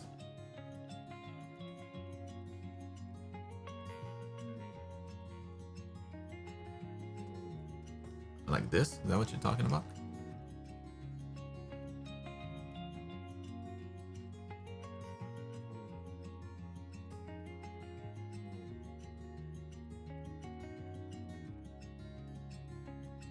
Yeah, maybe that one here has also got slightly shorter legs than the reference.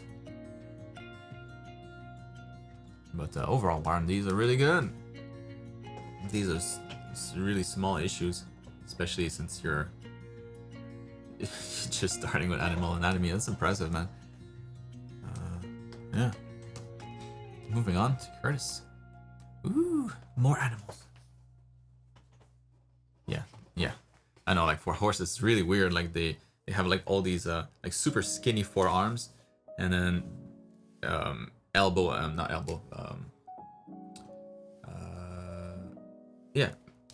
up. It's like really muscular, and so like it kind of hangs over the legs. Really interesting looking. Like all of that mass there, like this gets real thick. Oh, that's a dog, but yeah, let's look at it here. Like this here, that there, that gets really massive. The forearm, not so much. And so when it's relaxed, like it kind of just bulges out. It's kind of just hanging on top of it. Yeah, it looks weird for sure. Right. Curtis. So not a whole lot for me this week, but I started looking at an animal anatomy. Animal anatomy. So here are a couple of studies that I did, mostly wondering if the creature anatomy is working on nuts. On an unrelated note, I would like to start doing commissions at some point, and I was wondering if you had any quick tips for getting into the commission game. Hell yeah, man, you should start that right now. For sure you would get some. Although maybe on social media, not enough presence, but I mean, skill-wise, hell yeah, you're there. You're way there. So I don't have much of a social media following yet. Yeah, there we go. So I think I might have to look into other ways to get myself out there.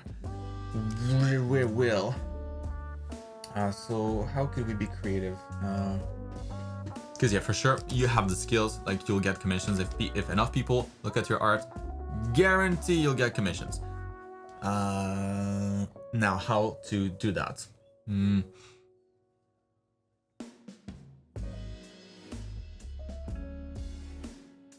like I don't know if you do, but like participating in like draw this in your style, it's kind of like a, that's what sucks, you know, initially in with social media, is that even if you're really good, you have to be like you have to just put your head down and then do all the things that will get you the attention. But at the beginning, it's just, it's frustrating because you're like, man, I shouldn't have to do this. But yeah, like I was gonna say, do like draw this in your style, or like winning any kind of competition is huge for social media.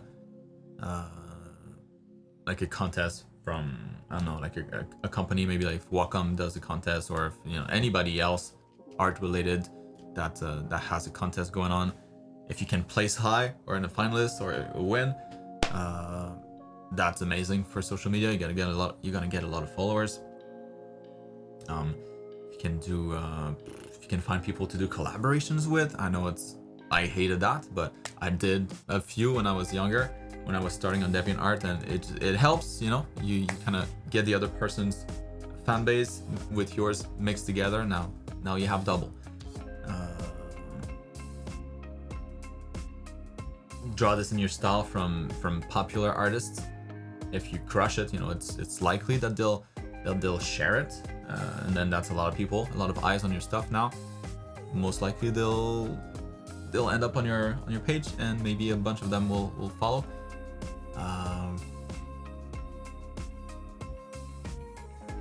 Yeah, contests, like mini art challenges like that, like draw this in your style. Make sure that you tag your post properly. So, you know, if you're doing like a like artist versus art, you know, those kinds of hashtags where there's like a particular format for it, or like the top 9, you know, that people do at the end of the year. Like, make sure that you have the right hashtag for it, because if the art is good and people end up on that hashtag page, and then they're browsing garbage, and then they land on yours, like, oh, what the hell? Click on that. Like, that guy's got no followers. What the hell? Follow. That's one way for people to follow you. So essentially, you just gotta leave breadcrumbs everywhere, and that lead back to your profiles. Because unfortunately, for most people, commissions are like, I'm sure you know, but a lot of people will have will create commissions, yet will be much worse than you as artists. Like, you'll be like way better, but still, just because they're popular, they're gonna get a lot more commissions, even though, you know, the commissions themselves would be much better if you did them. It's a popularity game for the most part. Commissions, that is. Professional work, like when you go to studios, that kind of stuff, that doesn't matter. Popularity means really nothing. But to do commissions, that's just, it's the public, and so it's yeah, you kind of need that exposure. That's why I recommend you guys, anybody here, to start early. That's super important. You want to get out there, you want more eyes on your stuff. That's where the opportunities come from. But in terms of what to do, you know, to start doing commissions, I think I told that to Santiago not too long ago, but yeah, like on like Twitter, you would have a post that's pinned, and that would be kind of like the menu that you offer. So full character, that price, portrait, that price, and then, you know, that comes with like 2 revisions or something, or maybe if it's the full painting, that price, 2 characters, or like add 1 character, add that price to the total, you know, that kind of stuff, like a menu for your commission, so that when people land on your page, they know that, oh, it's at the top of the page, it's pinned right there, so they know that you offer commission. There's no questions. And then if they like the art, they know what to do. After that, it's just a matter of yeah, Peyton, you're all good. You start as early as possible. You're golden. But yeah, you have the skills. You have, you know, once you have your menu up, you'll have the setup for the commissions. Now it's just a matter of just getting more exposure, and that's the long game. So I don't know if anybody else has any other suggestions, but those would be kind of my go-to. That's really good, man.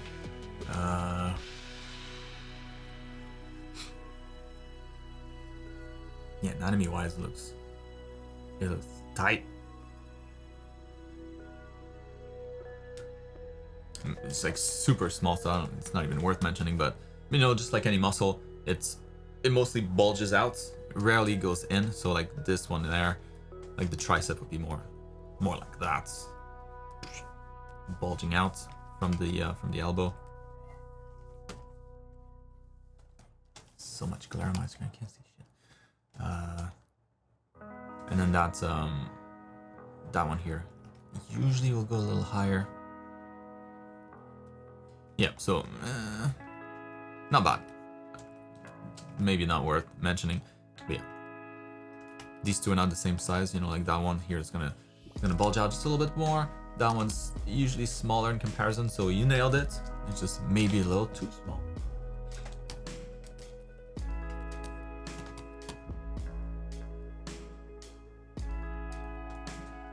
So with that, that's a weird line.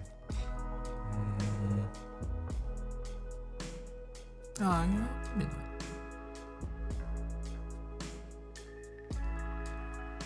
It's just like whenever you see something like this, muscles don't really curve too much. They're lazy. They always try to take the shortest route to their destination. Looking at this thing here, like it does curve. Maybe the drawing is wrong. That's possible too. I would just try to straighten it a little bit more, so you don't get like that crazy curve. Like yes, it will wrap around the neck, so there should be a curve, right? So it's the same idea as if you have a cylinder like this, and you have like a little ribbon going around it, going. It will follow it.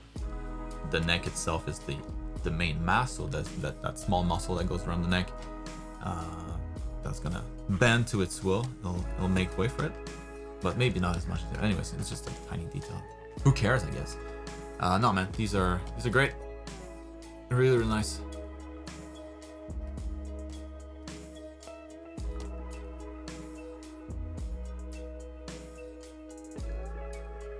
Yeah, anatomy is tight. Proportions are good.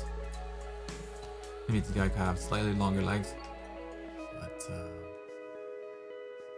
yeah, as you can see, it's very similar to human anatomy. If your anatomy is good, then your animal anatomy is gonna be pretty good too. It's just a matter of like kind of knowing those differences, and then now you can draw animals. Oh, I haven't looked at I didn't even pay attention to that arm, but let's look at it, I guess. How would you treat? I mean, obviously, we're in fantasy land here, so that doesn't exist. But how would a second arm? Because for birds, their skeleton is different too, and their rib cage is different, so you kind of have to mix both. You get chicken here. You get this big chest, chest plate here. And of course, to that, it's a little harder to attach like a proper shoulder. Anyway, it doesn't matter. It's not real, so let's not worry about how this would work. Visually, it's kind of, it's kind of flowy. Anyways, moving on. Not much help needed on my part there. You got this, Curtis. Yeah, the good news is that, since it's like your art skills up there and then your social media presence is down there, usually those two kind of grow together. If you start from the beginning, if you start posting as soon as you realize it's a thing, the fact that your skills up here, it's gonna make, the following come a little faster. So that's good.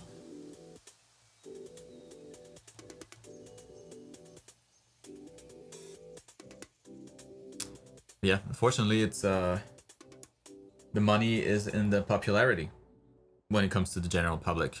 That's the shitty part of it, but that's unfortunately how that works. You might get lucky, find like maybe some random person is gonna end up on your page. It's just that it's just an odd, not an odd, but it's like a lottery tickets. You know, it's the best way to think of it. If you get like 10 lottery tickets, you have a small chance of winning something, a very small chance. If you get 10,000 lottery tickets, for each ticket you have the same chance, but now you have so many more, and that's the equivalent of having a huge following. It's way more likely that somebody willing to part with their money will be in that group, the more you have. So if the goal is to work professionally at a studio, none of that matters. The only thing that matters is your portfolio. It's just that if you want to make money from the public, you need that exposure.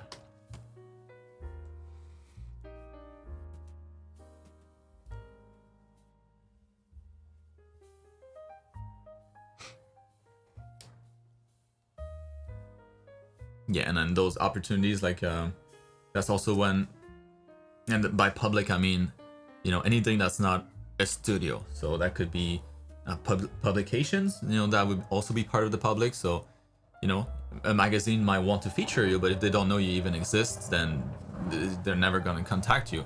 So that's all part of the exposure. Somebody revving their Lambos out there. So yeah, publications, like it could be websites, could be magazines, like Imagine Effects.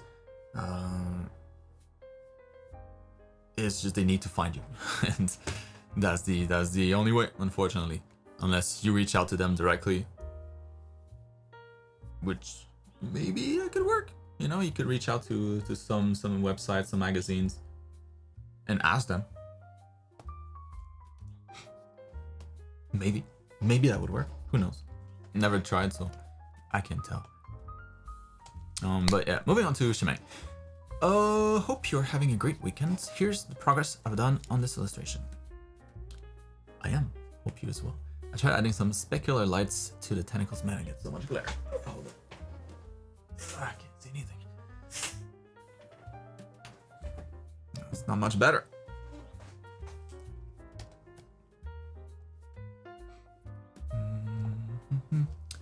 But no, and just to go back quickly to you, Curtis. Yeah, you know, in commissions, not like it's not like it's gonna make you rich anyways, because it's very labor intensive for very little money in comparison. But yeah, if you want to, you know, if you want to buy something, you know, like it's a little expensive, but maybe if I sell a commission or two, I can kind of justify it. All right, it kind of, you know, gives you a little bit more wiggle room. Always nice.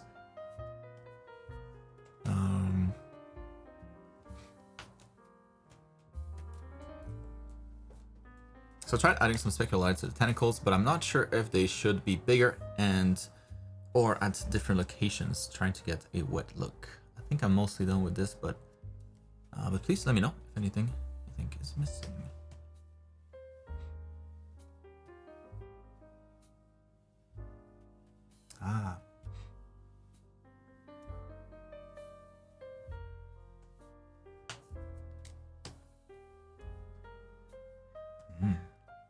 That was good, man. Very moody. So the wet look, yeah, I'm not getting it. But I can certainly show you. Like that looks more like veins, you know. So for wet look, let me try to abstract that as much as possible. Let's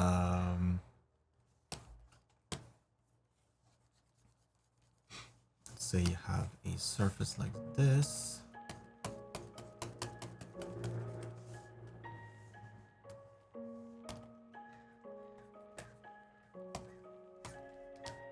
Alright, then trying to make that wet. So the water itself usually will make things a little bit darker because it's, you know, anything that's porous now suddenly it's going to fill up those pores, and the lights is going to be able to it'll behave differently.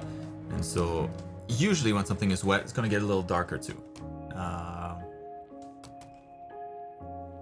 So you can start there, and it's mostly going to be that that effect. The highlights a little bit, it will help sell that it's wet, but usually if you just have like these droopy or these darker areas that look like, you know, it's just kind of water that's been pouring on it. Usually just that should already start to sell it a little bit when it's not too big. And then on top of that, you can add some super bright highlight just to sell it again. But think of those like streams of water as cylinders if you can. And you'll want to add the highlights on top of those cylinders only. So like whenever you have a curve that's pointing in the direction of the light-ish, maybe it's a little harder to imagine, but let's say like this one here, like the top of my curve is this line right there, right? So like the light is kind of coming from that direction. So anything that's facing that, I'm gonna go ahead and add maybe like a little bit of a sparkle here. This one's pointing up too, a little bit there. That one here too. Maybe here. Maybe. And then sometimes it's a little bit more flat. So this is when you have like more of like a stream going. If it's a little bit more flat, then you can have a flatter highlight maybe. Like up here.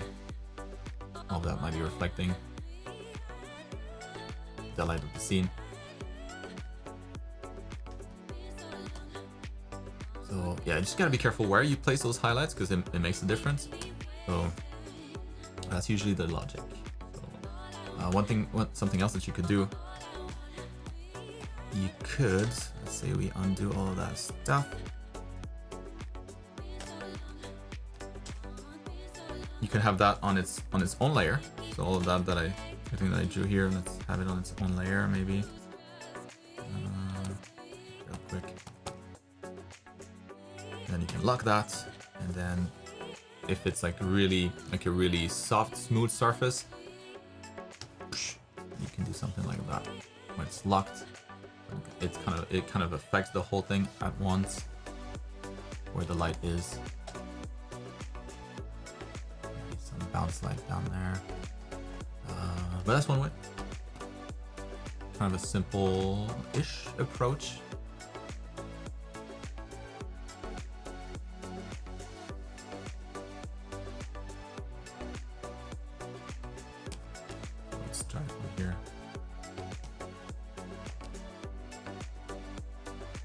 Take out those veins out. The veiny tentacles. Oh, okay. So there are some veins. Gotcha. Well, not anymore. At least not for this tentacle. They're gone. And smooth as butter. Okay, so for this one here, let's pop a new layer. Take that color, maybe darken it a little bit.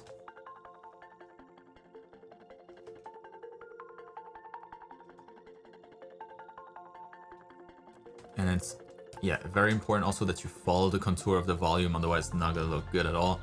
So if the water's dripping down, you gotta make sure that it follows the cylinder.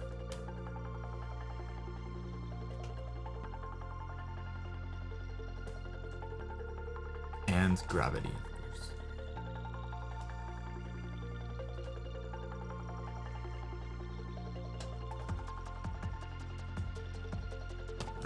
Let's lock it.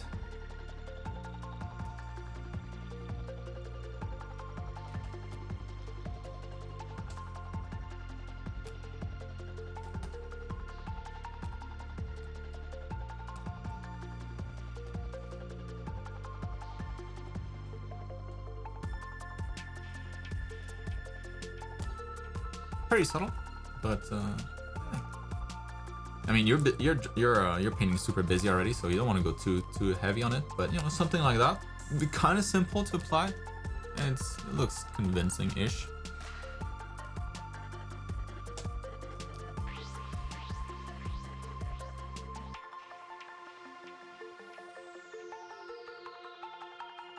But if that's the case, then I would maybe have like some puddle of water on the ground too, just to sell that wetness. You know, probably dripped on the ground too.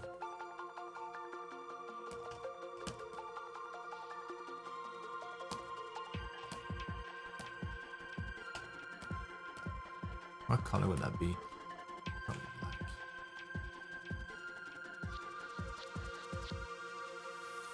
And then highlights.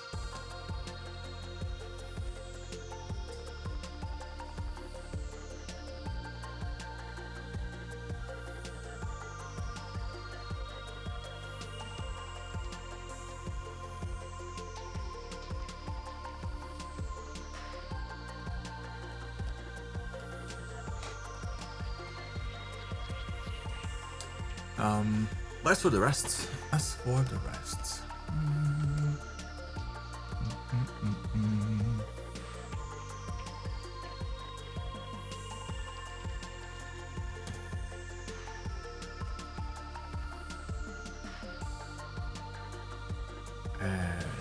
good.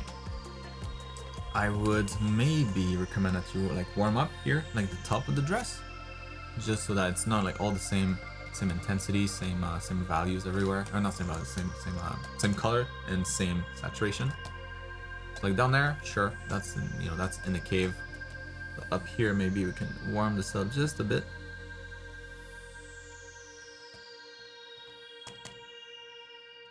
Oops. Just to guide the eyes better once again.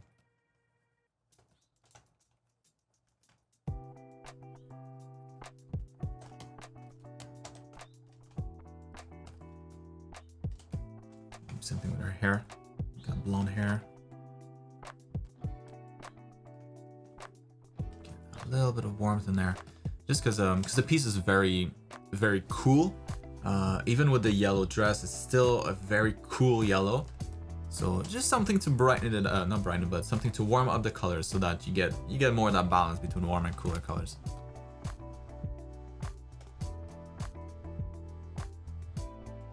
Maybe, you know, like with the bounce light here, like the light bouncing off of her, like her hips, and then bouncing back onto the sleeve, like that would be a really yellow light, not the white light of the sun. So you could go even more saturated here.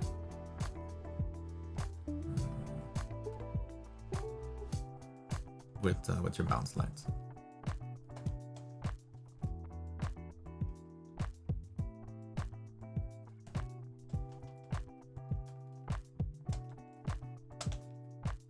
Here too, light bouncing off, boing.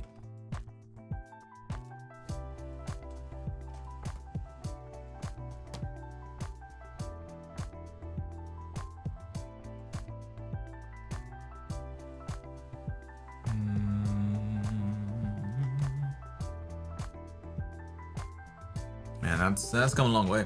That's really good.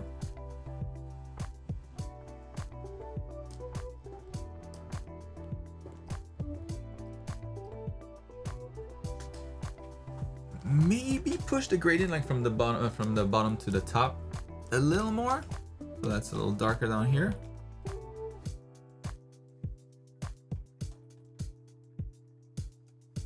Maybe that's too much, but maybe a little bit of that.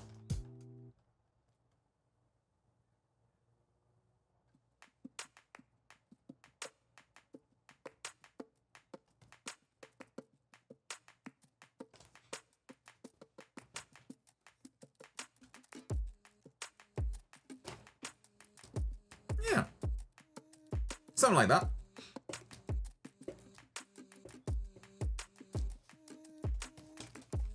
What if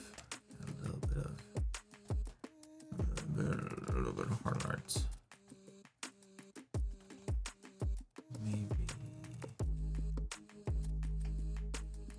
a little bit of glare for added drama.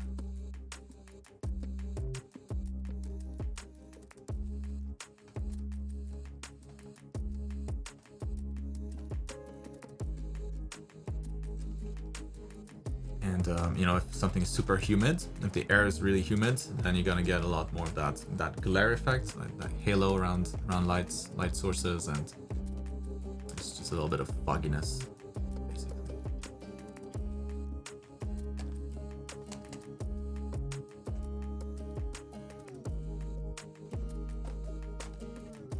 Yeah, I think it just needs a little bit of warmth, just a little bit, to offset all the cool colors around here. But man, that's yeah, nice. Come a long way. Worth the effort. Who the helps?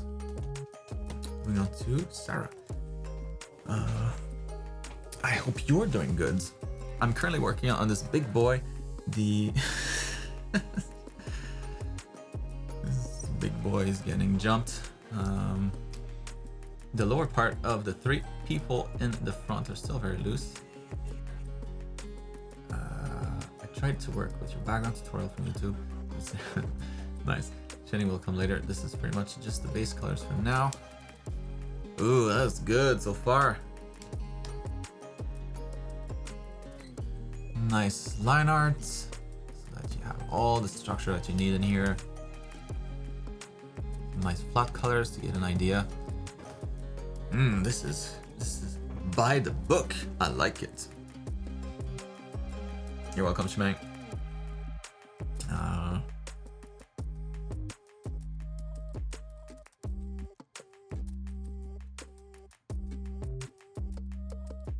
Yeah, that was good. So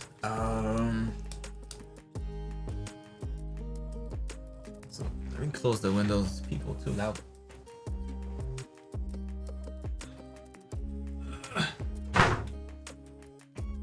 There we go.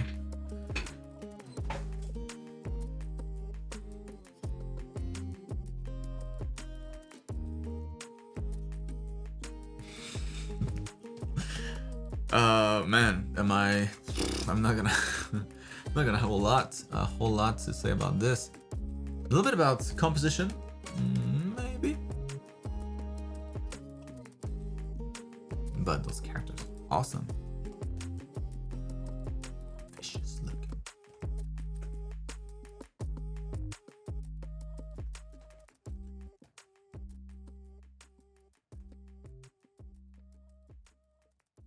Poor dude.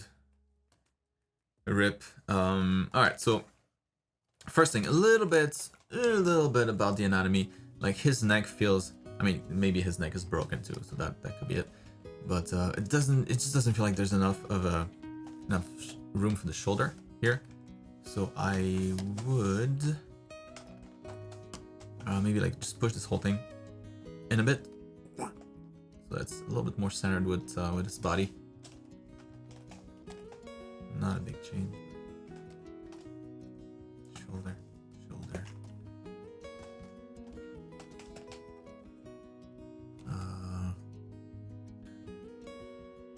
Yeah, the two, what are they? Vampires? Vampire witches. They look awesome. And he looks great too, like nice hands, nice folds, nice proportions, nice face, super cool environment.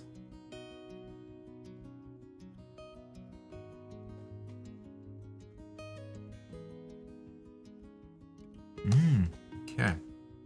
So yeah, when it comes to the environment, I think the depth is a little strange in some areas. Like it's really cool overall. It's more like the second take, you're like, oh, wait a minute, how does that work? So what I'm pointing at here is this little bit of the fence. Like, that seems pretty close, you know, like it seems like she's, I don't know, maybe like 2 or 3 meters in front of it, that one. But then it's also at the same level as these people that are further back in the scene. So maybe it's like maybe there's like a little cliff that goes there. Maybe that's what it is. Like all these trees are on a different level, different plane. So maybe it's that. Because then that would make more sense. Then it's like, let's say there's like a little path here, ignoring the character, I'm gonna draw over them, but say there's like a path like that, goes over that little hill, and then maybe those people are like on the path when it comes back before going into the village. But I think, yeah, I think you would kind of need that thing right behind them just to indicate what's happening there.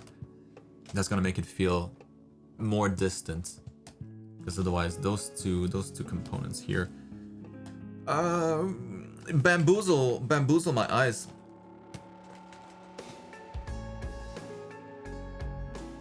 Maybe you can have like some bushes here also, like on that layer.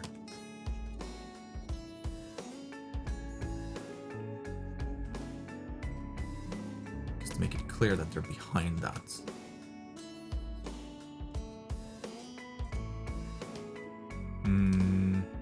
But the rest of the environment looks awesome.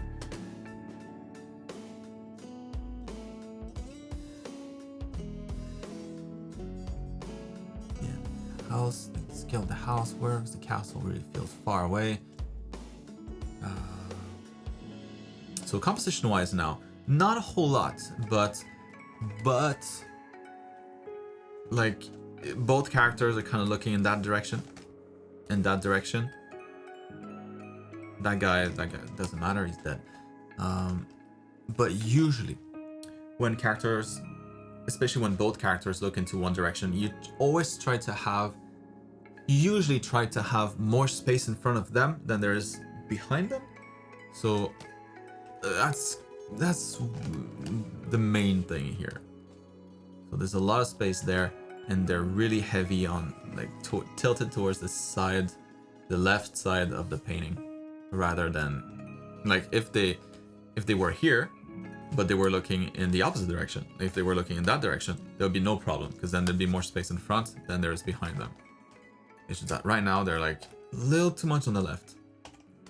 For example, let's try it, but if we flip them, like that would work a lot better for a composition, because then behind them it doesn't matter, like the eye is not going to wander back here, there's nothing, but it will look, we will be tempted to look in the same direction that they're facing, and then that kind of leads us to the castle back there, like, oh cool, and then it leads us to them as well, to everything. So I think that would make for a better composition if you flipped it.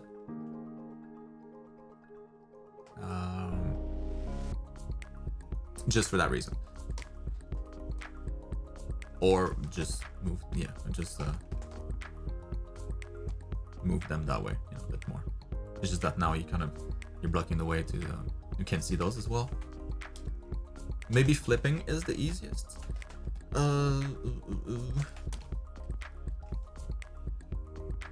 And then I'm just gonna try something. Don't need to do that at all, but maybe I'll make it more epic.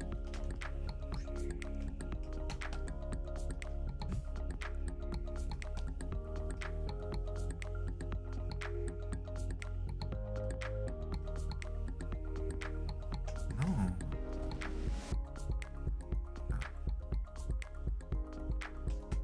No. Come on.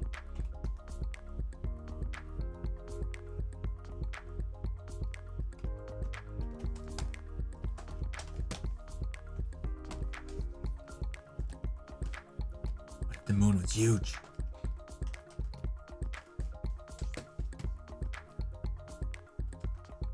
So we can see the castle even better. Silhouette of the castle even better. Fills up the sky too nicely. Just a suggestion, but yeah, other than that, god damn, the drawing is sick. You did really good.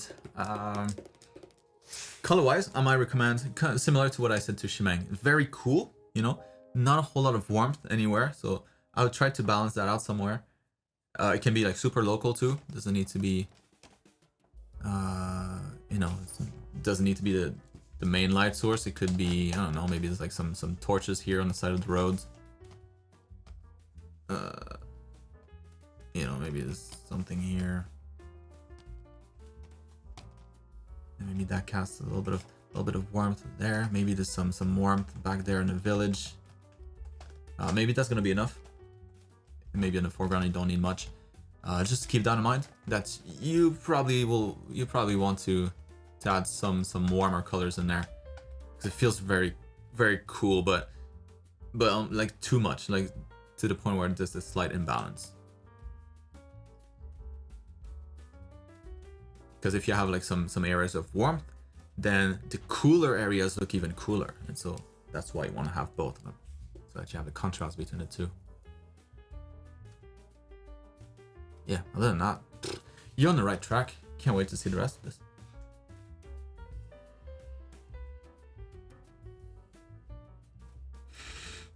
Poor guy. Sorry, bro, I'm gonna leave you now. Got other people to look at. You're on your own. You're dead anyways. You're dead anyways, what are you gonna do? Who was this? I feel like I made a mental note and then I forgot it. What was that? Kevin. Oh yeah, Kevin. There we go. So yeah. So Kevin. Couldn't focus too much this week. Crazy week. I did some photo studies and tried and timed gestures. Right on. Let's take a look.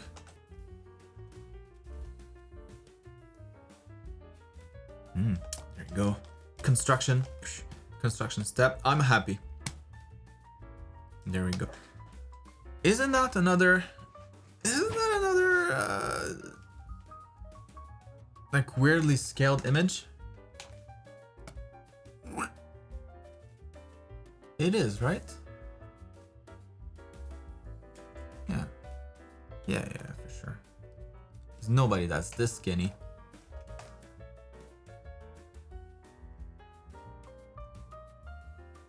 Unless I'm crazy, but that feels more normal to me. And the torso here and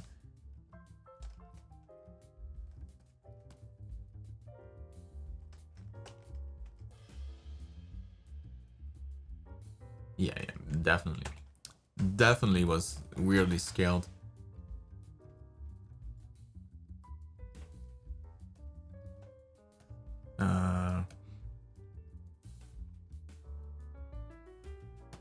Making sure the other ones don't have this problem. Yeah, that's good. Those are good too. All right, it's just that one.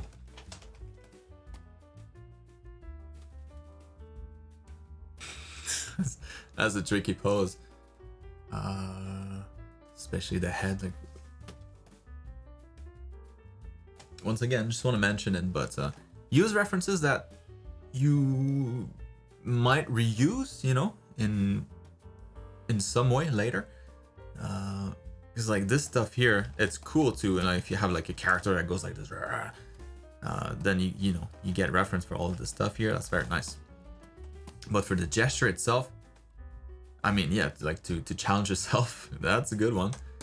But like, you will never have to draw something like this. Never say never, but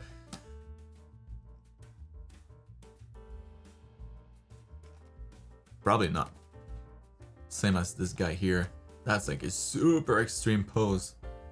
And even like to construct that would be challenging because it looks so weird even as a photo. So my recommendation, but like use references that you see yourself as reusing in the future. You know, like that pose, I'm studying it now. I'm studying it, Man, I'm struggling. Studying it now, but I might also use that exact pose maybe in the future for a character. Like, you know, you should see a direct link like that, because then it'll make it so that you also just observe better, retain more information. Something like this, I don't think you're gonna retain much because it's so alien looking and so unlikely that you'll do something similar. Just a tip. But considering, I mean, you did pretty good. Yeah, and here, like, the most important would be to anchor like the main parts of the body. So like, where's the crotch? All right, well, like, where's the pelvis rather? All right, so let's see, that's his pelvis. And then where's the torso on top of that? The torso is gonna be all weird, but like like this. That's gonna be the top of it. The spine is gonna be somewhere along that line there. The neck will be attached somewhere here. And then how that is connected. So think of the spine also, like the spine needs to go around here, go down, and then yeah, it's possible that it could do that. Follow kind of like opening here up the neck, spine going down the back. On the opposite side of that little egg shape, and then behind the hips, ending in the tailbone. As long as you can, you know, logically kind of trace that line, it probably works ish. But based on this image here, probably need to make that a little longer.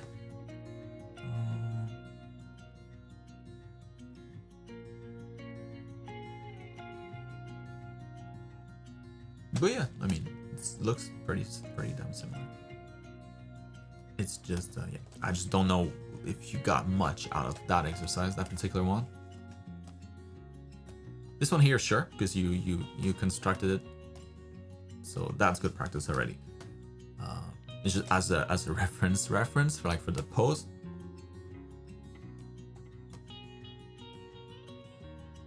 Maybe not. Those are great. The more normal looking ones. Very nice. Very nice, very nice. Nice flow in the lines.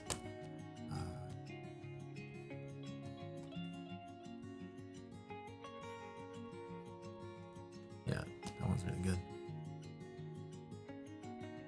Maybe something like a little mental note to make, but when drawing the chest, just consider that's like one big block rather than like two different pieces.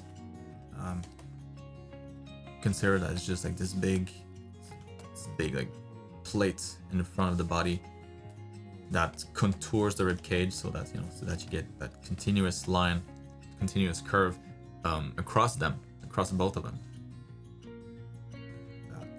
That curve here. Almost like if you can imagine that you're slicing the entire torso like a sword, you want to make sure that the line for the chest follows that as well.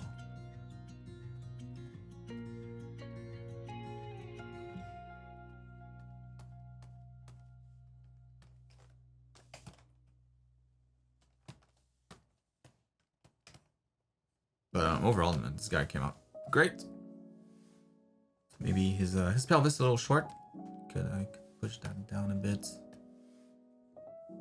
or something like that? Because the crotch is probably somewhere around here. And baggy pants. Yeah, probably can go a little lower.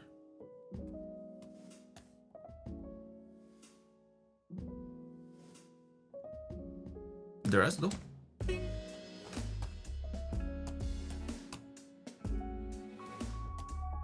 That looks great. Very simple sketch, but works. Like the lines, like the few lines that are there, they work quite well. Maybe a little round.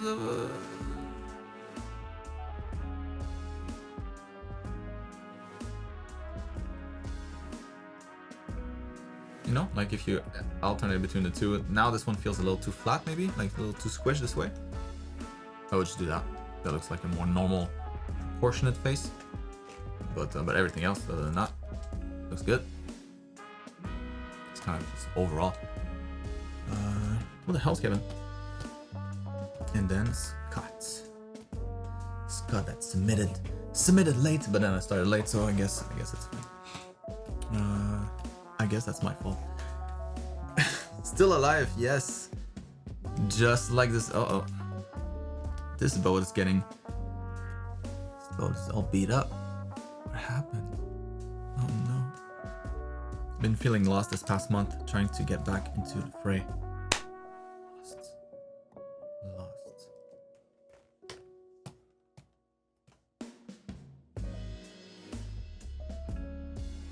Remind yourself of your goal. Why are you doing this? What's the ultimate goal?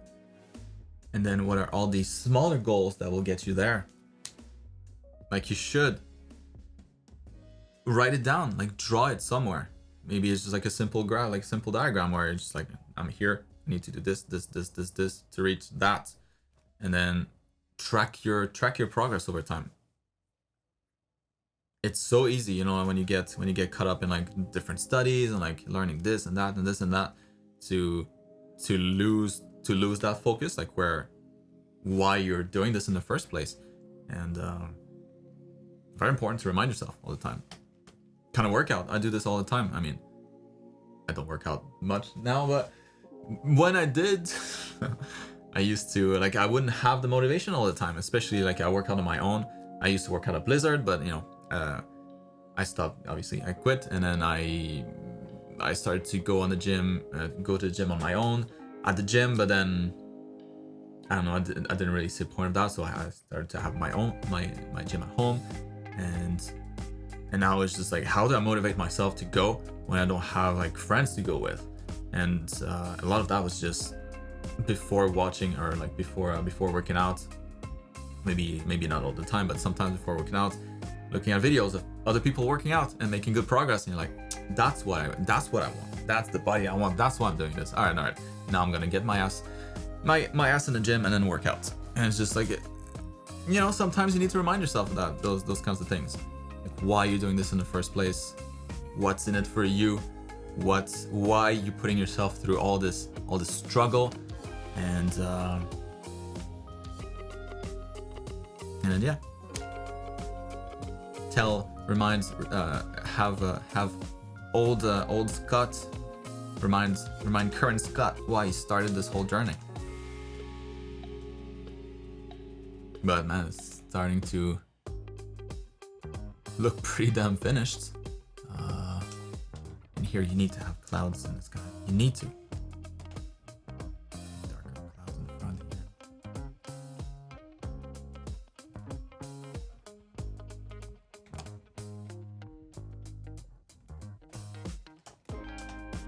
And then those wings, man. Those sails. They're almost done. Come on. Wrap this up. I just need a bunch of yeah, I'm not gonna try because I don't even know what this is supposed to look like. My ship anatomy knowledge is not quite there. Yeah, like a little bit of transparency in here. Maybe that one here is a little brighter because it's facing the moon more directly. So first, you know, for these wings, I would focus on the values, but based on the light, the amount of light that they get. So the one in the back here is gonna get the least amount. So it'll be the darkest.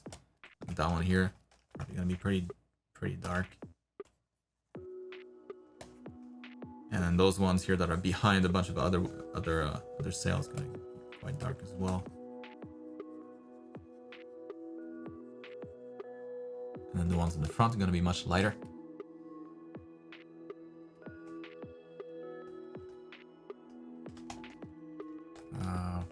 But yeah, aside from what's still left to do, that boat looks good. That ship looks good. Just the right amount of detail too. Like back here, we can imagine, like we see the details here, and then we see them back there, just a few pixels, but we can still obviously imagine what it's like seeing it here in the foreground.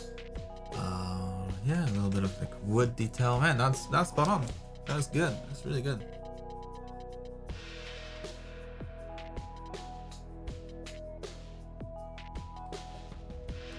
Maybe in the cabin here, you can have ghostly figures.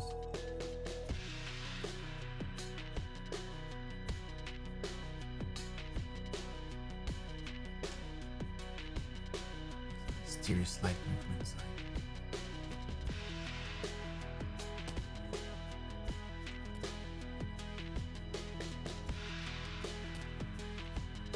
Having a party. It's more like a club now. The club ghost ship.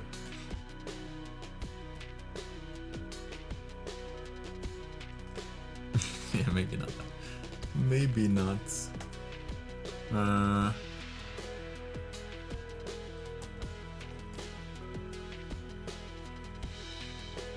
maybe have yeah, some feedback with the water. Like I would tone down the texture of the water here.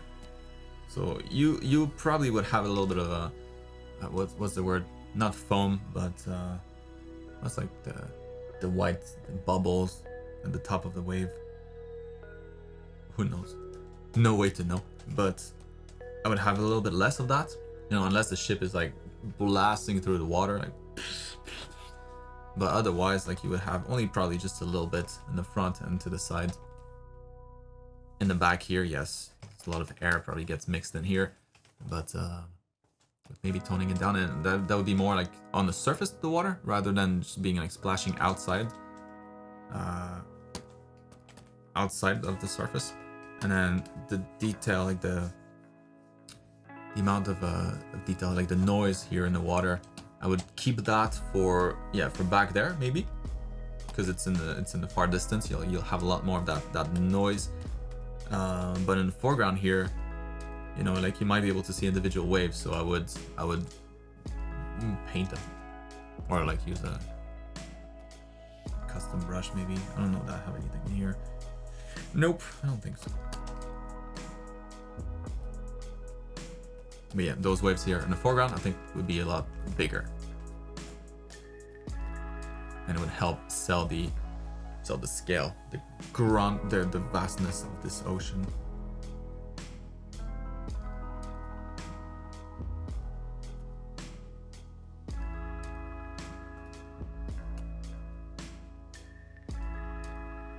Yeah, a few things.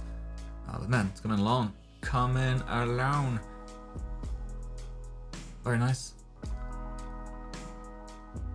I want to see this ship finished. Get it done. That's it for this week.